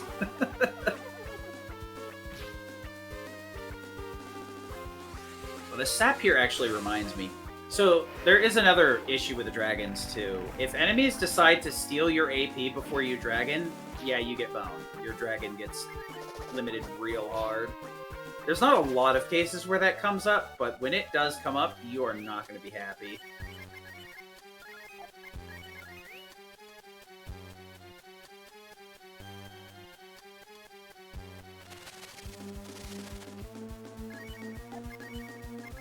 Run, Forest, run.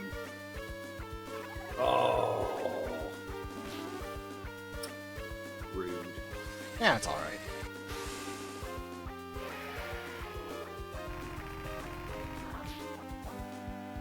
So we did mention earlier, the one like very easy to see difference between the puppies and the dragons is the puppies only do 256 per shot, and the dragons do 512. An additional difference is the dragons hit the entire enemy party, where puppies hit a single target, which is going to be important a little bit later. But the third factor that we didn't really address is that the puppies, all elements all work properly. So fire, ice, and lightning all do those correct elements. So there are some times where like an ice puppy would do more, fire puppy will do more. The dragons themselves, the elements don't work. So they just do flat 512, which is why we've been spamming Thunder Dragon only, because its animation is faster than the Ice and Fire Dragon. There's only one place you would use the other dragons, Arurumel, because he'll block your commands. And there's, you still want the 512 from the dragon, so you may use the other two if you still have them unlocked while the Thunder Dragon is locked.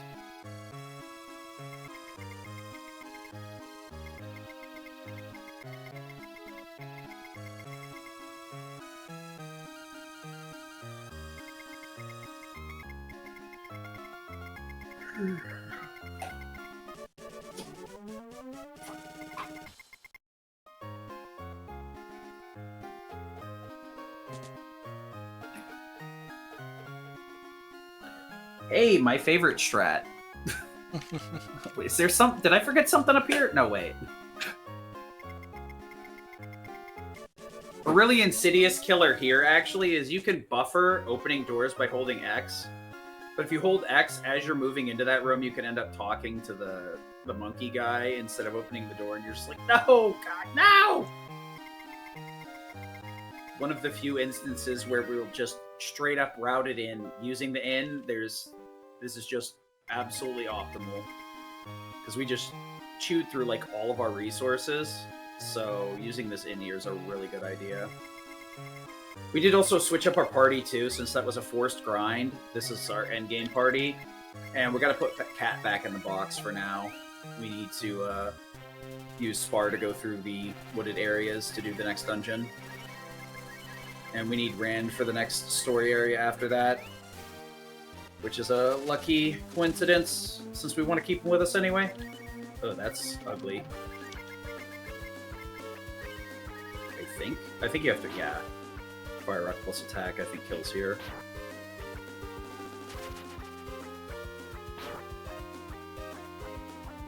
Oh, it's certainly dead now. Yeah, if it wasn't going to kill before, it does now. Because if I remember right, Fire Rock just, like, barely under-damages. That's how I remember it, yeah.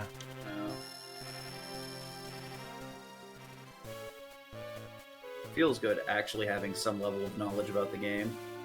There's a lot of like interactions that you just kind of have to learn if you want to do optimal combat,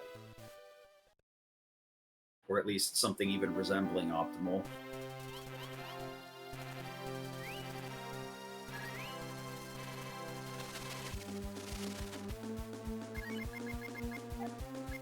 So luckily we do have the Fire Rock items or Fireballs, so they'll clear up most fights.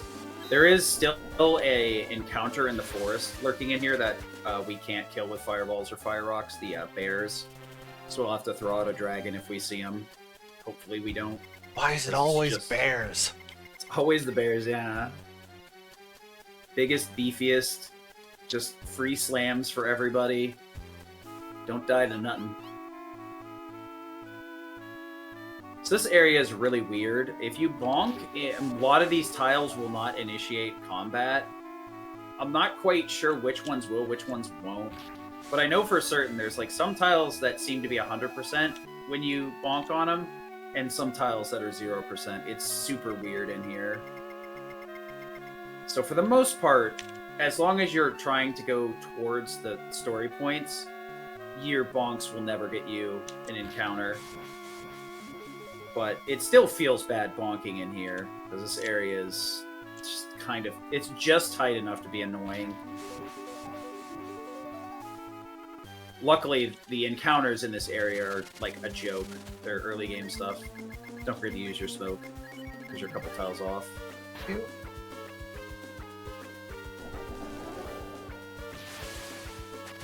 That's one of the struggles between like any percent and GBA. Since our Holy Scarf doesn't work, we have to remember to smoke over and over again, which is an annoying inconvenience, but as long as you remember to use them, it's not that bad.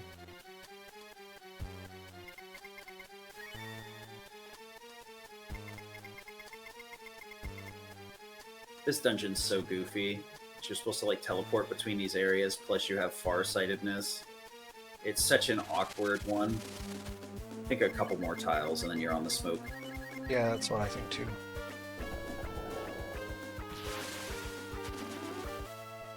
Smoking is bad for you. Yeah, that's what they say.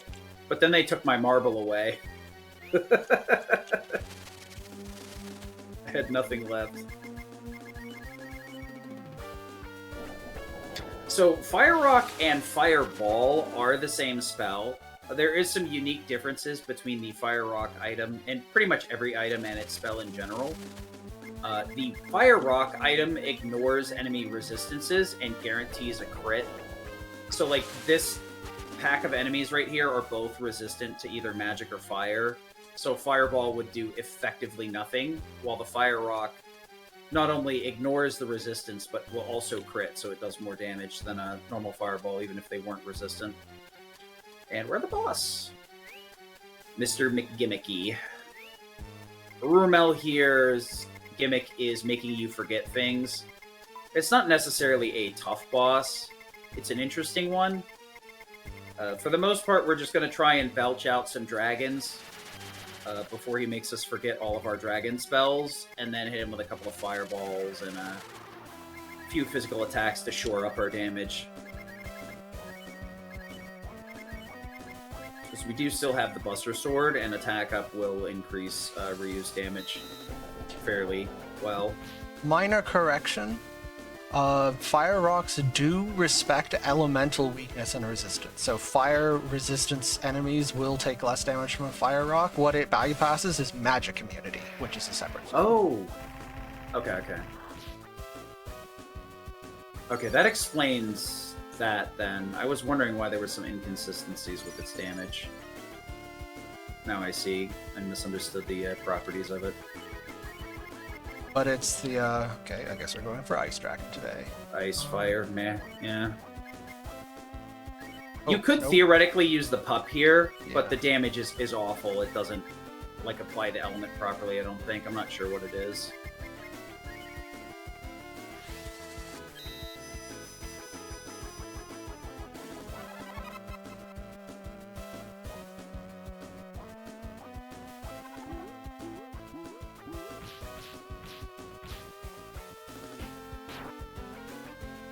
Yeah, if we're lucky, we'll still have access to Fire or Ice Dragon here.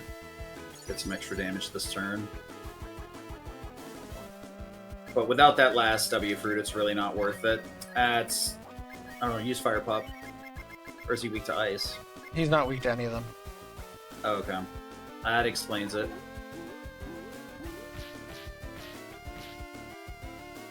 Yeah, unfortunately, we're going to lose a little bit of gas here. Hit for 256 instead of 512. Luckily, this boss is pretty much a pushover, so we'll just slap him with a sword a few more times, and that'll be that.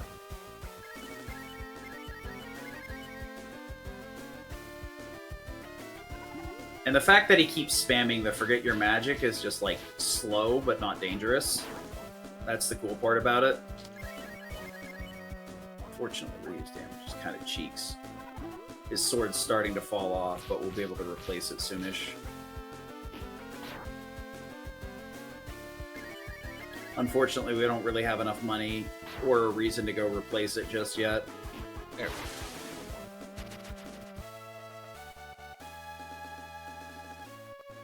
Especially when we can compensate with dragons and use items.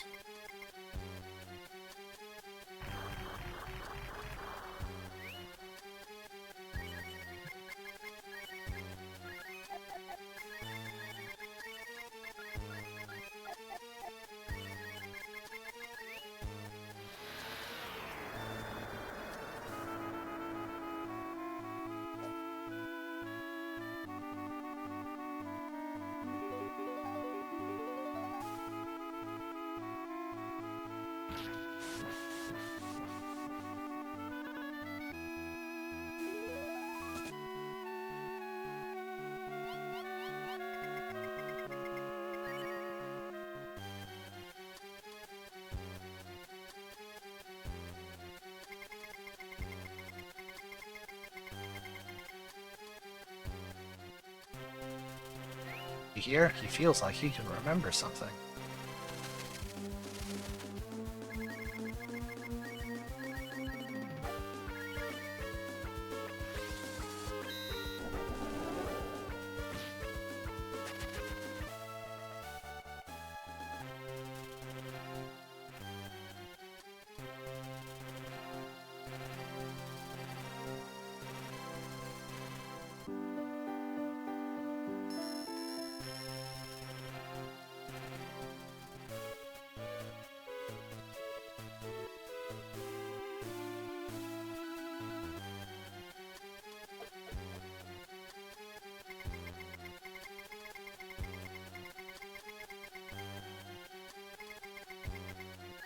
It feels so wrong going into Fog Valley and not talking to the guy.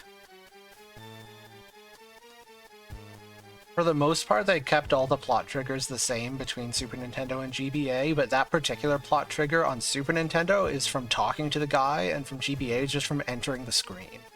So you don't have to.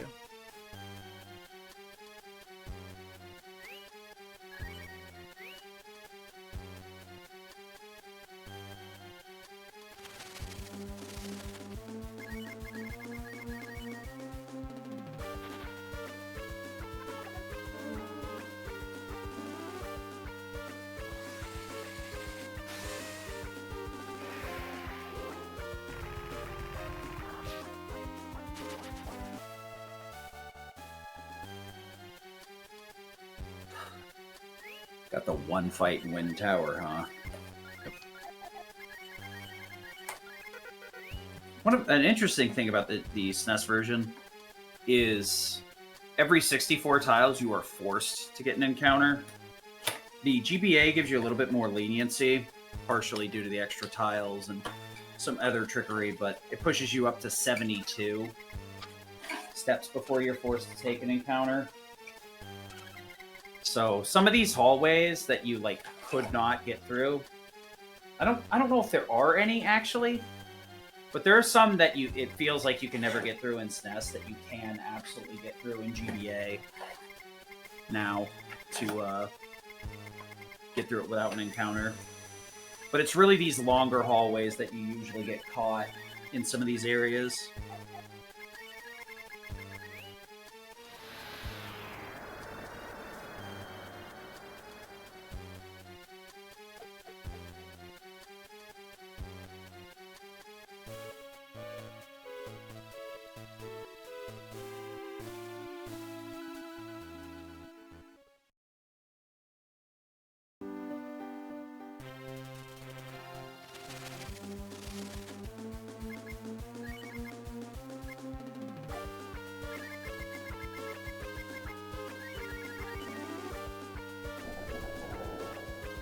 Oh, am I level 37 on blue? If I'm 37, I probably could have used hail there.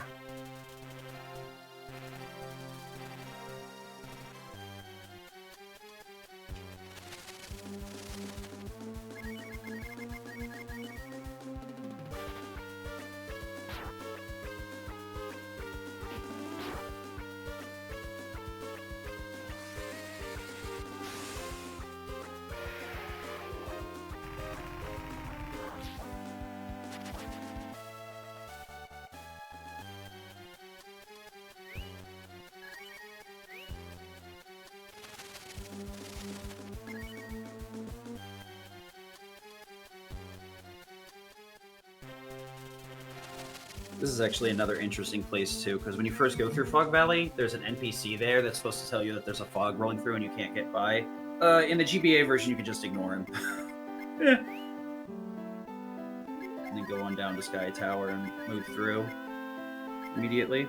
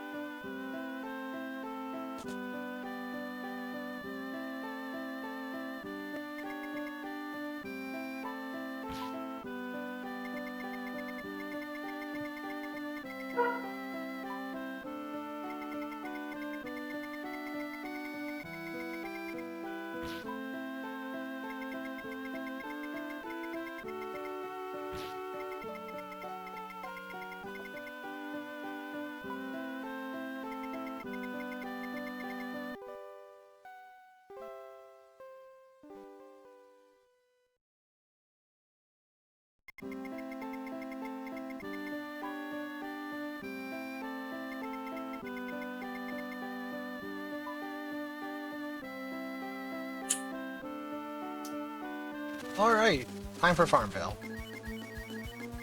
Yeah, my favorite.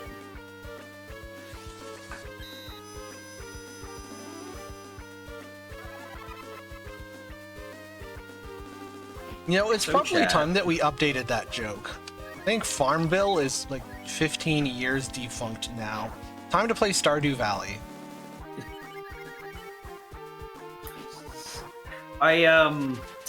What was it yesterday? I was talking with or I think I was watching a stream, and the streamer mentioned, no, it was one of the streams I was doing on the Limit Break channel.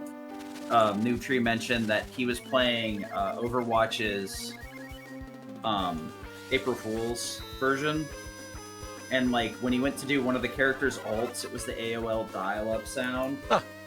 And he said there was people that were in the game with him, friends of his, that were like, "What is that sound? What was that?"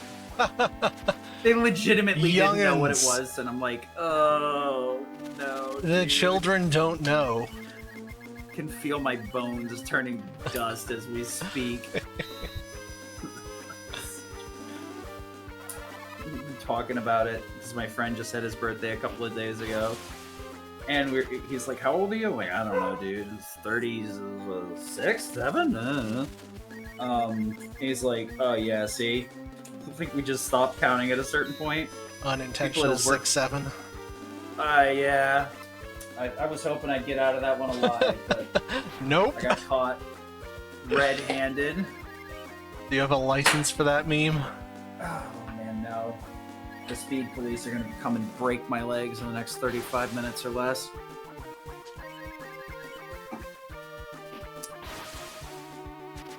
I wonder if anybody even remembers that Pizza Hut thing. It's like hot, fresh delivery. Tell you that ain't the case anymore. This is the one giant rock we can't run from because we have to murder it. And as with all stones, they're weak to ice. I mean, I'm weak to ice. Hails are so you'll notice that a lot of these spells kind of have like a weird flicker and a crash boom bang when they crit, or at least you might be noticing that. Hail is one of the unique spells that has a very obvious visual cue when it crits. You'll actually see the big ice wolf come through, and then the spell will last a little bit longer, and then the puppies will follow, which indicates that the hail crit. Everybody loves the pupper. Yeah. It's very cute. Unfortunately, I think it's like one of the very few spells that has an additional animation like that. There are a few other spells that have unique animations not for critting, but for being used in particular areas. Like if you use Typhoon underwater, you get a different animation. That is neat. Or using Fireball in the forest, it sets the forest on fire. Yeah, setting the forest on fire is pretty funny, actually, because it doesn't always do it. It acts like it's going to sometimes and then won't. If you do Typhoon in a desert, the desert near High Fort, it does a sandstorm animation.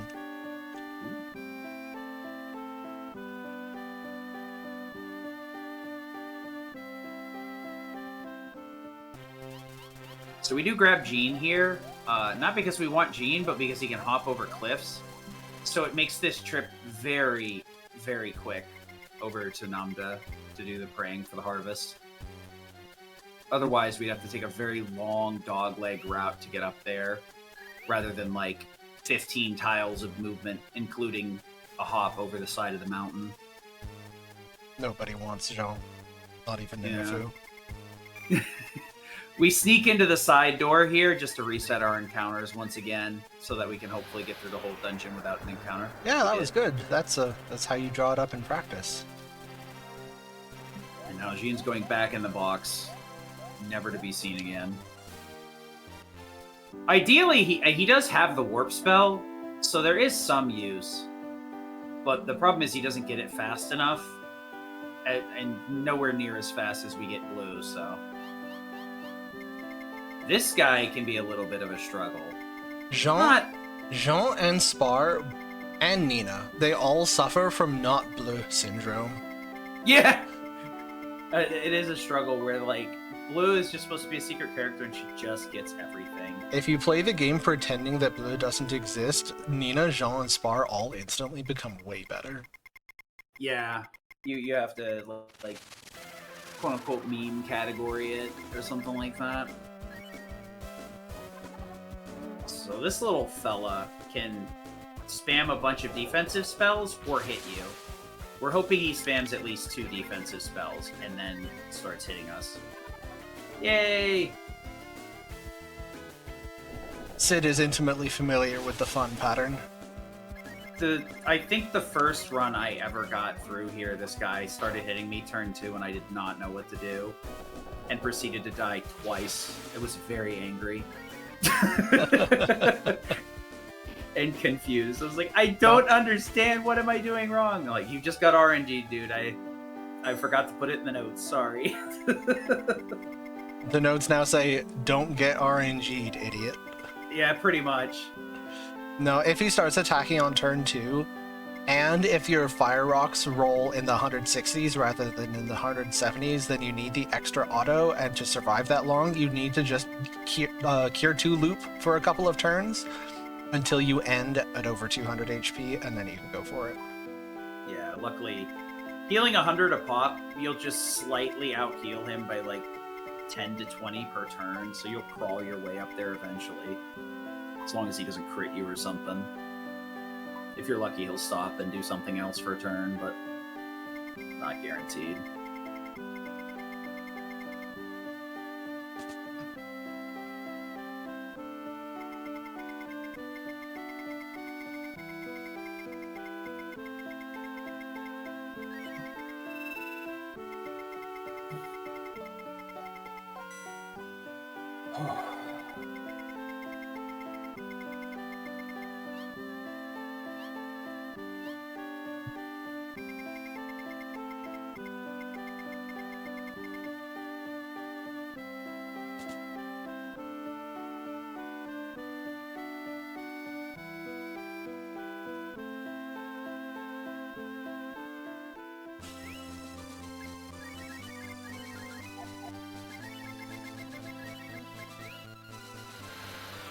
Also, new So the next- overworld theme.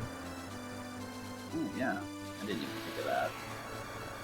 Just kind of happens, and my brain doesn't really absorb any of the information. I'm just kind of like, I'm in functional mode.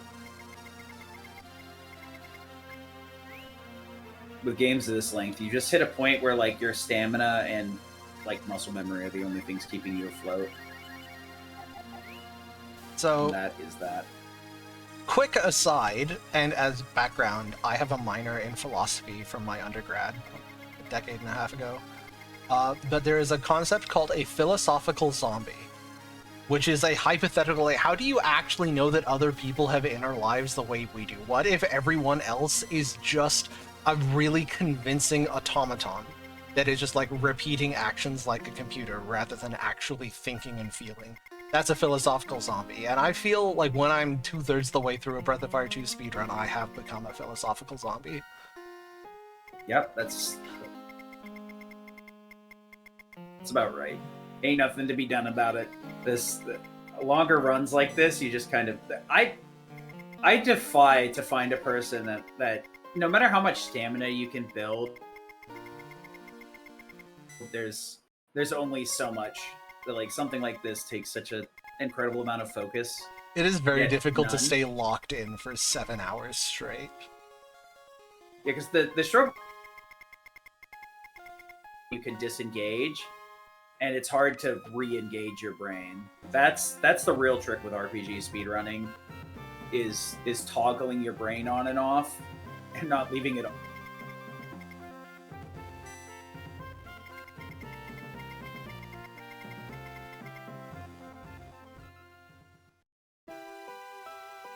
One of the things that helped my 604 any percent run from a few days ago be such a strong time is just, for whatever reason, my brain was in a cooperative mood that day, and I was able to stay focused all the way through the end of the game. I never hit the autopilot point. Yeah, that's usually what my runs go to die to when I hit autopilot. You can see it in the splits when you like PB with one of those. You're just like, how did I lose 5 minutes here? Like, oh wait, you just had an out of body experience for about 2 hours and then snap back awake. You get in the final dungeon and you're like, oh, what? Huh? Where am I? Oh no, it's infinity.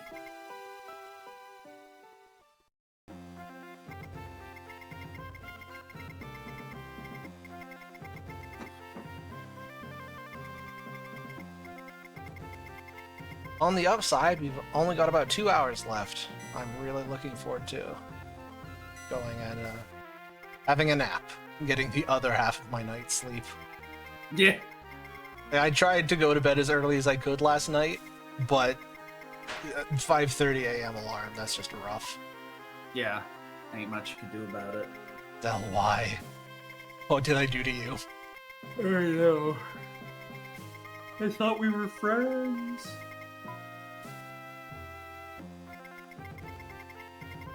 good news, I'm not going to get spontaneously murdered by the Guardian. That'll be nice. What a Yeah. tragic way to lose a minute in an otherwise amazing run. It's such a nothing burger too, and it's just a matter of like, oops, I put an apostrophe here, some nonsense. It's like, ugh.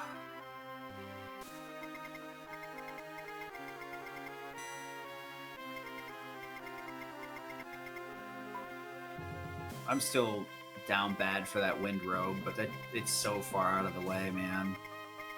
You don't need it. No, well, it's that stupid strat I was talking about, right? Oh, yeah. No fusion, going for wind robe instead. It's, if anything, it's like a you get defused, throw wind robe on, and hope everything works out. Because at least you have a decent chance if you throw the wind robe in there. You get like an extra 5 or 10% flee rate. You at least like don't feel like you're playing Russian roulette every flee chance.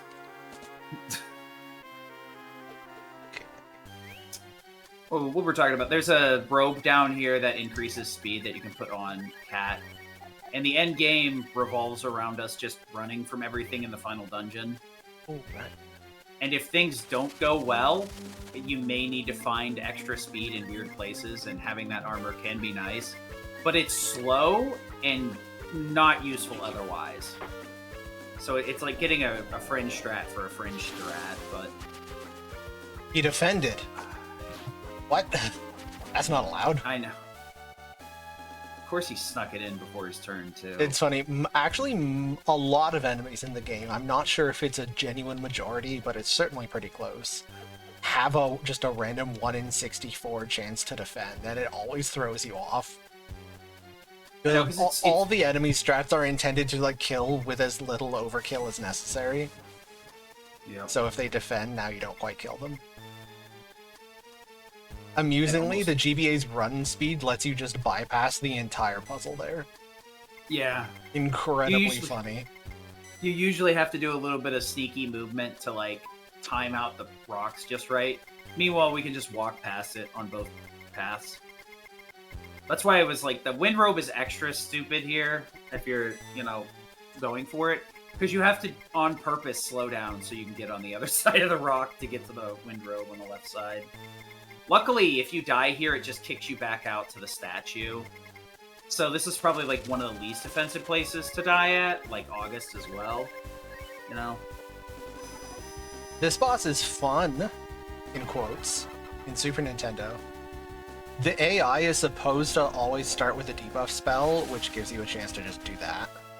But in Super Nintendo, it's bugged. So instead, on the first turn, it has a 2/3 chance to attack. And in Super Nintendo, your Nina's level 13, she will die. So we have this gimmick strat where we defend on turn 1, which is just barely enough to get you to survive 1 hit, and then the Guardian only has a 1/3 chance to attack on turn 2. So it's defend and then Fire Rock, and hope you roll the 2/3. Of course, in my world record, I missed it, so died once, had to try it again. Yep. But they fixed it in GBA, so now it is appropriately free. Yeah, the things that are fixed in this game are... It kind of feels a bit random, because some of the things that should have been fixed that they did address, they just broke in a different way to be even more broken. And you're just like, you know, if you had just left well enough alone.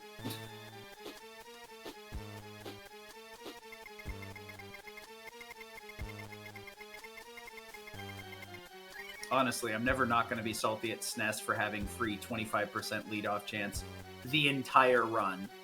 How about Just free for moon existing. drops? Yeah, free moon... I mean, at least you have to do something to get the moon drop. Like, the lead-off chance is just literally free real estate. They're like, yeah... We know the encounter rate's ass, so... We'll give you a 1/4 chance to just walk away whenever you feel like it. We gotta wait like 4 hours Hey, no to fights. do that. And then we have to like juggle with fast shoes in such obnoxious ways to get it to work right.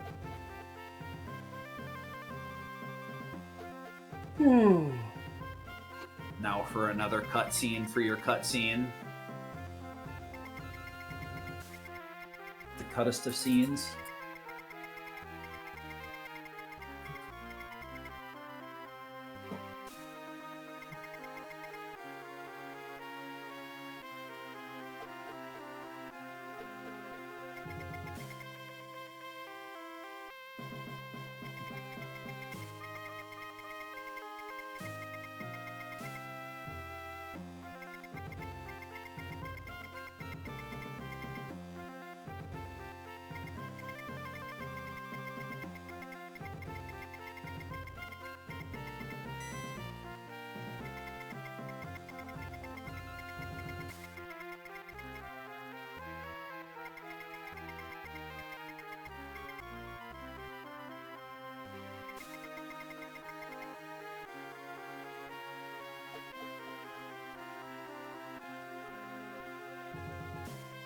Shout out to whichever sprite artist had the idea to have Blue curl up on top of her sheets. Adorable. Yeah, considering how like slow and drawn out this segment is, that's like the highlight, honestly. We take our entertainment value where we can find it. Yeah. There's 7 hours, man. We gotta get something out of here. Sometimes you gotta draw blood from a stone.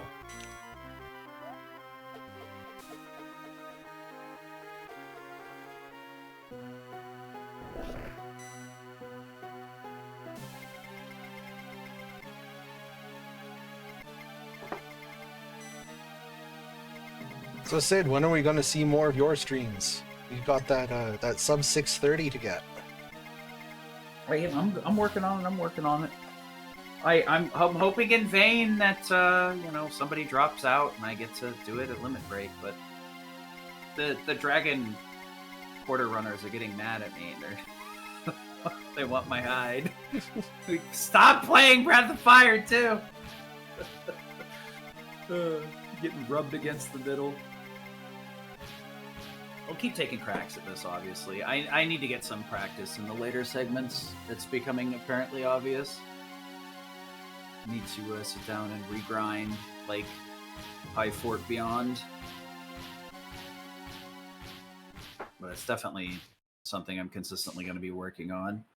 It's nice because there'll be a couple of people grinding any percent, and I can keep taking a crack at GBA unabated. Worst case, maybe next year I'll get Rebel. We'll drag Rebel out there to Limit Break, and we'll have a race or a co-op or something. That'd be fun.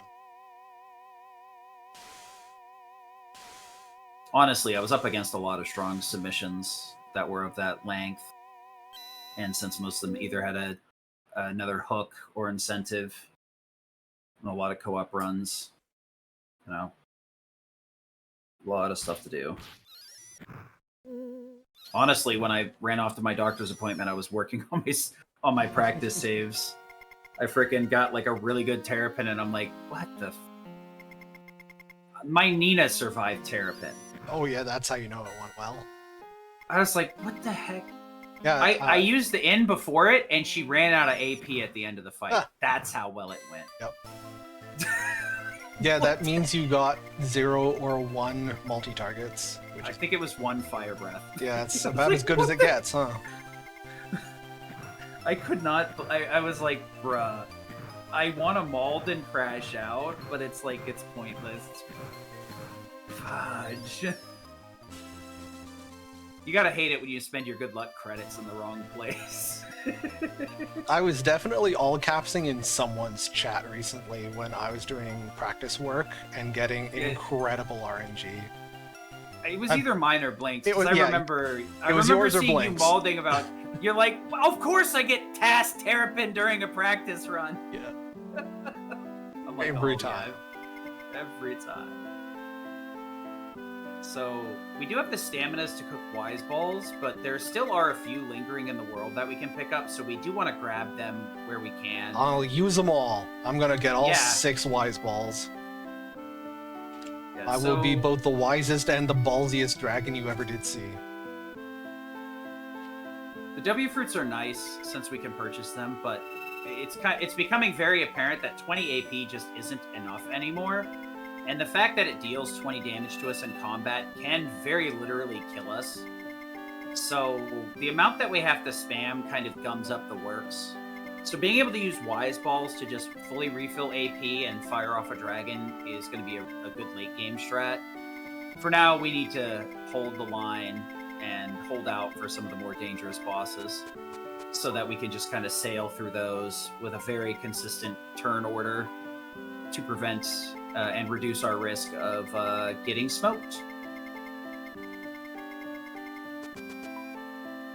Honestly, with the amount of staminas that we have, we could really just be silly about it and throw out an extra G-Dragon at Death Evan, too. Kind of ridiculous. I skipped a step. Yep, so everybody has an overworld ability, and Nina's is to fly out of holes. We want to fall down this hole to avoid walking down to the bottom floor like we have to normally. There are a couple of other holes that we need to dance around to pick up treasure chest items. But for some reason, her flight ability doesn't work on those. So the only holes that you want to fly out of... Sheesh. Yeah, we're leaving her up front because she has the fast shoes from the trial. And because it doesn't matter where we put her, she's useless regardless. Yeah, she's most likely gonna die. You can see some use out of her Necroman, maybe, but if you're in that kind of situation, you're already in a really bad spot anyhow. Ground Nina is speedrun optimal Nina. Yeah. So we basically just leave her in the front row so that we leave that 25% fleet chance there. And putting the speed boots on anybody else really doesn't matter because it won't let us outspeed any enemies that we wouldn't otherwise. We're at a point where like the agility is kind of volatile and it's hard to get full outspeed everything versus only outspeed like one enemy out of like 3. So it's a point where we're just like, we set it and forget it and don't waste a bunch of time menuing.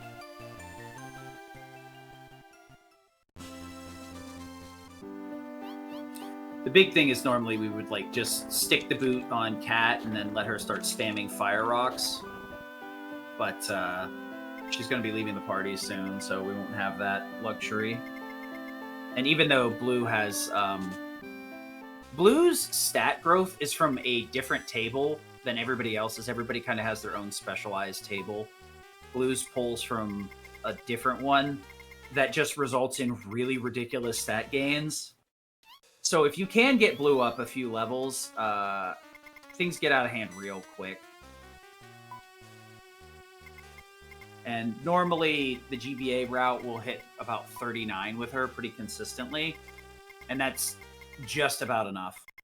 One more level would be kind of ridiculous, but 39 is still good enough.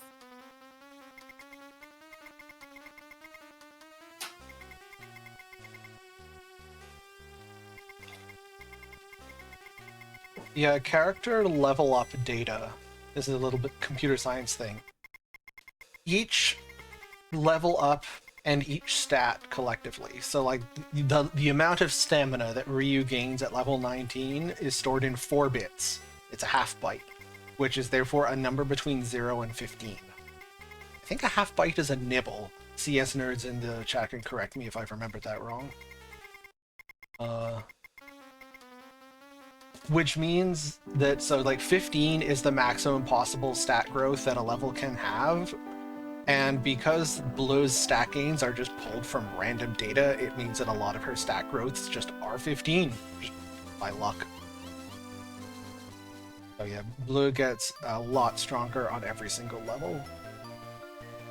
Which is presumably why she had to start at such a high level, because like if she started at level 15, she'd be a god by level 30. I mean, even more than she already is. That's an interesting way to work around that problem. So these are the holes I was talking about. Nina cannot fly out of these. It is nice to, like, you want to pick up these items for money. There is the Sun Mask is a very good armor we absolutely want to pick up. The Thunder GL is a decent-ish shield, but we really don't. It's more so for cash. The Sun Mask is going to be endgame hat, though. Alright, that wasn't too bad. So the Thieves' Tomb is a very interesting dungeon.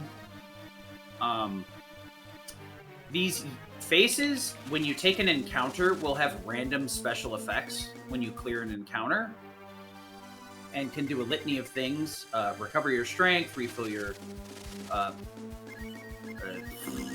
stats, remove or add status ailments, make you gain or lose money, or the yellow ones can warp you to the bosses, or warp you to the end of the dungeon with a shortcut.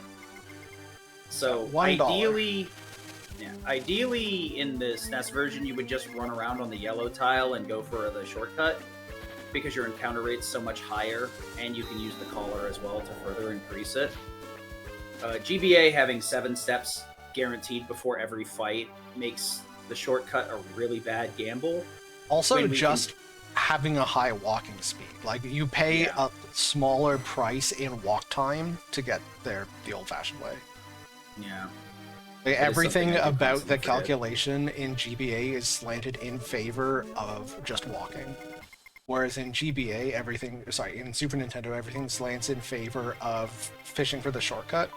The only reason in Super Nintendo to not fish for the shortcut is because you have fear in your heart and you don't believe that you'll get the shortcut within like 4 fights. Yeah, when I was first trying to learn the route, I had miserable shortcut luck. It was 5+ every single time, and I'm like, dude, this can't be any longer than walking. And then I went and walked, and it was I got 1 to 3 encounters, and I'm like, yeah, I'm doing this. I don't care. Yeah, GBA absolutely walking is correct, but Super Nintendo, if you only do 1 Super Nintendo run, then of course your luck can be anything. You can get incredible luck, you can get bad luck. But if you actually do a whole bunch of practice attempts and track how long each one takes you, shortcut's better. Yep. Fights there are mercifully good. Don't forget the Empire Sword. Nope. Oh, do we do Empire Sword first in this route and then shopping afterward? That's usually what I do. We do the shopping after Bando. Right. Right before we go to Evrai is when we do the shopping. It's a any percent versus GBA moment. There's also my old SNES glitchless route does a shop there. I mean, you could, but you really wouldn't have enough money to buy all the Well, yeah, I did say old. Yeah. The actual current SNES glitchless route doesn't just delay that shop, it cuts it entirely, because even after Bando, you still don't have enough money to be able to afford anything of value. Yeah. At most, you get a Brave Armor, I think. So we gotta get the Charm Rod here so we can actually hook the chest and fish it up. Doesn't matter what bait, as long as you have a bait to pick it up. You can even do this with gold if you get extra gold drops, because you actually can't sell gold items. You can either cook them or store them in the deposit box. And then we get the Empire Sword, which is the biggest damage-dealing dingus-dongus in the game. Boss, mask, charm roll. Stockwood on Nina. Stockwood on Nina. Move the fast shoe. Shoot.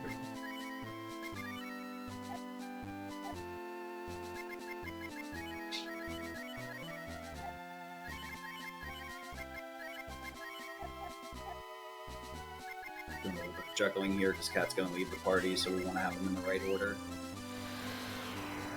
Take a walk to Coupland.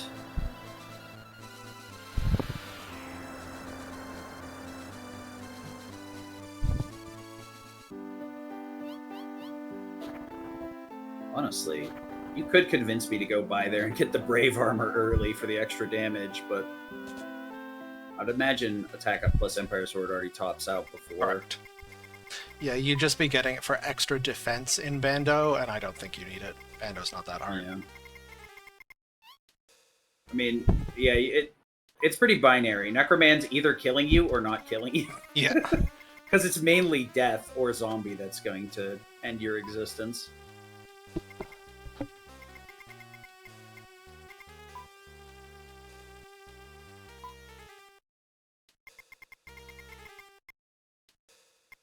Some of these fights are very interesting because they feel like they're on... Your mic is cutting out a little bit there, Sid. Oh, is it? Sure. Yeah. That should help a bit. Alright. Sorry to interrupt. Ah, no problem. Honestly, a lot of these boss fights feel kind of on the edge of like what's reasonable. You have to do them a few times to like, oh yeah, no, this is actually correct. Some of these fights feel like you could just get blown over with a stiff wind, but once you do it a few times, you realize it's not that narrow of a margin. The GBA route still has a lot of flexibility in it. Like, we have a ton of money, and we can do what we would like with it. Like, we use it to buy fire rocks, we buy plenty of healing items, we buy all the armor we want. We buy more than we need. Which, like, yeah, you will buy it because, like, extra safety, sure, extra speed, sure, but you could beat the game with less.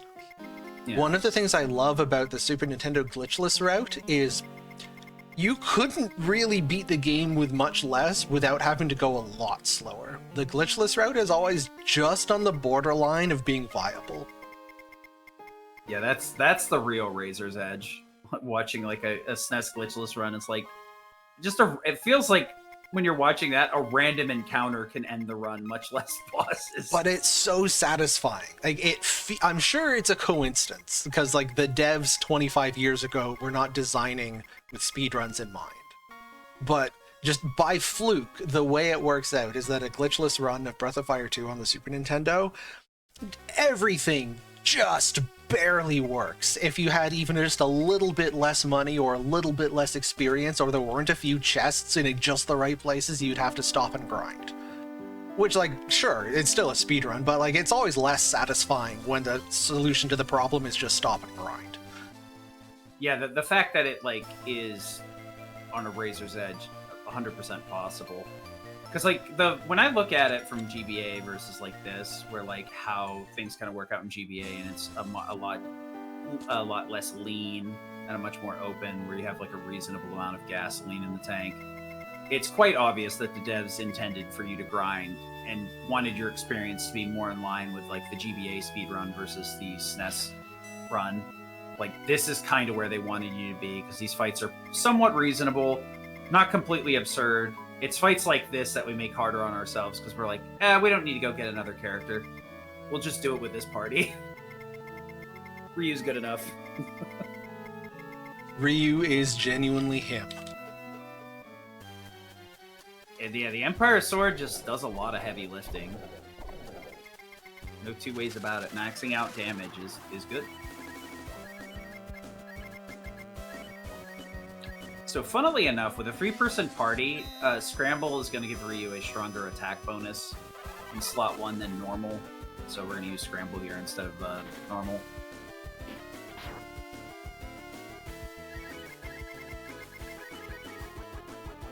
So this fight can get a little bit annoying, because once he drops below a certain amount of HP, he'll start spamming Cure, which will slow it down ever so slightly. Or Cure 2, rather.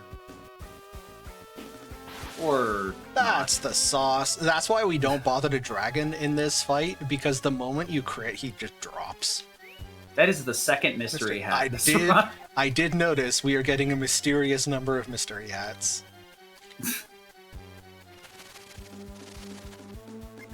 The real struggle with this is, like, you can either get through this area with, like, no encounters, or you get a bunch of slow ones.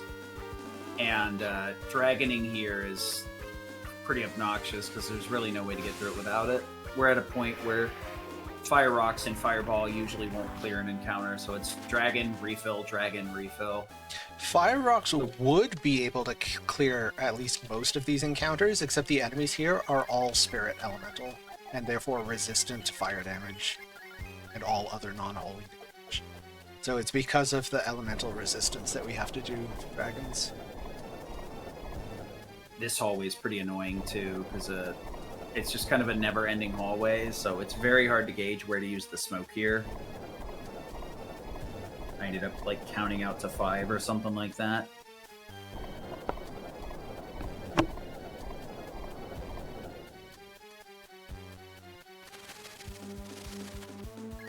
You like this fight, because this one does die to a fireball. Yeah, luckily spiders are weak to fire. All the way back in Simifort, Sten's Flame could have killed those spiders if we had, like, a cluster of just spiders. It's very uncommon that it shakes out that way.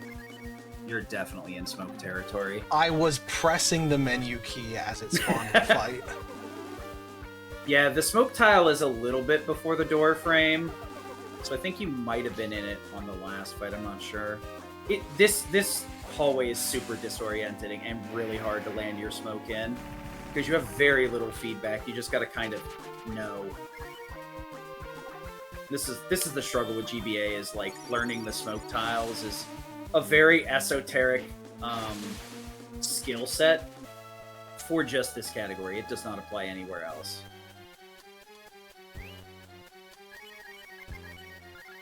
I even went out of my way to create like a image set for all the GBA smoke tiles. And by that I mean the ones in the back half past where you would get Holy Scarf. So I have a folder somewhere on my desktop. Which was a very good way to learn the process, honestly. She's okay! Count. 8 HP is plenty. 7 more than you need. My favorite. You know, learn Flame. Sten did that hours ago, but big ups, I guess. Luckily, Nina also has exit here too, so we can use her AP to get out of here. And this will be the last time she's really in combat with us. Needed the bird to get access to a few different places.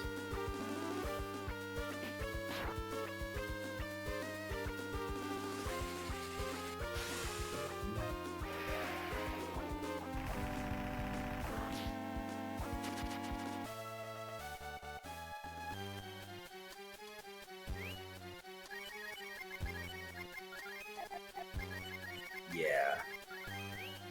Bando into Evrai, into Armor Island, into Evrai proper. Or, well, I guess you fly over Evrai.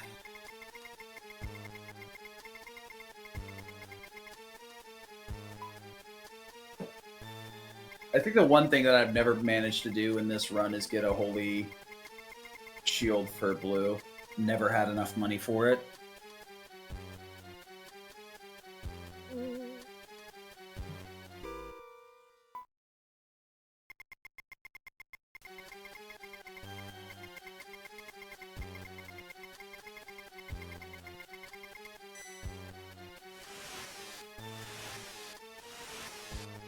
So before we get to fight the boss, we get to fight a sampler platter of zombies.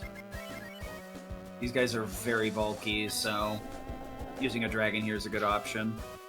They also do like to suck up AP too, so it's very unlikely you'll get through the fight with all your AP.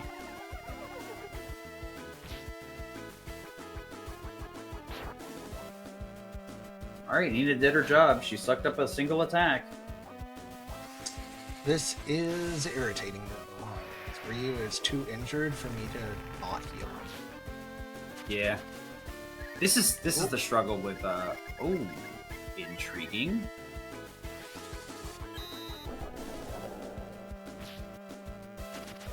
Yeah, this is the curse of the high levels. In SNES categories, your level would be low enough that you wouldn't lose quite off that much damage, but you end up getting to a point where you just have to spam fruits until he's literally full.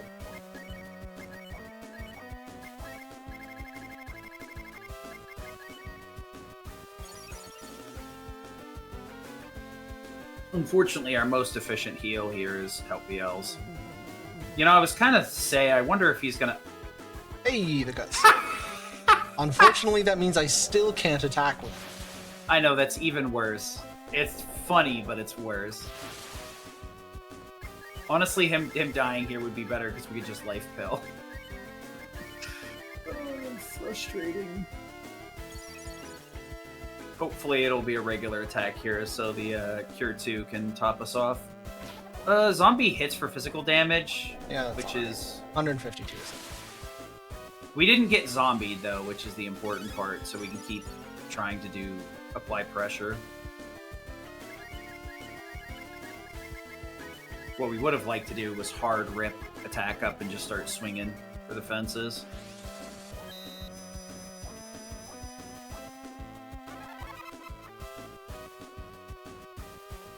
fight always feels a bit touch and go, but we do have the moon drop from Winda. So if things get really, really bad, as long as one person's still upright, we can throw the moon drop to bring everybody back to full. Moon drop's a really good healing item. It'll full revive dead characters. It will also remove any buffs and debuffs and full heal anybody that is alive. Unfortunately, removing those buffs is a big issue. Okay. We got out of here.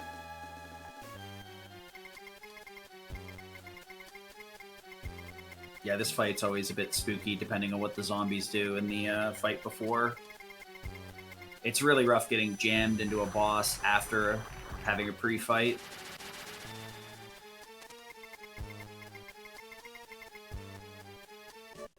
It wasn't too bad though. Yeah. I'll Luckily, have the to burn encounters one are of my off. life pills, but I still have. Okay.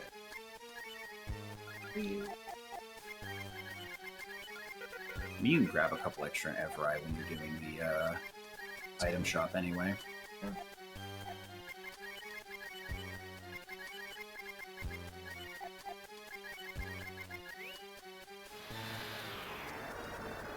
Yeah, but the encounters get turned off on that floor once you clear the boss, so walking out's 100% safe at that point. Fortunately.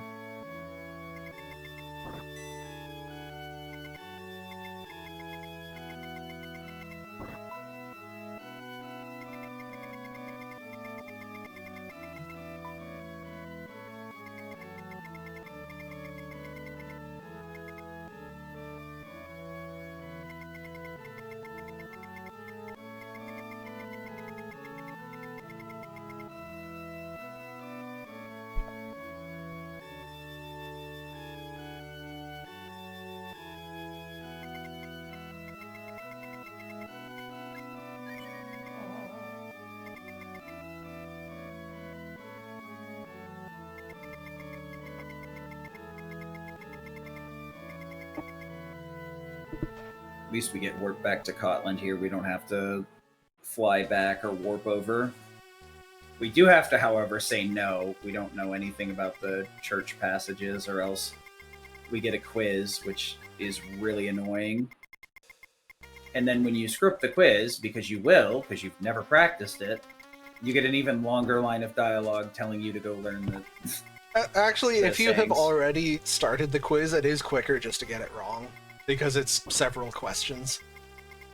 Sounds about right. If you get the questions right, he keeps asking more.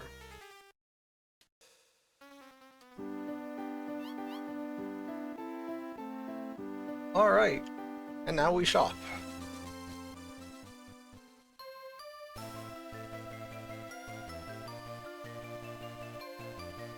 Yeah, considering where we took our deaths and lost funding, we should be pretty fine here. We should be able to get most everything we want.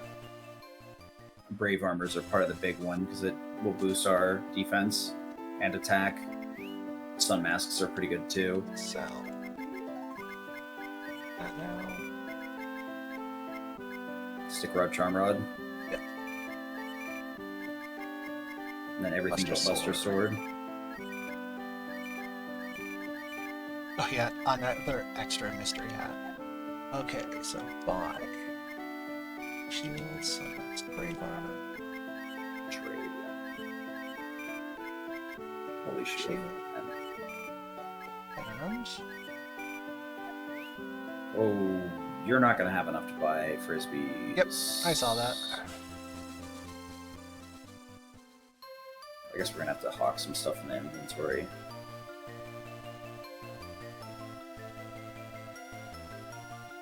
We can just do the shop later. Yep. Just to waste a couple of minutes on cooking, yeah.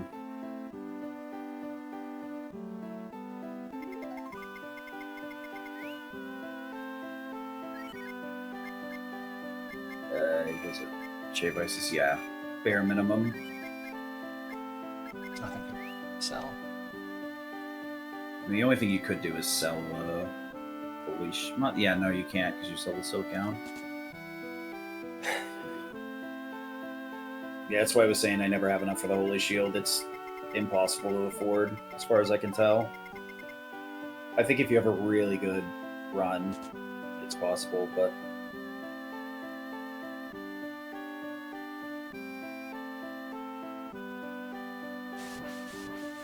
luckily there's some silly ways to make money. Uh-huh. You can always take a quick fight in Finny when you're picking up Shauna, the Devil Shaman. Sunny. No, that's the Sunny. Holy Shaman. Devil is Shin. Shin, yeah. The only thing is you got to make sure to like poke into the township cabin or whatever, so you can get your AP back to just dragging it real quick.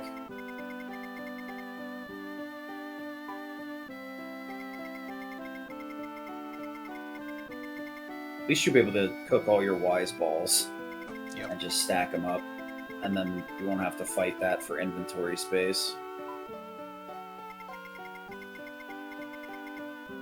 So ideally what you do here is you're refilling your inventory with the Frisbee item, which casts S-Boom. But not because we want to cast S-Boom for free. If we cook 4 of them together, it makes a biscuit, which is an extremely powerful healing item. It'll full heal the whole party and also apply defense up X.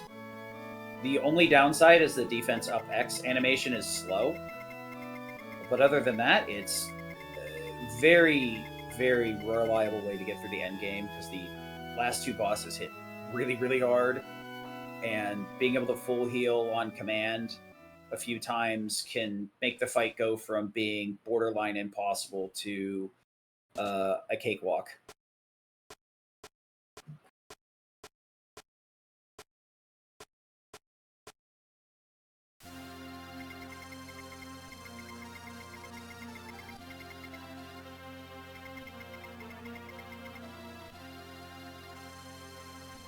Alright, and we get like 5 minutes of dialogue here, so I'm propping the wallet on the down key and checking my phone. Yeah, pretty much. I'm gonna go find me a snack.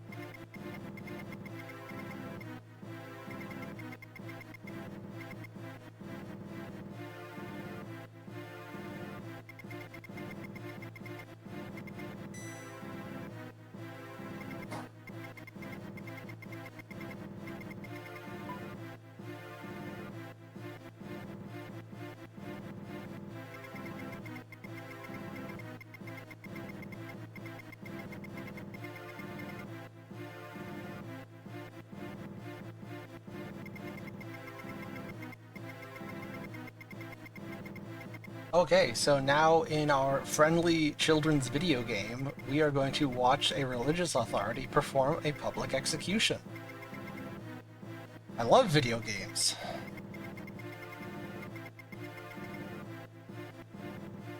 It is for sure the only reason that this got published is because the Nintendo censors couldn't get this far in the game.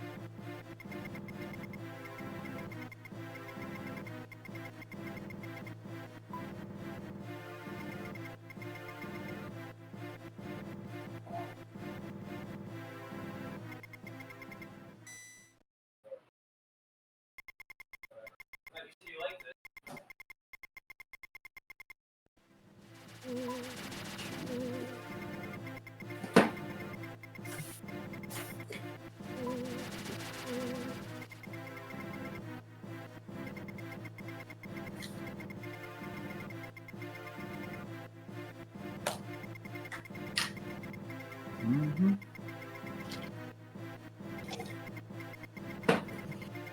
Oh boy.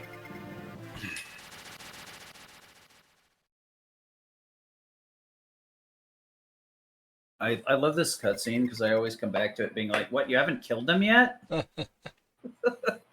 Hurry it up, dude! Ugh.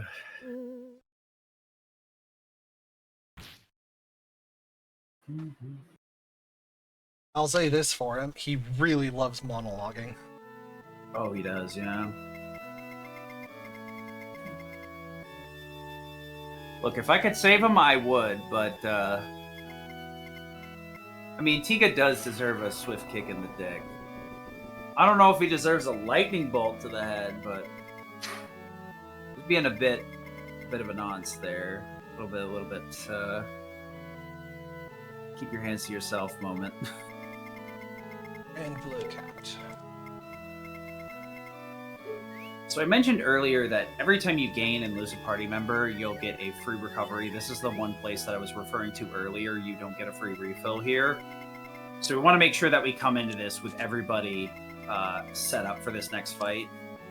We don't need to have full AP on Ryu. We need to have at least 40 because Ray has 256 HP. So we need to do at least that much damage to force him to do his beam attack that'll hit the whole party the next turn. And then that'll unlock G-Dragon for us. So we basically just got to paint within the lines that the devs set up for us here.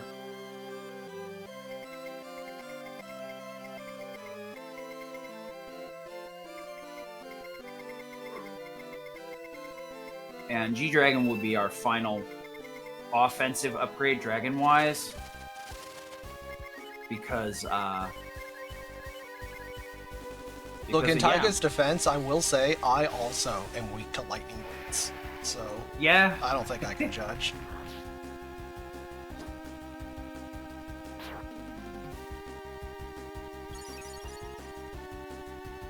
We also want to cure up Ryu here because his next attack's going to hit like a truck. So we're not topped off. There's a very good chance we'll go down.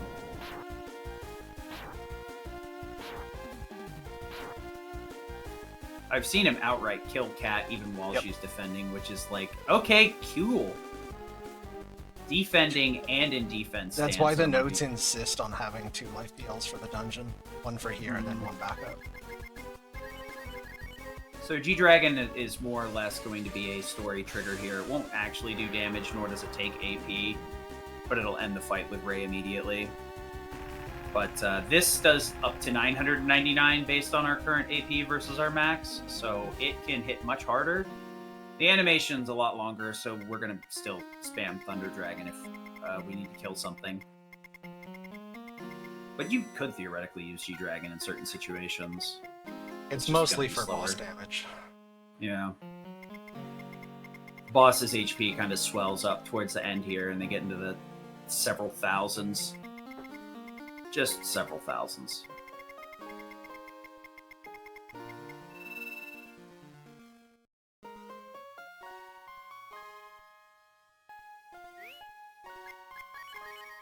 Clothes for Cat.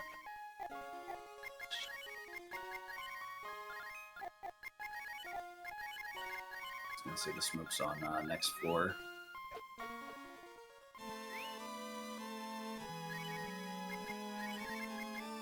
This is kind of where the smoke route starts getting annoying, because the smokes get kind of... If we had bought a stack of Frisbees, the smokes would be like all the way at the bottom, which is super annoying.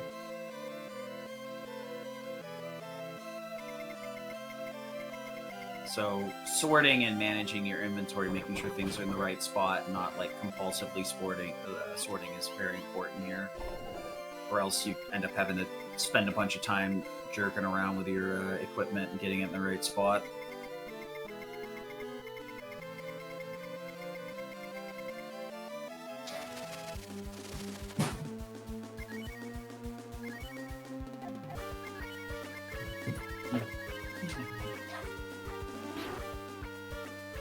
You can kill these with fire rocks, and I do think I have 1 fire rock left, but you can also just dragon these things, and they're not very threatening. I'm going to save the fire rock for more threatening things. Particularly a fight of all assassins. It's worth fire rocking.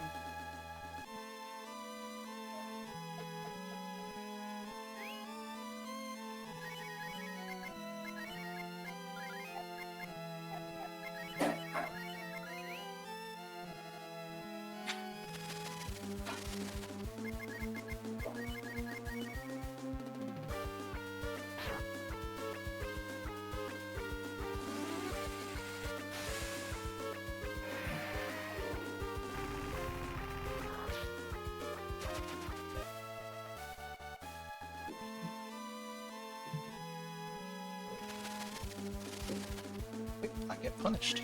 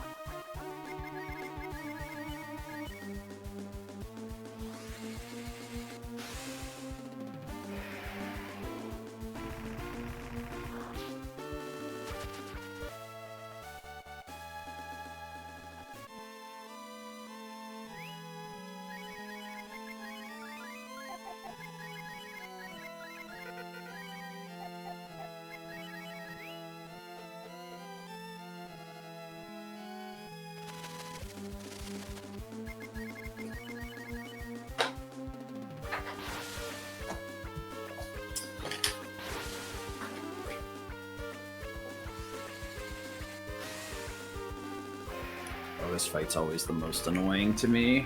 Yep. Because you could just fireball the thieves if there was nothing else there. Alternatively, you can also attack up Ryu and slap the paladin if that's all that's there. This is the point where there's some branching choices in combat. They all kind of feel slow, so you're just always grappling for what seems faster. You're trying to make the best of what little resources you have left, like the fire rocks. Being low on fire rocks kind of stinks. Luckily, you use them a bit in some of the other categories, but they're not like the end-all be-all. Since we've got so many wise balls, having less fire rocks on the final enemies should not be that big of a deal. For final bosses, so we can supplement our damage in a different way. Maybe we'll get lucky and see Meowstaff today. One Karn, Meowstaff, GG, let's go.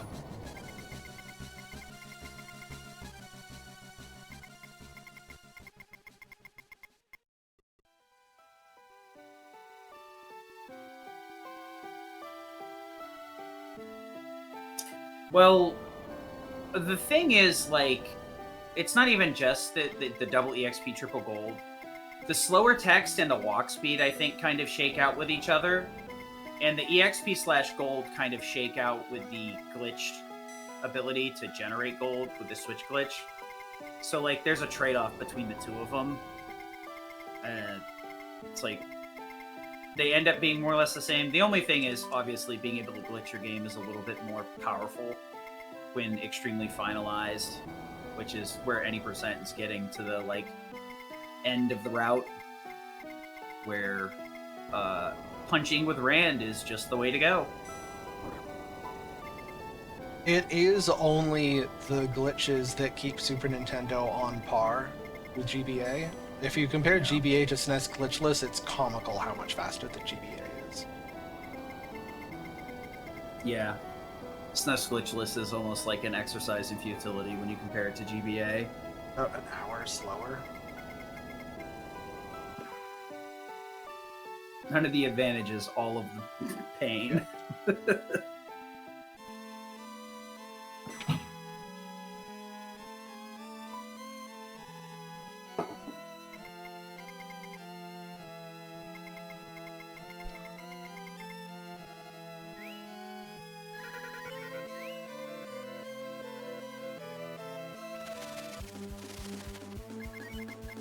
Oof.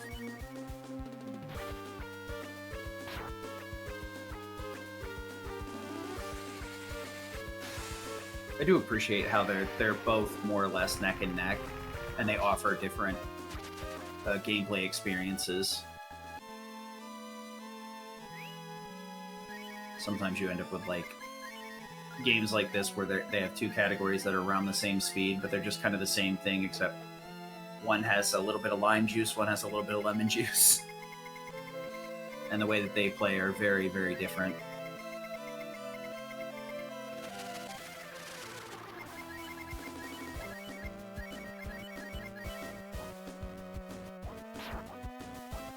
Yippers.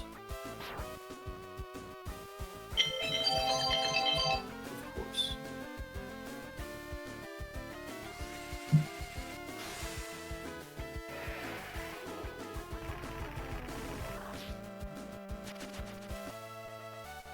I do love how that exactly works out to be 300. Yep.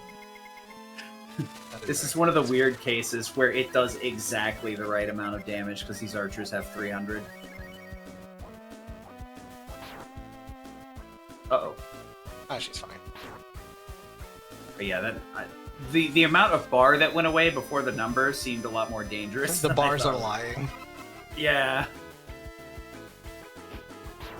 I do like the idea of adding the AP bar, but the fact that there's just dead pixels at the end of it make it really hard to tell whether your AP is actually full or not.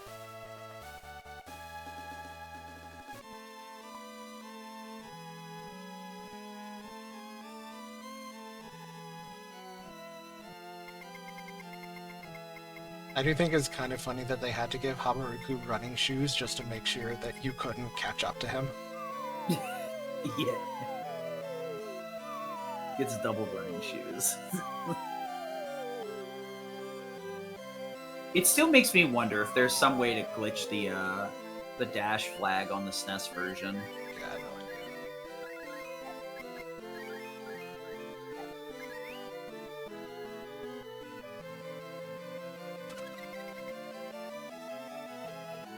Normally, grabbing this rainbow robe is a bit obnoxious too, because if you have a really good Evrai, you won't have used any fire rocks or frisbees or anything, and your inventory will still be full. And you go to pick up the rainbow robe, and it's like your inventory's full, and you have to like throw away something to get it in there. Like, oh gosh, this is so inconvenient.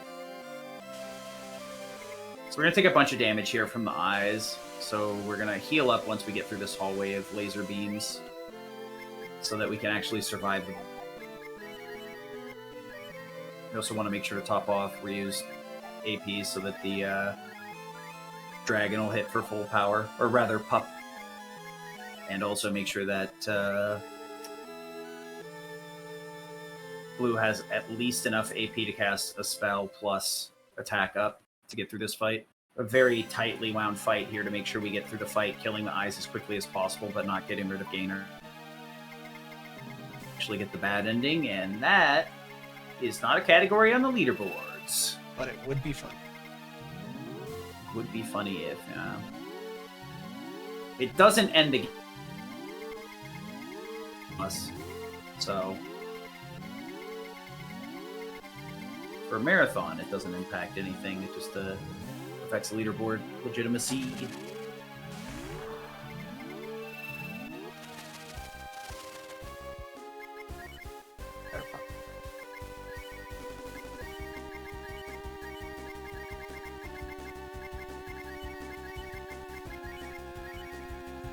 Yeah, the upper left eye is weak to fire, the bottom eye is weak to ice, the other one is weak to getting punched.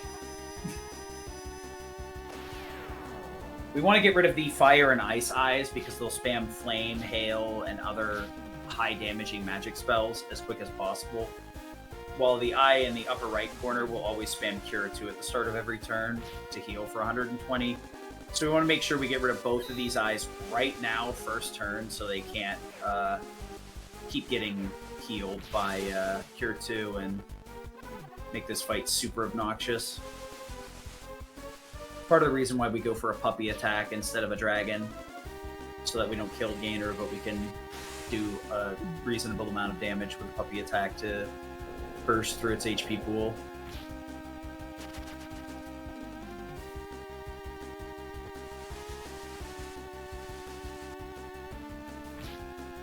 Now, once we get rid of this eye, though, we can just slowly but surely chip away at this last guard eye with Ryu and attack up.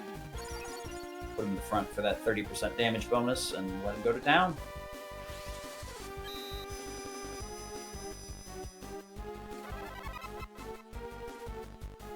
This is basically just how many crits are we going to get that determines how long this takes. 1 crit. Ah.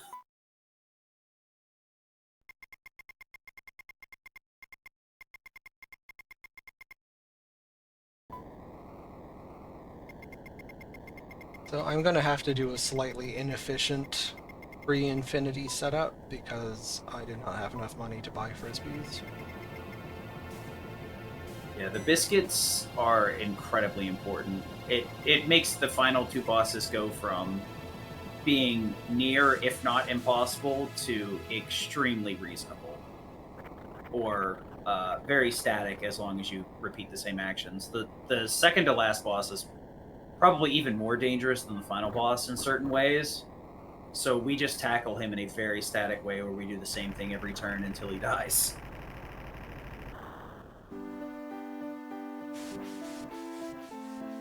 But yeah, we were supposed to buy a bunch of frisbees, and since we bought the Holy Shield, we were short.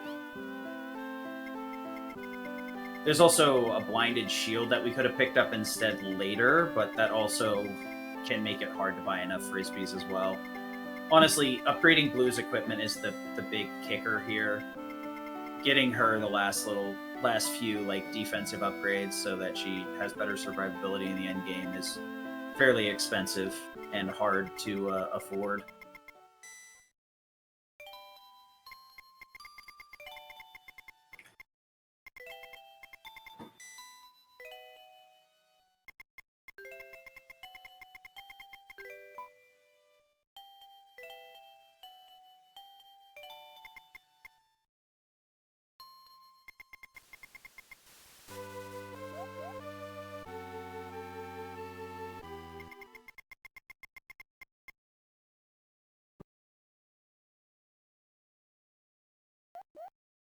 If someone likes, they can drop an approximately 1 hour warning in the really, really long-thon Discord, just to let the next runner know.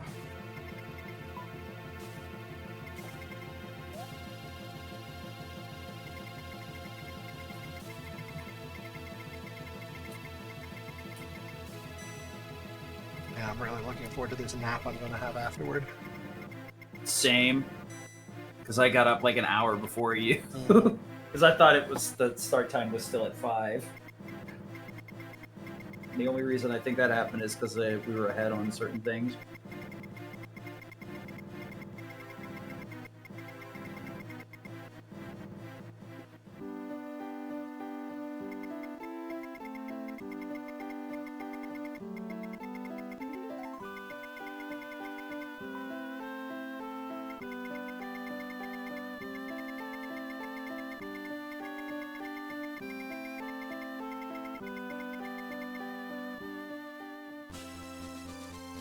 So the funny thing is I actually can't cook these wise balls yet because I don't have any W.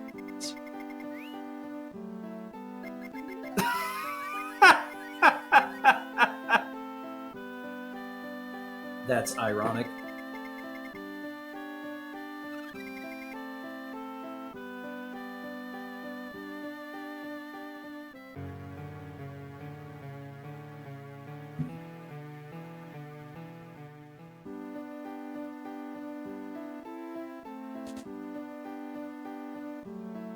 Yeah, this final cooking segment can be a real pain in the butt.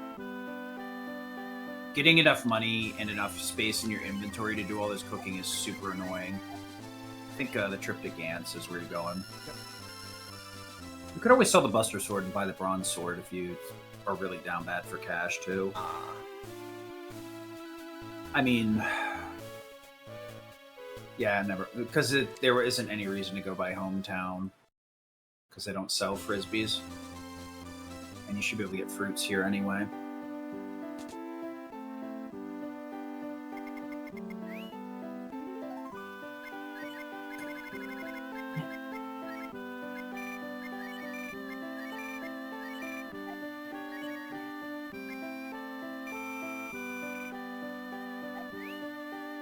Buy a stack of W fruits. Yep. Brain caught up. I need the extra space. I don't... You probably need a stack of smokes too. Yeah, but I'm buying them later. Sure.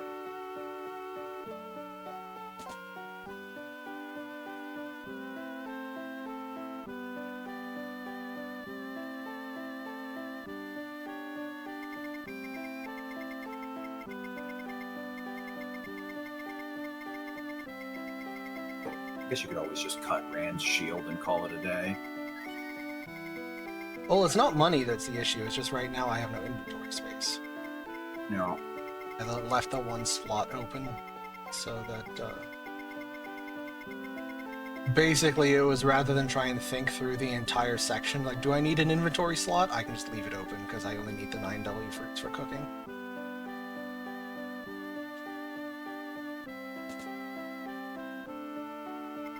Luckily, you already got the holy shield, so that's the only upgrade you would need anyway.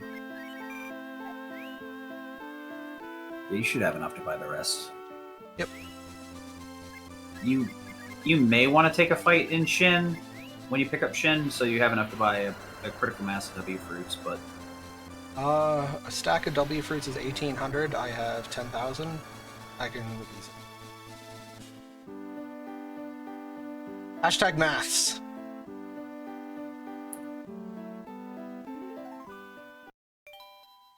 Well, between grabbing a couple extra life pills, because I think you're at 2, and help BLs. Oh, Just if I want extra life PLs and like late buy them infinity after stuff, Habaruku. yeah, I can buy them in Delogany. Yeah. I tend to like to grab them on at least a reasonable amount for the trip down as well, so that if Cat gets kicked out of Fusion, I have an option other than Prey. Nope. Ray strats.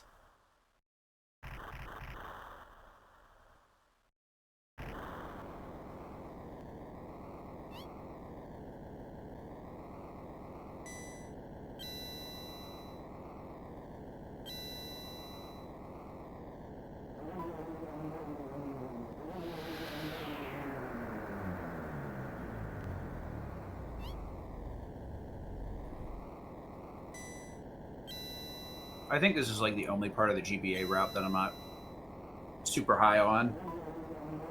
This last segment feels very pressured. It's like you don't have enough space or money to buy everything you need in an efficient manner. The Feels like inventory it- space is basically always an issue in categories where you need to cook a lot of biscuits.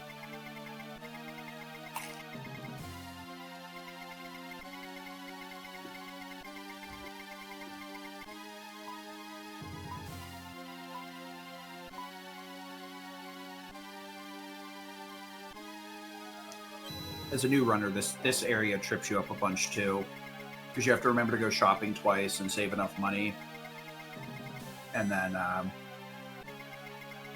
you really need to go down and buy like all your fighting items at the final rest stop rather than on the way down. It's Well, it's such an obtuse you trip. could buy them all here. The only reason I can't now is because I bought the extra holy shield for blue. Oops.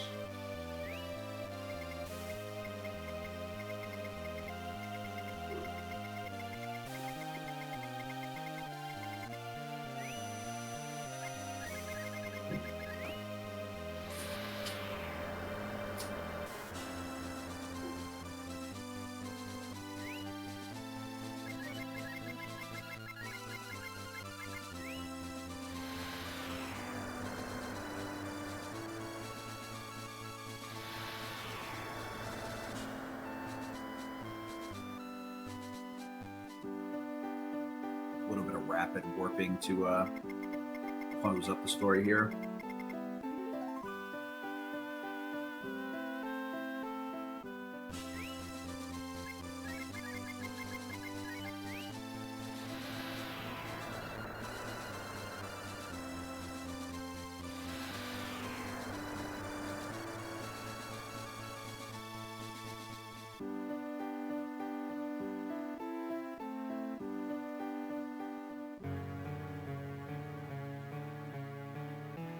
Good ending achieved.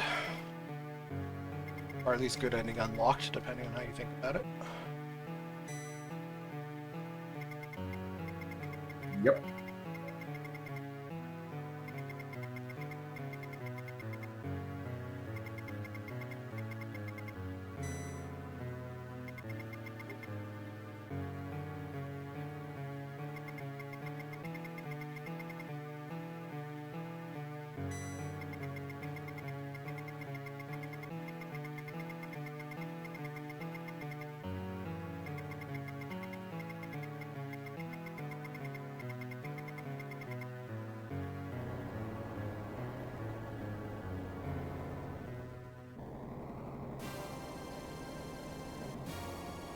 Now we get the township to replace our burb, and we will proceed to never use it.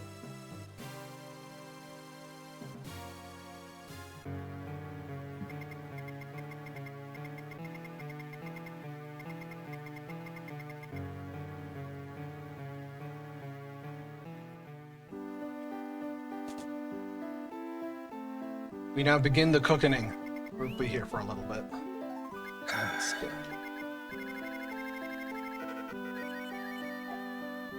Yeah, I'm gonna do the frisbees first. Why are all the inputs backward from Super Nintendo? So 4 frisbees equals a biscuit. A pair of wise fruit and a stamina, or a stamina and 2 wise fruit, will net you a chance at a wise ball. Every one of these cooks can fail or can duplicate. Or they can fail and duplicate at the same time, which is my favorite way to get really mad. Because the game does like to do that to me too. The annoying part is that even if he gives you charcoal, you can't just like leave the room and then come back. You have to pick it up and throw it away. You also have to pick up the dish here, which I mean is kind of self-evident, but the weird thing is if you try to pick up the dish too soon, you'll just talk to him and he'll be like, finish everything on your plate, and you're like, bruh, game, please function. Gotten pretty good with the cook so far. Thanks, Sid. Yeah, I can see into the Matrix. So yeah, a failed cook yields a charcoal, which does nothing for you. There are several other things you can cook, but the biscuits, wise balls, and in some categories, dinkers are the only things we're really interested in cooking.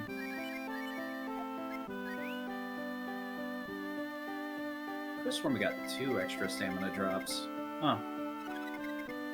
Yeah, I thought so too. I do not know what happened to the other one. Did we just not get the one in wise? Maybe you just forgot it. No, I in definitely Semaphore. picked it up. Huh. You may have done what I did and used it thinking it was a smoke. It's whatever. possible that I sold it when setting up for the Fire Rock buy. I mean, it's not like it's an issue. You have 1 more wise ball than you needed anyway. Really, all we're trying to do is hit the bare minimum of wise balls so that Blueberry is a static fight and we don't really have to engage with this nonsense at all. We don't really want to use dragons on the final boss because he can suck up our AP and just cut the damage down to nothing. And we can use the extra one on Habaruku, the 3rd to last boss, because he likes to spam extremely strong magic. So we want to wrap that fight up quickly as possible. And having an extra wise ball means we can just G-Dragon him 2 times in a row without having to fiddle around in between. It could be a bit quicker if we had extra fire rocks, but I think we're going to have to punch him a few times as well. So this is a very important part of the endgame strat. We're going to fuse Cat here. There are some fusions that a lot of people are aware of. One of the older Offler strats was fusing Nina instead and using Banish. And that would give you like a 50% chance of making the enemies flee or something like that. It was just abysmal. It was cool that it was possible, but not only that, but getting the shamans for Nina was just the worst. Meanwhile, cats are more or less borderline in the way, and you have to like try to not get them. Spoo you have to get as part of the story, and Shin is literally right there if you take a 1-minute detour. And then you get out of town quicker because you can use exit while you're in Infinity versus walking out. So it more or less breaks even.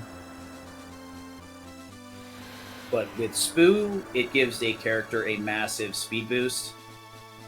And Shin allows Kat to actually fuse. So Spoo plus Shin gives her a massive speed boost to where she's going to be outspeeding pretty much all the enemies in the final dungeon. And that will allow us to actually have a consistent walk through the final dungeon. Otherwise, we'd be in a much tighter situation.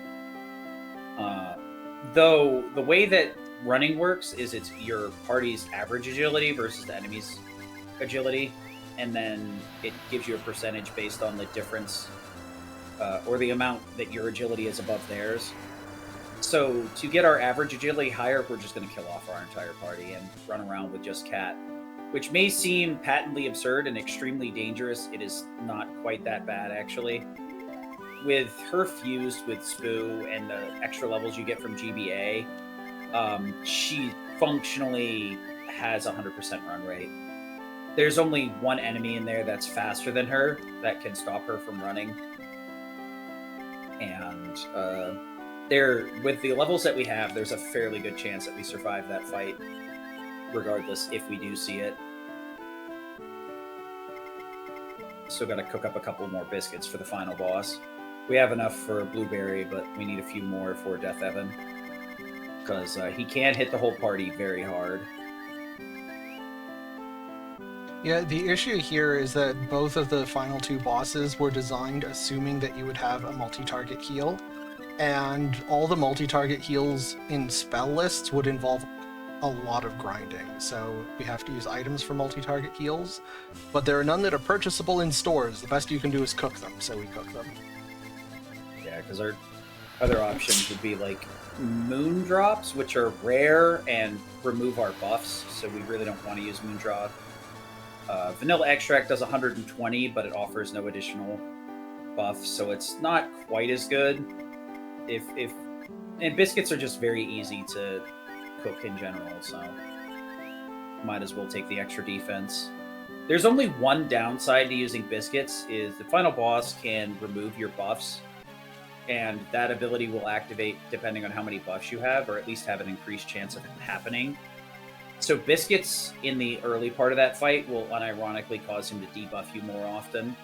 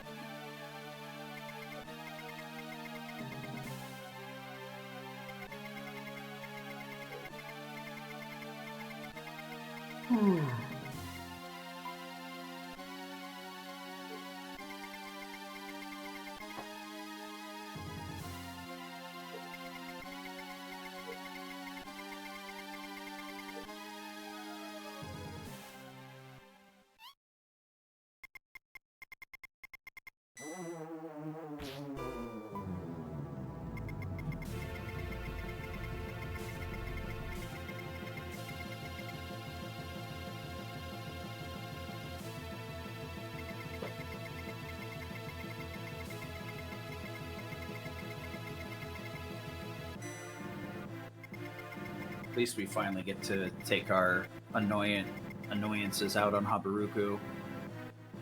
Clap this guy up.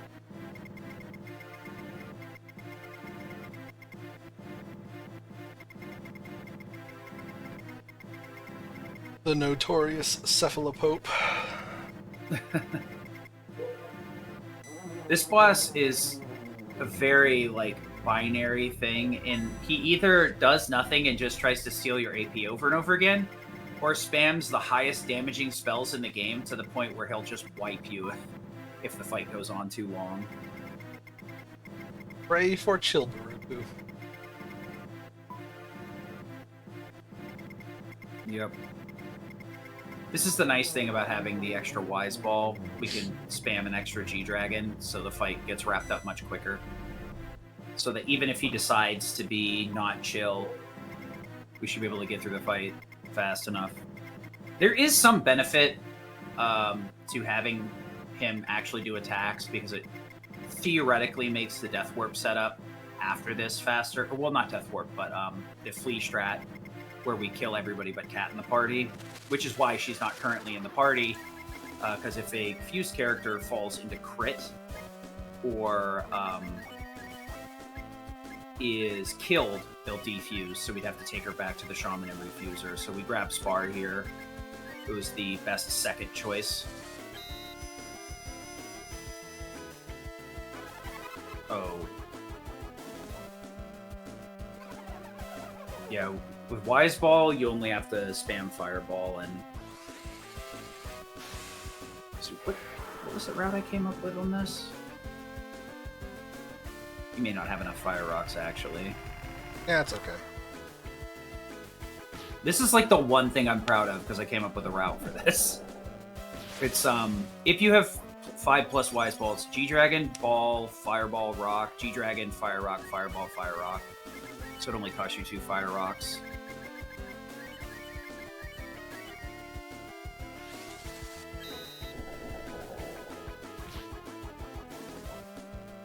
Normally you slowly roll this fight out by refilling with W fruits. Uh-oh, he unchilled. Alright, well, Or Ryu could just crit, that works too. he's in murder range now, so that's all that matters. So you'll notice that Ryu's HP is getting lower and lower here. This is part of the downside of W fruits. If you spam too many, or the enemy hits you with a strong enough spell while you've got a Wise Fruit buffer, you will kill Ryu, and you will not be happy about it. Blink, blink. I also love flashing lights. 17 HP is all you need. Boy, golly gee whiz, I do like having sight. Thanks, Habaruku. It's a good thing that you can't cast Missile unless you're in crit, or else we'd be spamming it ourselves. Alright. The Cephalopope was not chill, but he did help us set up our cat strat.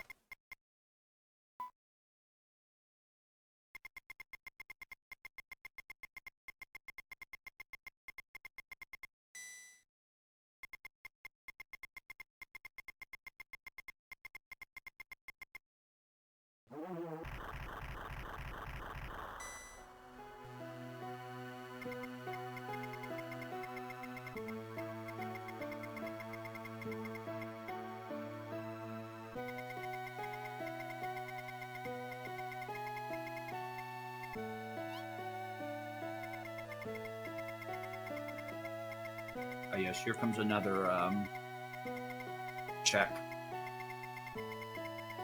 You gotta make sure to say defeat here so we can actually fight the final bosses. Or else the game just ends here.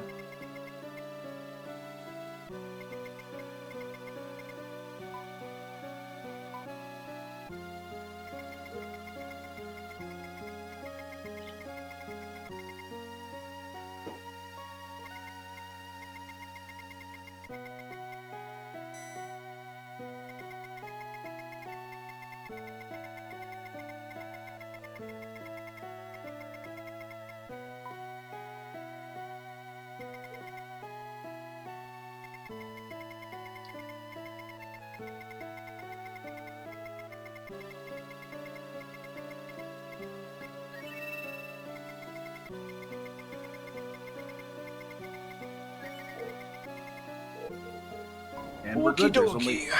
There's Set literally up. one more option that could lose us the game. Yep. You know, thinking about it, I don't know if I've seen any other speedrun where there's so many yes/no options that just ruin your run. And somehow the default option is always the wrong one. The menu boss is so strong, he demands you lose to him. No, it is not optional. You must lose here and now.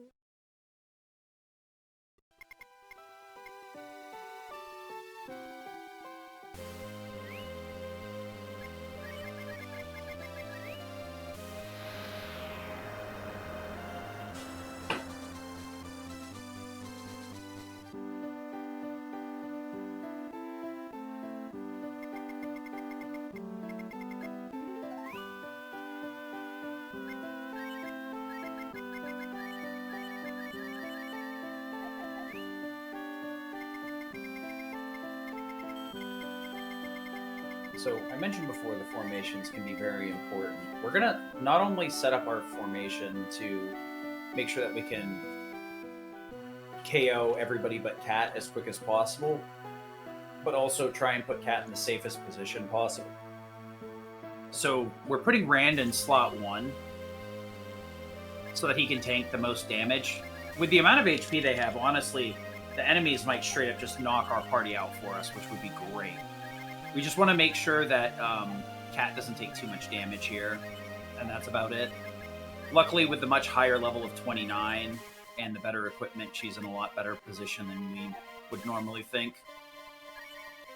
We can heal up a little bit here to make this safer. Yeah, I'm gonna heal Ryu to like half health. Yeah, once you get the attack up on Ryu, then you can clean up whoever's not. As long as we don't get, like, big hands or something here. Oh, that's good. Oh, that's fine.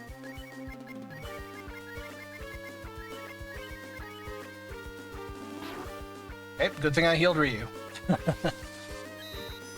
Ryu is the only person who can do an appreciable amount of damage to the party, since everybody has weak weapons. Cat, Rand, and Blue all literally have their starting weapons. The other thing, too, is they all have, like, endgame armor as well. Yeah. Okay. No, Ryu, calm down. Yeah. No, it's all good. There we go. So, Cat will probably get hit here, but Don't. she should be able to tank this just fine. And then, now that everybody's knocked out, our speed Hey, love is it. not high enough. Thank you, Ryu. Try again. So, now that everybody is knocked out, our speed is much higher than the enemies, and we hit 100%. Or pretty much 100% run rate.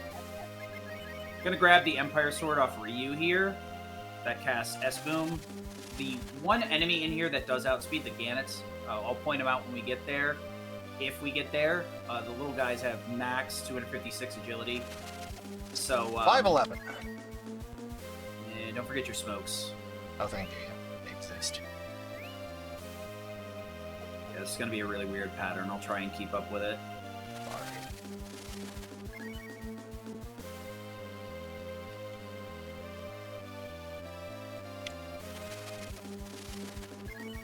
But yeah, pretty much every one of these we outspeed. There's a formula with your current speed versus your max speed. I think it's next floor. You gotta be in the small room. A couple steps down. I would go all the way bottom right corner. Oh, interesting. It's because the previous one was late, so skip one, do this one early. You'll be able to get a semblance of the right one once we get to the small rooms, because they kind of homogenize the smoke route.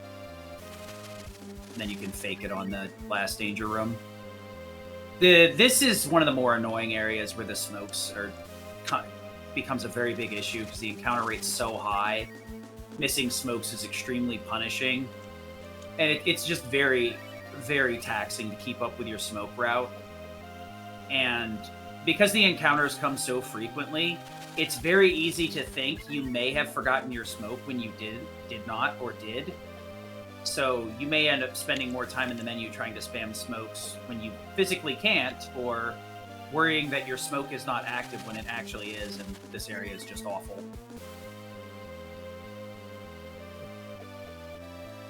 But yeah, learning the smoke route here is very rewarding, honestly. Especially these small rooms, because they're about, like, maybe 20 tiles max. So the first 7 steps into a smoke is super rewarding. SNES, you struggle to get through these small rooms with 2 encounters, honestly. GBA, it's very common you get through 1 to 0 encounters. Unfortunately, these rooms are the safest, so these are the ones you'd rather see the encounter in. This room sucks. This is the worst room in the game. Yeah, at least you know the path. Oh no! So, these are the ones we were talking about. The little eyeballs there are the Gannets. The big guy there is Big Daddy. We don't like Big Daddy. They can either attack up or attack. The S-Boom here will kill the Gannets, and Big Daddy will usually take a chunk out of you. Our but father, now Big Daddy, who art large, blue, and violent. and he also only has 1 agility. So now instead of the enemy's average having, near 200 agility, giving us minimum run chance, the small guys are gone. Now it's down to 1 versus 100 and something, I think. So the other thing too is our party being dead also offers an additional run chance buff because we're 70% or below our max total HP. I'm not quite sure if it scales like it's supposed to in GBA, but it's supposed to. Oh boy. This is the one nice thing about GBA though, like, It's on the That's- little guy rather than daddy, it's so still it could... worrying. It is still worrying. That's probably safe. I mean, as long as she survives, that's all we really care about, because I think we can fake it. Ooh. That's definitely That a point or was- two that was away tight. from dropping it. Yeah, once you enter crit, your fusion breaks, which is probably the biggest struggle. The fusions in general are an interesting mechanic, but they're implemented in kind of a... I mean, that works too. Yep. Lead off is a guaranteed run, so we'll just take it. Fusions are implemented in a way that's very frustrating. Cutscenes break fusions. Dying, going into crit will remove fusions, so it's very rare that you can use fusions in places where you want it. So, like, down here, almost everything breaks the fusion. It used to be that we'd huff it all the way down to Blueberry, do that fight, save at the statue behind Blueberry, death warp back up here, or warp back up here, rather. Use Infinity to get the MacGuffin so that we can fight the final boss, then death warp back down post Blueberry, and then do the final boss. Turns out it's on average at a little bit, if not a significant margin faster, to just walk down without the running strat. And it also affords us extra levels, especially in the GBA. It affords us quite a few extra levels because it's double the XP. That Blue can regularly hit level 39 by the end of the game. And with the Dinker plus level 39, she can outspeed the final boss with fast shoes.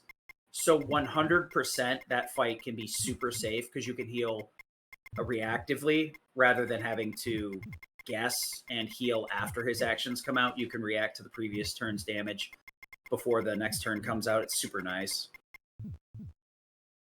I mean, Breath of Fire 1, the fusions and the dragon forms worked very differently versus this game. And I think they wanted to retool it. Like, none of these games really have they have the same shell, they have the same kind of gimmicks, but they all end up interacting differently. Of course, Charles would know more about that since he's done tasks on both of the games, 1 and 2, and 3. All I know is that my fist is about to interact with Death Evan's face. Yeah! Yeah, so Death Evan loves to steal your AP, so dragons are off the table. We're going back to Breath of Sword, boys. We are enacting extreme violence. Honestly, I think in general the game is just very good. The fact that none of the games are super consistent leads to each one of it having its own like taste and texture, if you know what I mean, to where they're all individual experiences and it doesn't feel like some sort of just slight incrementation on the same idea every time. Versus like original Final Fantasy where like 1, 2, and 3 and 4 kind of felt like incrementation. Minus 2, because 2 was kind of like a drastic departure, but they do feel like a little bit of an improvement. Where Breath of Fire 1 through 5, 3 and 4 I think are the only 2 where I'd kind of put them in the same basket, that they're similar enough.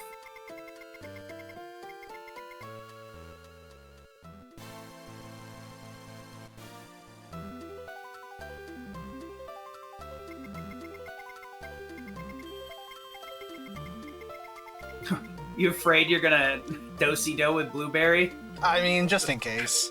It's a marathon. We're Fair. plus 23 minutes on the world record. Who's actually that excited to save 5 seconds? I mean, you got yeah, because you could get carmed too. That's sure. So luckily Habaruku gave us a nice stack of cash, so we can top off down here. You have enough smokes, right? Yep. Because like I can usually go 9 and then I buy another stack while I'm down here. You don't need the full 9, but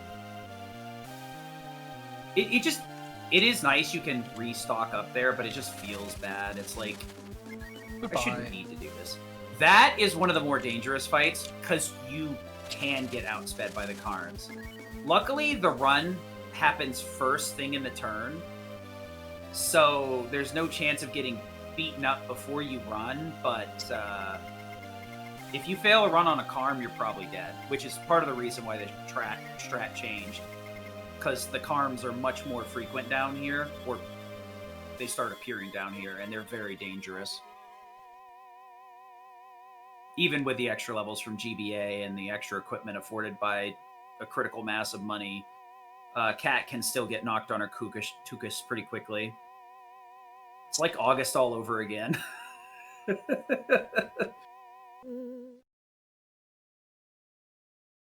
To be clear, if the Death Warp strat were faster, I would still use it. Even though there is an increased risk of death by Karm, I'm just not a coward. But, just walk rather than death warping is both faster on average and faster in the best case. So, like, why not? I know one of the other points that you liked about it was that it makes the game flow a lot better, like it's intended to. Yes, versus, doing like, Barberry and then doing this 5-minute cutscene here, it kind of killed the momentum. Yeah. But the reduced risk of Karm, I mean, it's not even really a reduced risk of Karm, it's just that rather than risking your cat strat, you're risking just random time loss because Karms are slow. Yeah, it's just taking slow Karm fights. The 60 you can survive it. Yeah, the 604 world record for any percent lost 3 minutes on the next split, and it was just because I fought nothing but Karms the entire way down. Yeah, I think you legit had 5 or 6, and I'm not even being hyperbolic. It was Yeah, no, wild. it actually was oops all Karms. Yeah, no, I'm excited to get more runs of this in. Every time I watch a run of this finish, I'm like, I want to be at this part of the game.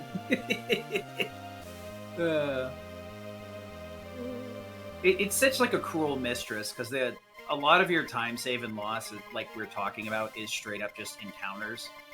Early on, it's your execution, and you need to like wrap your head around enemy encounters and know what button to hit when. But then you get to a certain point where I'm not there yet, but I'm getting closer to there, where like, yeah, you just lose 30 minutes some days and there ain't nothing you can do about it.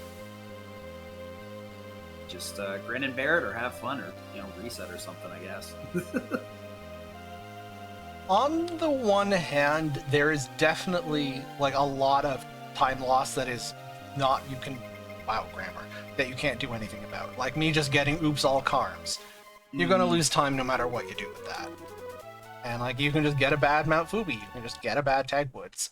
That said, I'm reasonably comfortable that I'm not being too full of myself to say that I think I'm the best Breath of Fire 2 speedrunner, and I still make a ton of mistakes. Yeah. So like, yeah, you can't optimize your way out of bad RNG, but you can always optimize. You make so many choices in this game, and you can optimize so many little things. Like in which order do your characters attack each other when death warping? It's a tiny little thing. It only makes a few seconds of difference, but if you optimize it can make a minute difference if you let Cat or Reeve stay up and you have to get into another fight. That's the nice thing about the game, is it has a lot of room for skill expression. And even though I'm like being super hyperbolic about like the enemy encounters just losing you a ton of time, it usually is even in the wash. As long as you're not too focused on being like plus or minus 5, you'll be all right. The improvement from the 612 to the 604 was mostly not me getting luckier, it was mostly me playing better. Mm-hmm.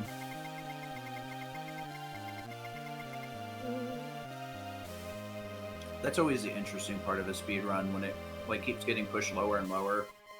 You feel like you had a good run, and then you go do another one and you have an even better one, and you're like, how?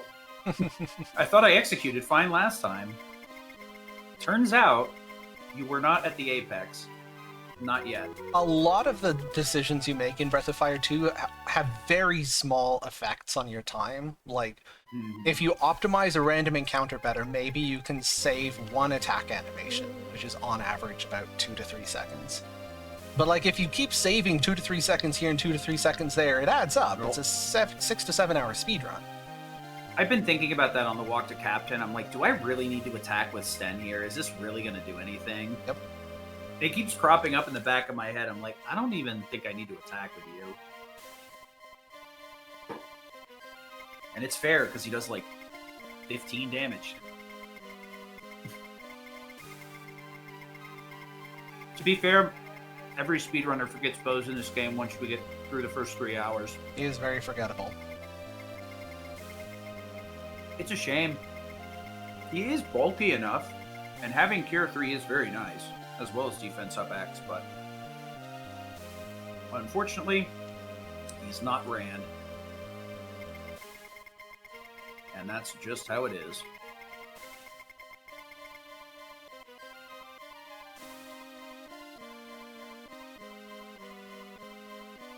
Though he does have the twin bow, but he doesn't have the natural stats to make it worth it.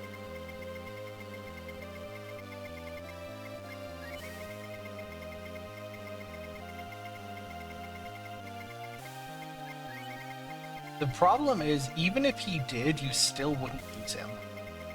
Yeah.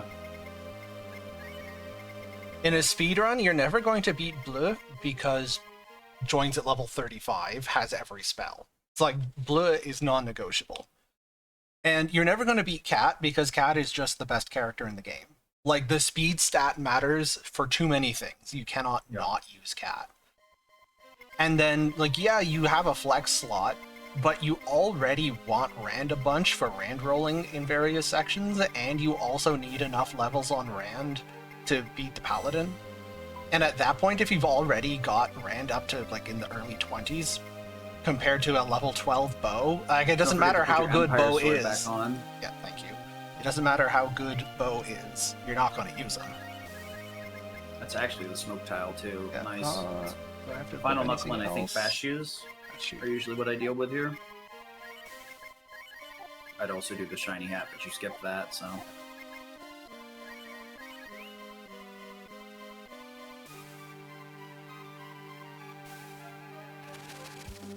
This last dungeon is. Goodbye.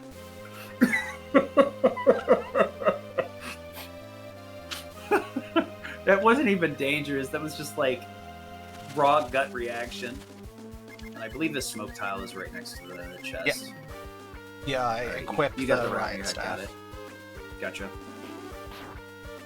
So some of the fire rocks and ice chunks can be used in this segment to get through some of these fights quicker rather than using a dragon.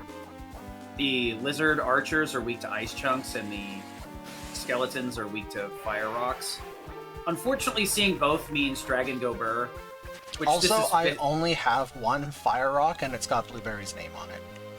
Absolutely. That's the struggle with taking a bat to the back of the head on the way to picking up Blue.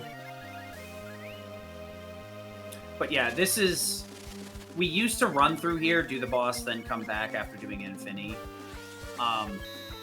I call this the swag walk, because it's basically, you know, we're just like swagging on the enemies last minute. Yeah, I've got a dragon and I can travel. Luckily, a lot of these enemies have specific weaknesses and stuff, so that we don't have to straight up dragon everybody. But we do have to be mindful of the... Excuse me. Calm down, good sir. No. All right. I didn't realize those were tap dancing shoes we put on him, but okay. Honestly, the enemies down here are incredibly dangerous. Those little guys are literally why we do this, because they would be able to, if Cat didn't get a clean run off, Cat would be dead there 100%. That crit probably would have pushed her out of fusion, if not kill her. It's by the wall over here on the left. It's like 1 or 2 more tiles down, I think. Nope. Close enough. It depends on your like smoke route, you know. You can use an attack up here, get full damage. Ugh.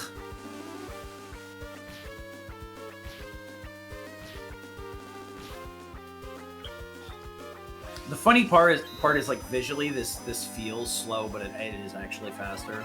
Well, it also preserves 3 W fruits, which is not a totally negligible consideration.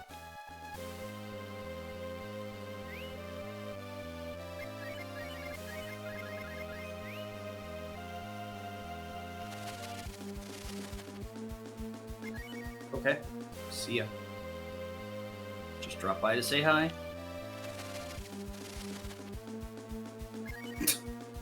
Okay.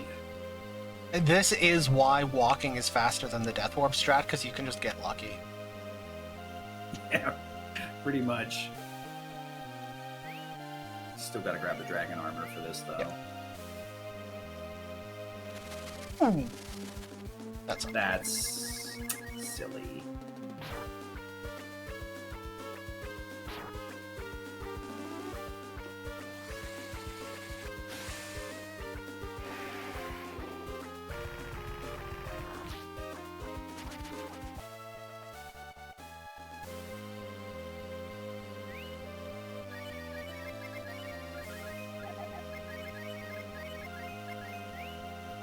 Yeah, it's a bit annoying because we could have walked on that warp tile to reset our encounters. Okay, last fight. Conveniently, these idiots are slow, so you outspeed them with the dragon.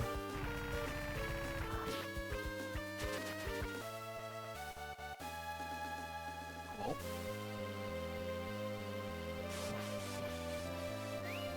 Hey, dragon armor. 93. Good. Lots.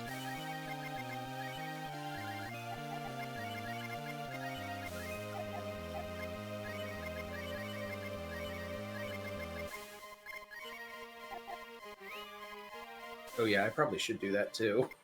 That'd be a heck of a lot easier than digging around for that thing every time. Where'd I put them wise balls?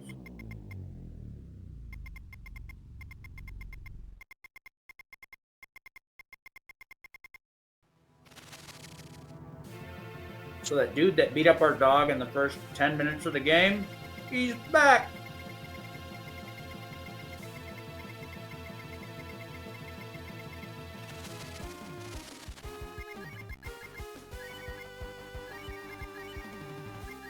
We do, however,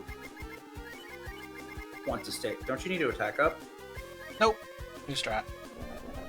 Oh. Oh. I didn't realize you were going with a new strat here, too.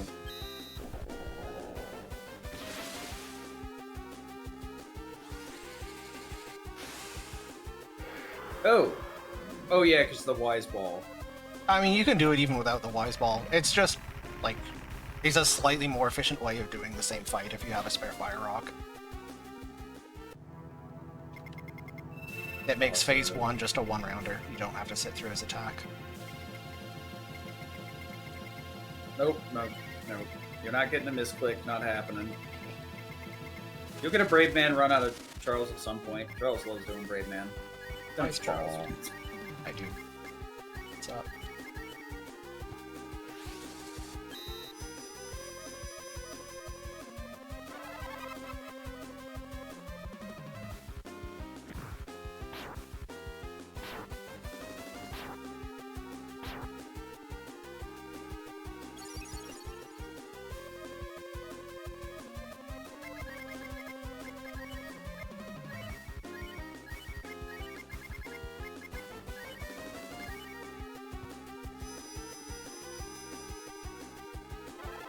Hey, So the, Blink, glad you could make it. Blink just got up as we're about ready to go to bed. No kidding. So yeah, we're gonna switch over to G-Dragon here because it does 999 per shot. Well, Barbary having 5k, we need to get through his HP as fast as possible, and as you can tell, he hits like a truck, so we really don't have time to sit around here and play games. Some of these turns, we can avoid using a biscuit depending on how things go, if we get a couple of dodges out, but for the most part, we're just going to be spamming biscuits every other turn, along with a wise BL to restore, reuse AP, so we can spam G-Dragons. The funny thing is, we really don't want to attack with anything else, the Fire Rocks or whatever we did the first turn, but because of the way that the math works out here, a Stiff Breeze will kill Barbary once we finish up our round of Gold Dragons. So just about anything can kill, but we want to make sure we do it at the very end, either with a spell so he can't counter, or make sure that the physical lands after Ryu attacks. So like you could punch with Rand if you really felt like being goofy about it. Easiest just to do bomb with blue. Yeah, that's the correct. That is objectively the correct strat because it's quicker spell, less dangerous, and it's guaranteed kill. But the reason I specify like you want to attack after Ryu, because like if you attack with Kat, she can get countered and knocked the heck out, and then she's missing out on the EXP. It's not a huge deal, but it does feel bad if you drag her through the whole fight and then let her get killed because you're trying to be cute. But luckily, the swag walk down here gets you so much EXP that your characters are at a very good level for the final fight. Honestly, this level of survivability is absurd.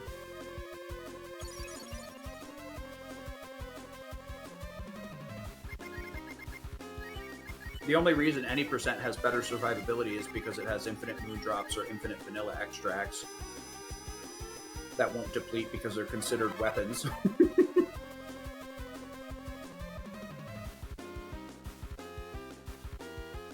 If things stall out, a GBA run can die pretty easily, though.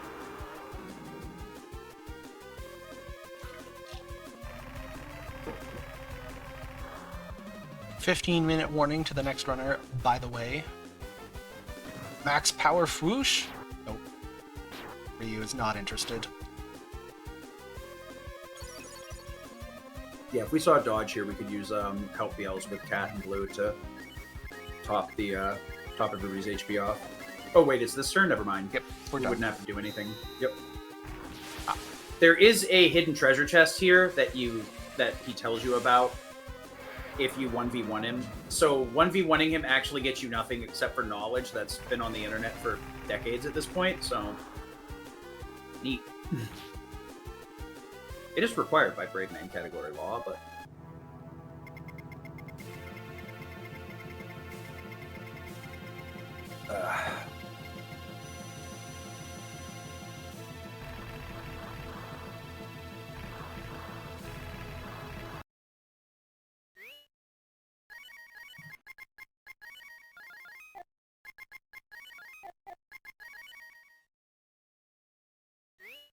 If I have anything special to do, the fast shoot can stay where it is.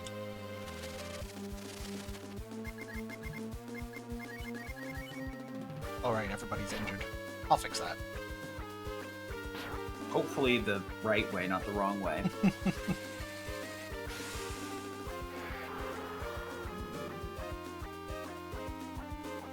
Oh, right, when I get to the door, I give the fast shoot back to blue. That's important.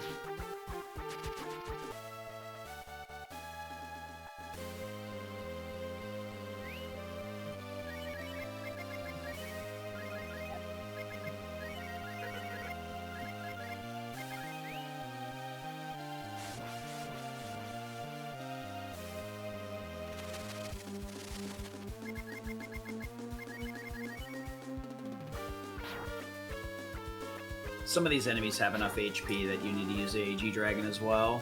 This guy in particular, you can also do Thunder Dragon plus probably an attack from Cat, but like, Yeah. it's G-Dragon. Enjoy the Swag Dragon while we can. Yeah, this will be like one of the last ones we fire off. Too high risk on the final boss fight, because he has the move called Be God's Power, which will siphon 60 HP from each character and then a percent of AP, I believe. per That's use. not really the main problem. The main problem is just, like, cooking more wise balls would be slow. So it's not a bad idea to burn a 6th or more wise ball here if you have it then. Yeah, if you have it, you can go for it. The thing, like, Wise Ball plus G-Dragon versus just regular attack is not a substantial improvement, and it takes a long time to get extra Wise Balls once you've cooked any stamina drops. Like, the cooking path to get Wise Balls without starting with a free stamina is very slow. Gotcha. But if you just magically came in here with a stack of 10 Wise Balls, you'd probably use them. Honestly, the most confusing part about B-God's power is if you're trying to count the damage on the boss so that you know when to hit the gas to the floor, because he has 2 phases as well. It's 10k. He'll split phase at 5,000. He in the first phase he can start removing your buffs over and over again, and has more tendency the more buffs you have active, and then switches into a more offensive in the back 5. But yeah, knowing when to like put the gas to the floor is important. But getting that like 240 HP back will screw with you every time. So I forgot to add it into the math until I was like, wait a minute, he actually recovers that HP. Oops.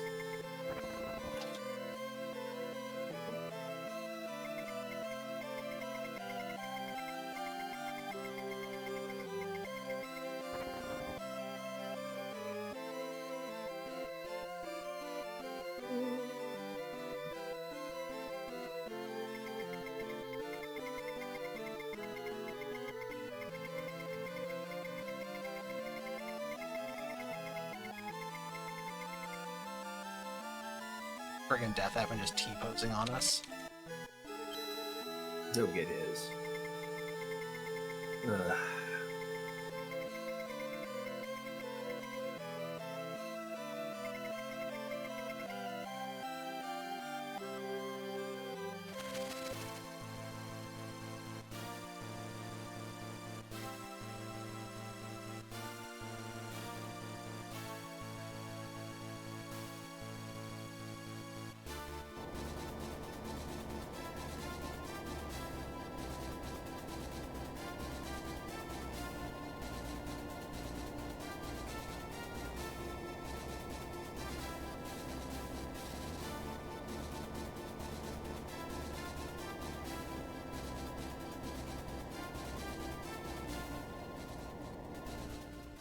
Wildly appropriate running emote. Love it.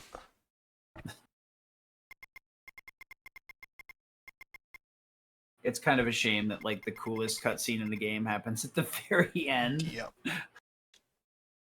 I played 7 hours for this. This exclusively.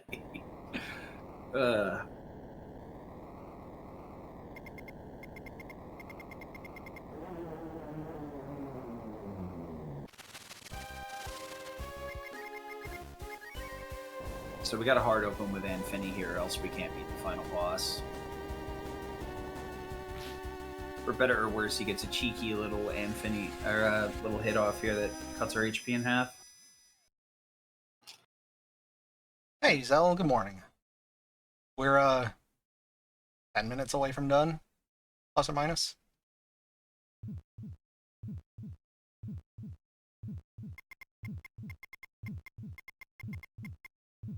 Sliding in comfortably under estimate, because my estimate assumed that I was a gigantic generational baddie. I mean, it is a glitchless category, even though we have about the most substantial gutter rails you could possibly have. Yep. You can still manage to get it in the other lane's gutter.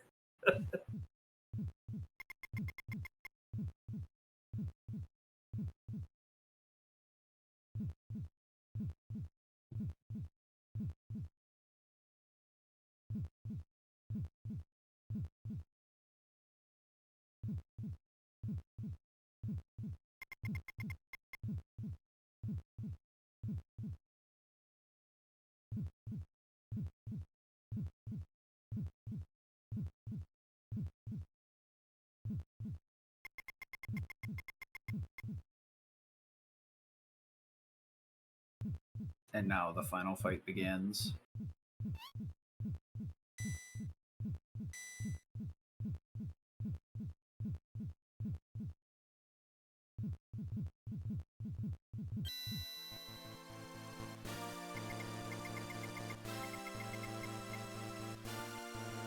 So, like, the only upgrade we could have that we don't in GBA is the Meow Staff, which is just a lucky drop off the Carms. Honestly, like, any drops off of enemies are not really impactful nor accounted for because there's so few and far in between. Some of them worth nothing, some of them worth a ton. Start with a G-Dragon here, fire off for that free 999 damage. Heal up Ryu to account for the single target hit he's about to take here, but he usually takes. And then attack up Cat here so we can start applying pressure. Oh! That's not the Boulder worst. douche. So you'll see why I was saying the G-Dragon can be frustrating here. Because we're not going to hit 999. We'll get like 500, 600 damage out of it, I think. Which is better than a sharp stick in the eye, but it's a bit frustrating. At least he did at the beginning. I don't think he can go over his HP cap. No.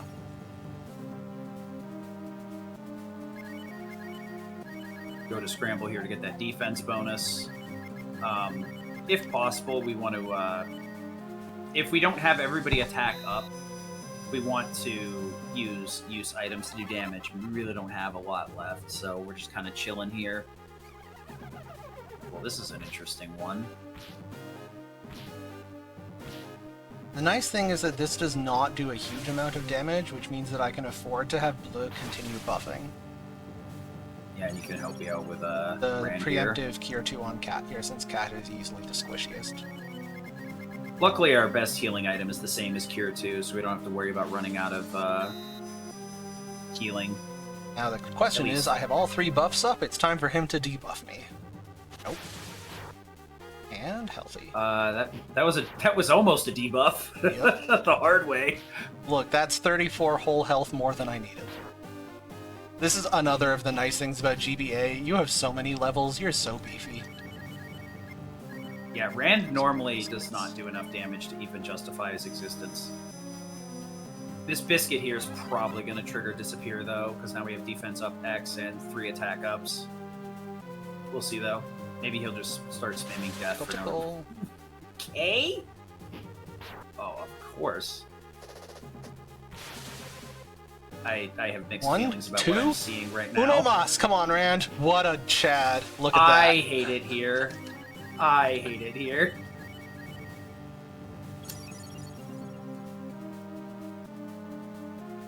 There's the debuff. Nah. Yeah, so that's the downside of using the Biscuit. Adding the defense up X does make it so we take less damage, but it drastically increases the chances that Disappear comes. But we do have to use it to heal up the whole party. We really don't have an option.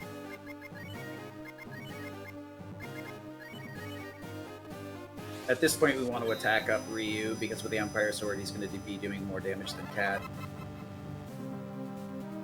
And then Cat second. Dick move. Ha! Get punished!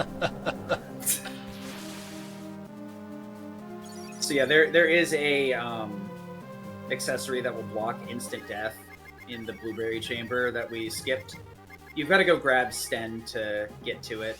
It's quite Because inefficient to pick it up. Yeah, you pay Yeah. over a minute for it.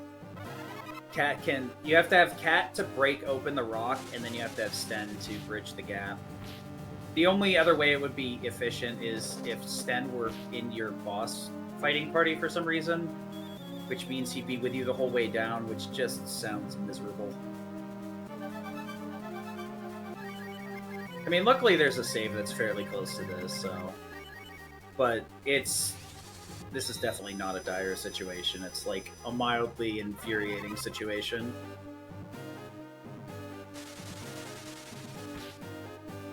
Probably gonna kill Cat. Oh, it's definitely killing Cat. Yeah. The play that turn is just gambling on the fact that Cold Breath a second time is pretty unlikely. And we really do want the attack up on Ryu. But yes, this is the punish.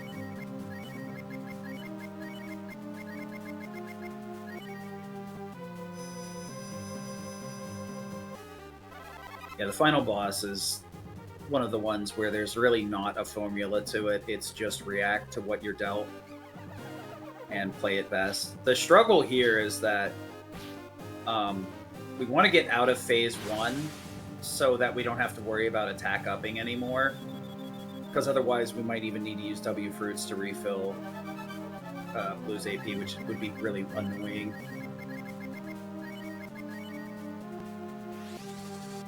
But we are pretty close. I think we're like 3k in. Should have been doing the math. He's 3k. Oh, he never is mind. in phase Yep. 2. You're off by approximately double. This is why I have the calculator out every time.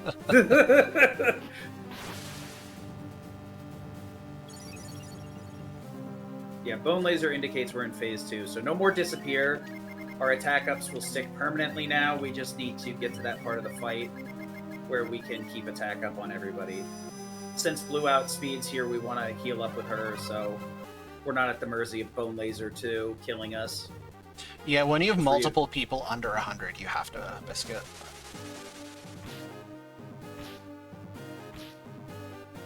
So now that we have the defense up X, we have a little bit more of a threshold here.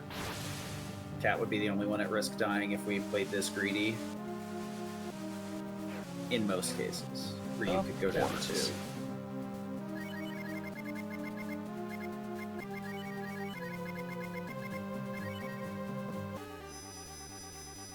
The problem is here we would like to help BL Cat, but 131 on Ryu is just in Bone Laser range. Yeah. Okay, he would have survived, but it can do 131. I mean, especially with the final boss fight, you've got to... Unless you're in a dire strait, it's... Yeah, no reason to play risky. You when you're, assume...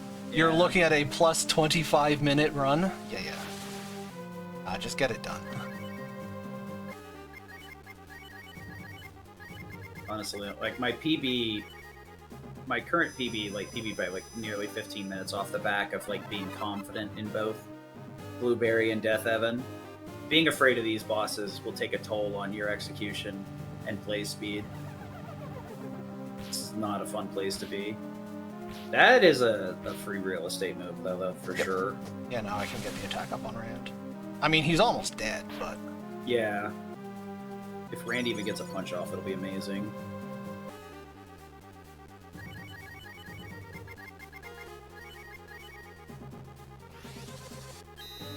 The funny thing is, Rand, like, absolutely mauls this fight in any percent, because he has the double-hitting Moondrop, which has a really high base attack and 2 hits, so he ends up hitting for, like, 600-something a turn minimum between the 2 hits, closer to, like, 1,000. It's wild how much he can do.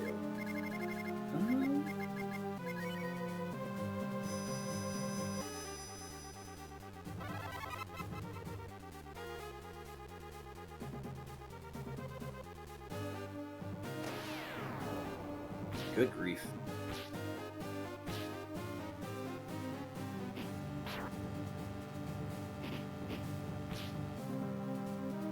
There we go. Yep. GG. Casual 645. That's a totally good time, right? As Cat assumes the position yet again. Oh, yeah. Cat makes an excellent throw rug, as usual. Alright. Your awful marathon run still beat my PB. That's the important thing. I got the sub-Sid. Sub-Sid. Dignity maintained. The threshold. Alright. Thanks so much, everyone, for watching. What have we got coming up blast. next on the schedule? That's a good question.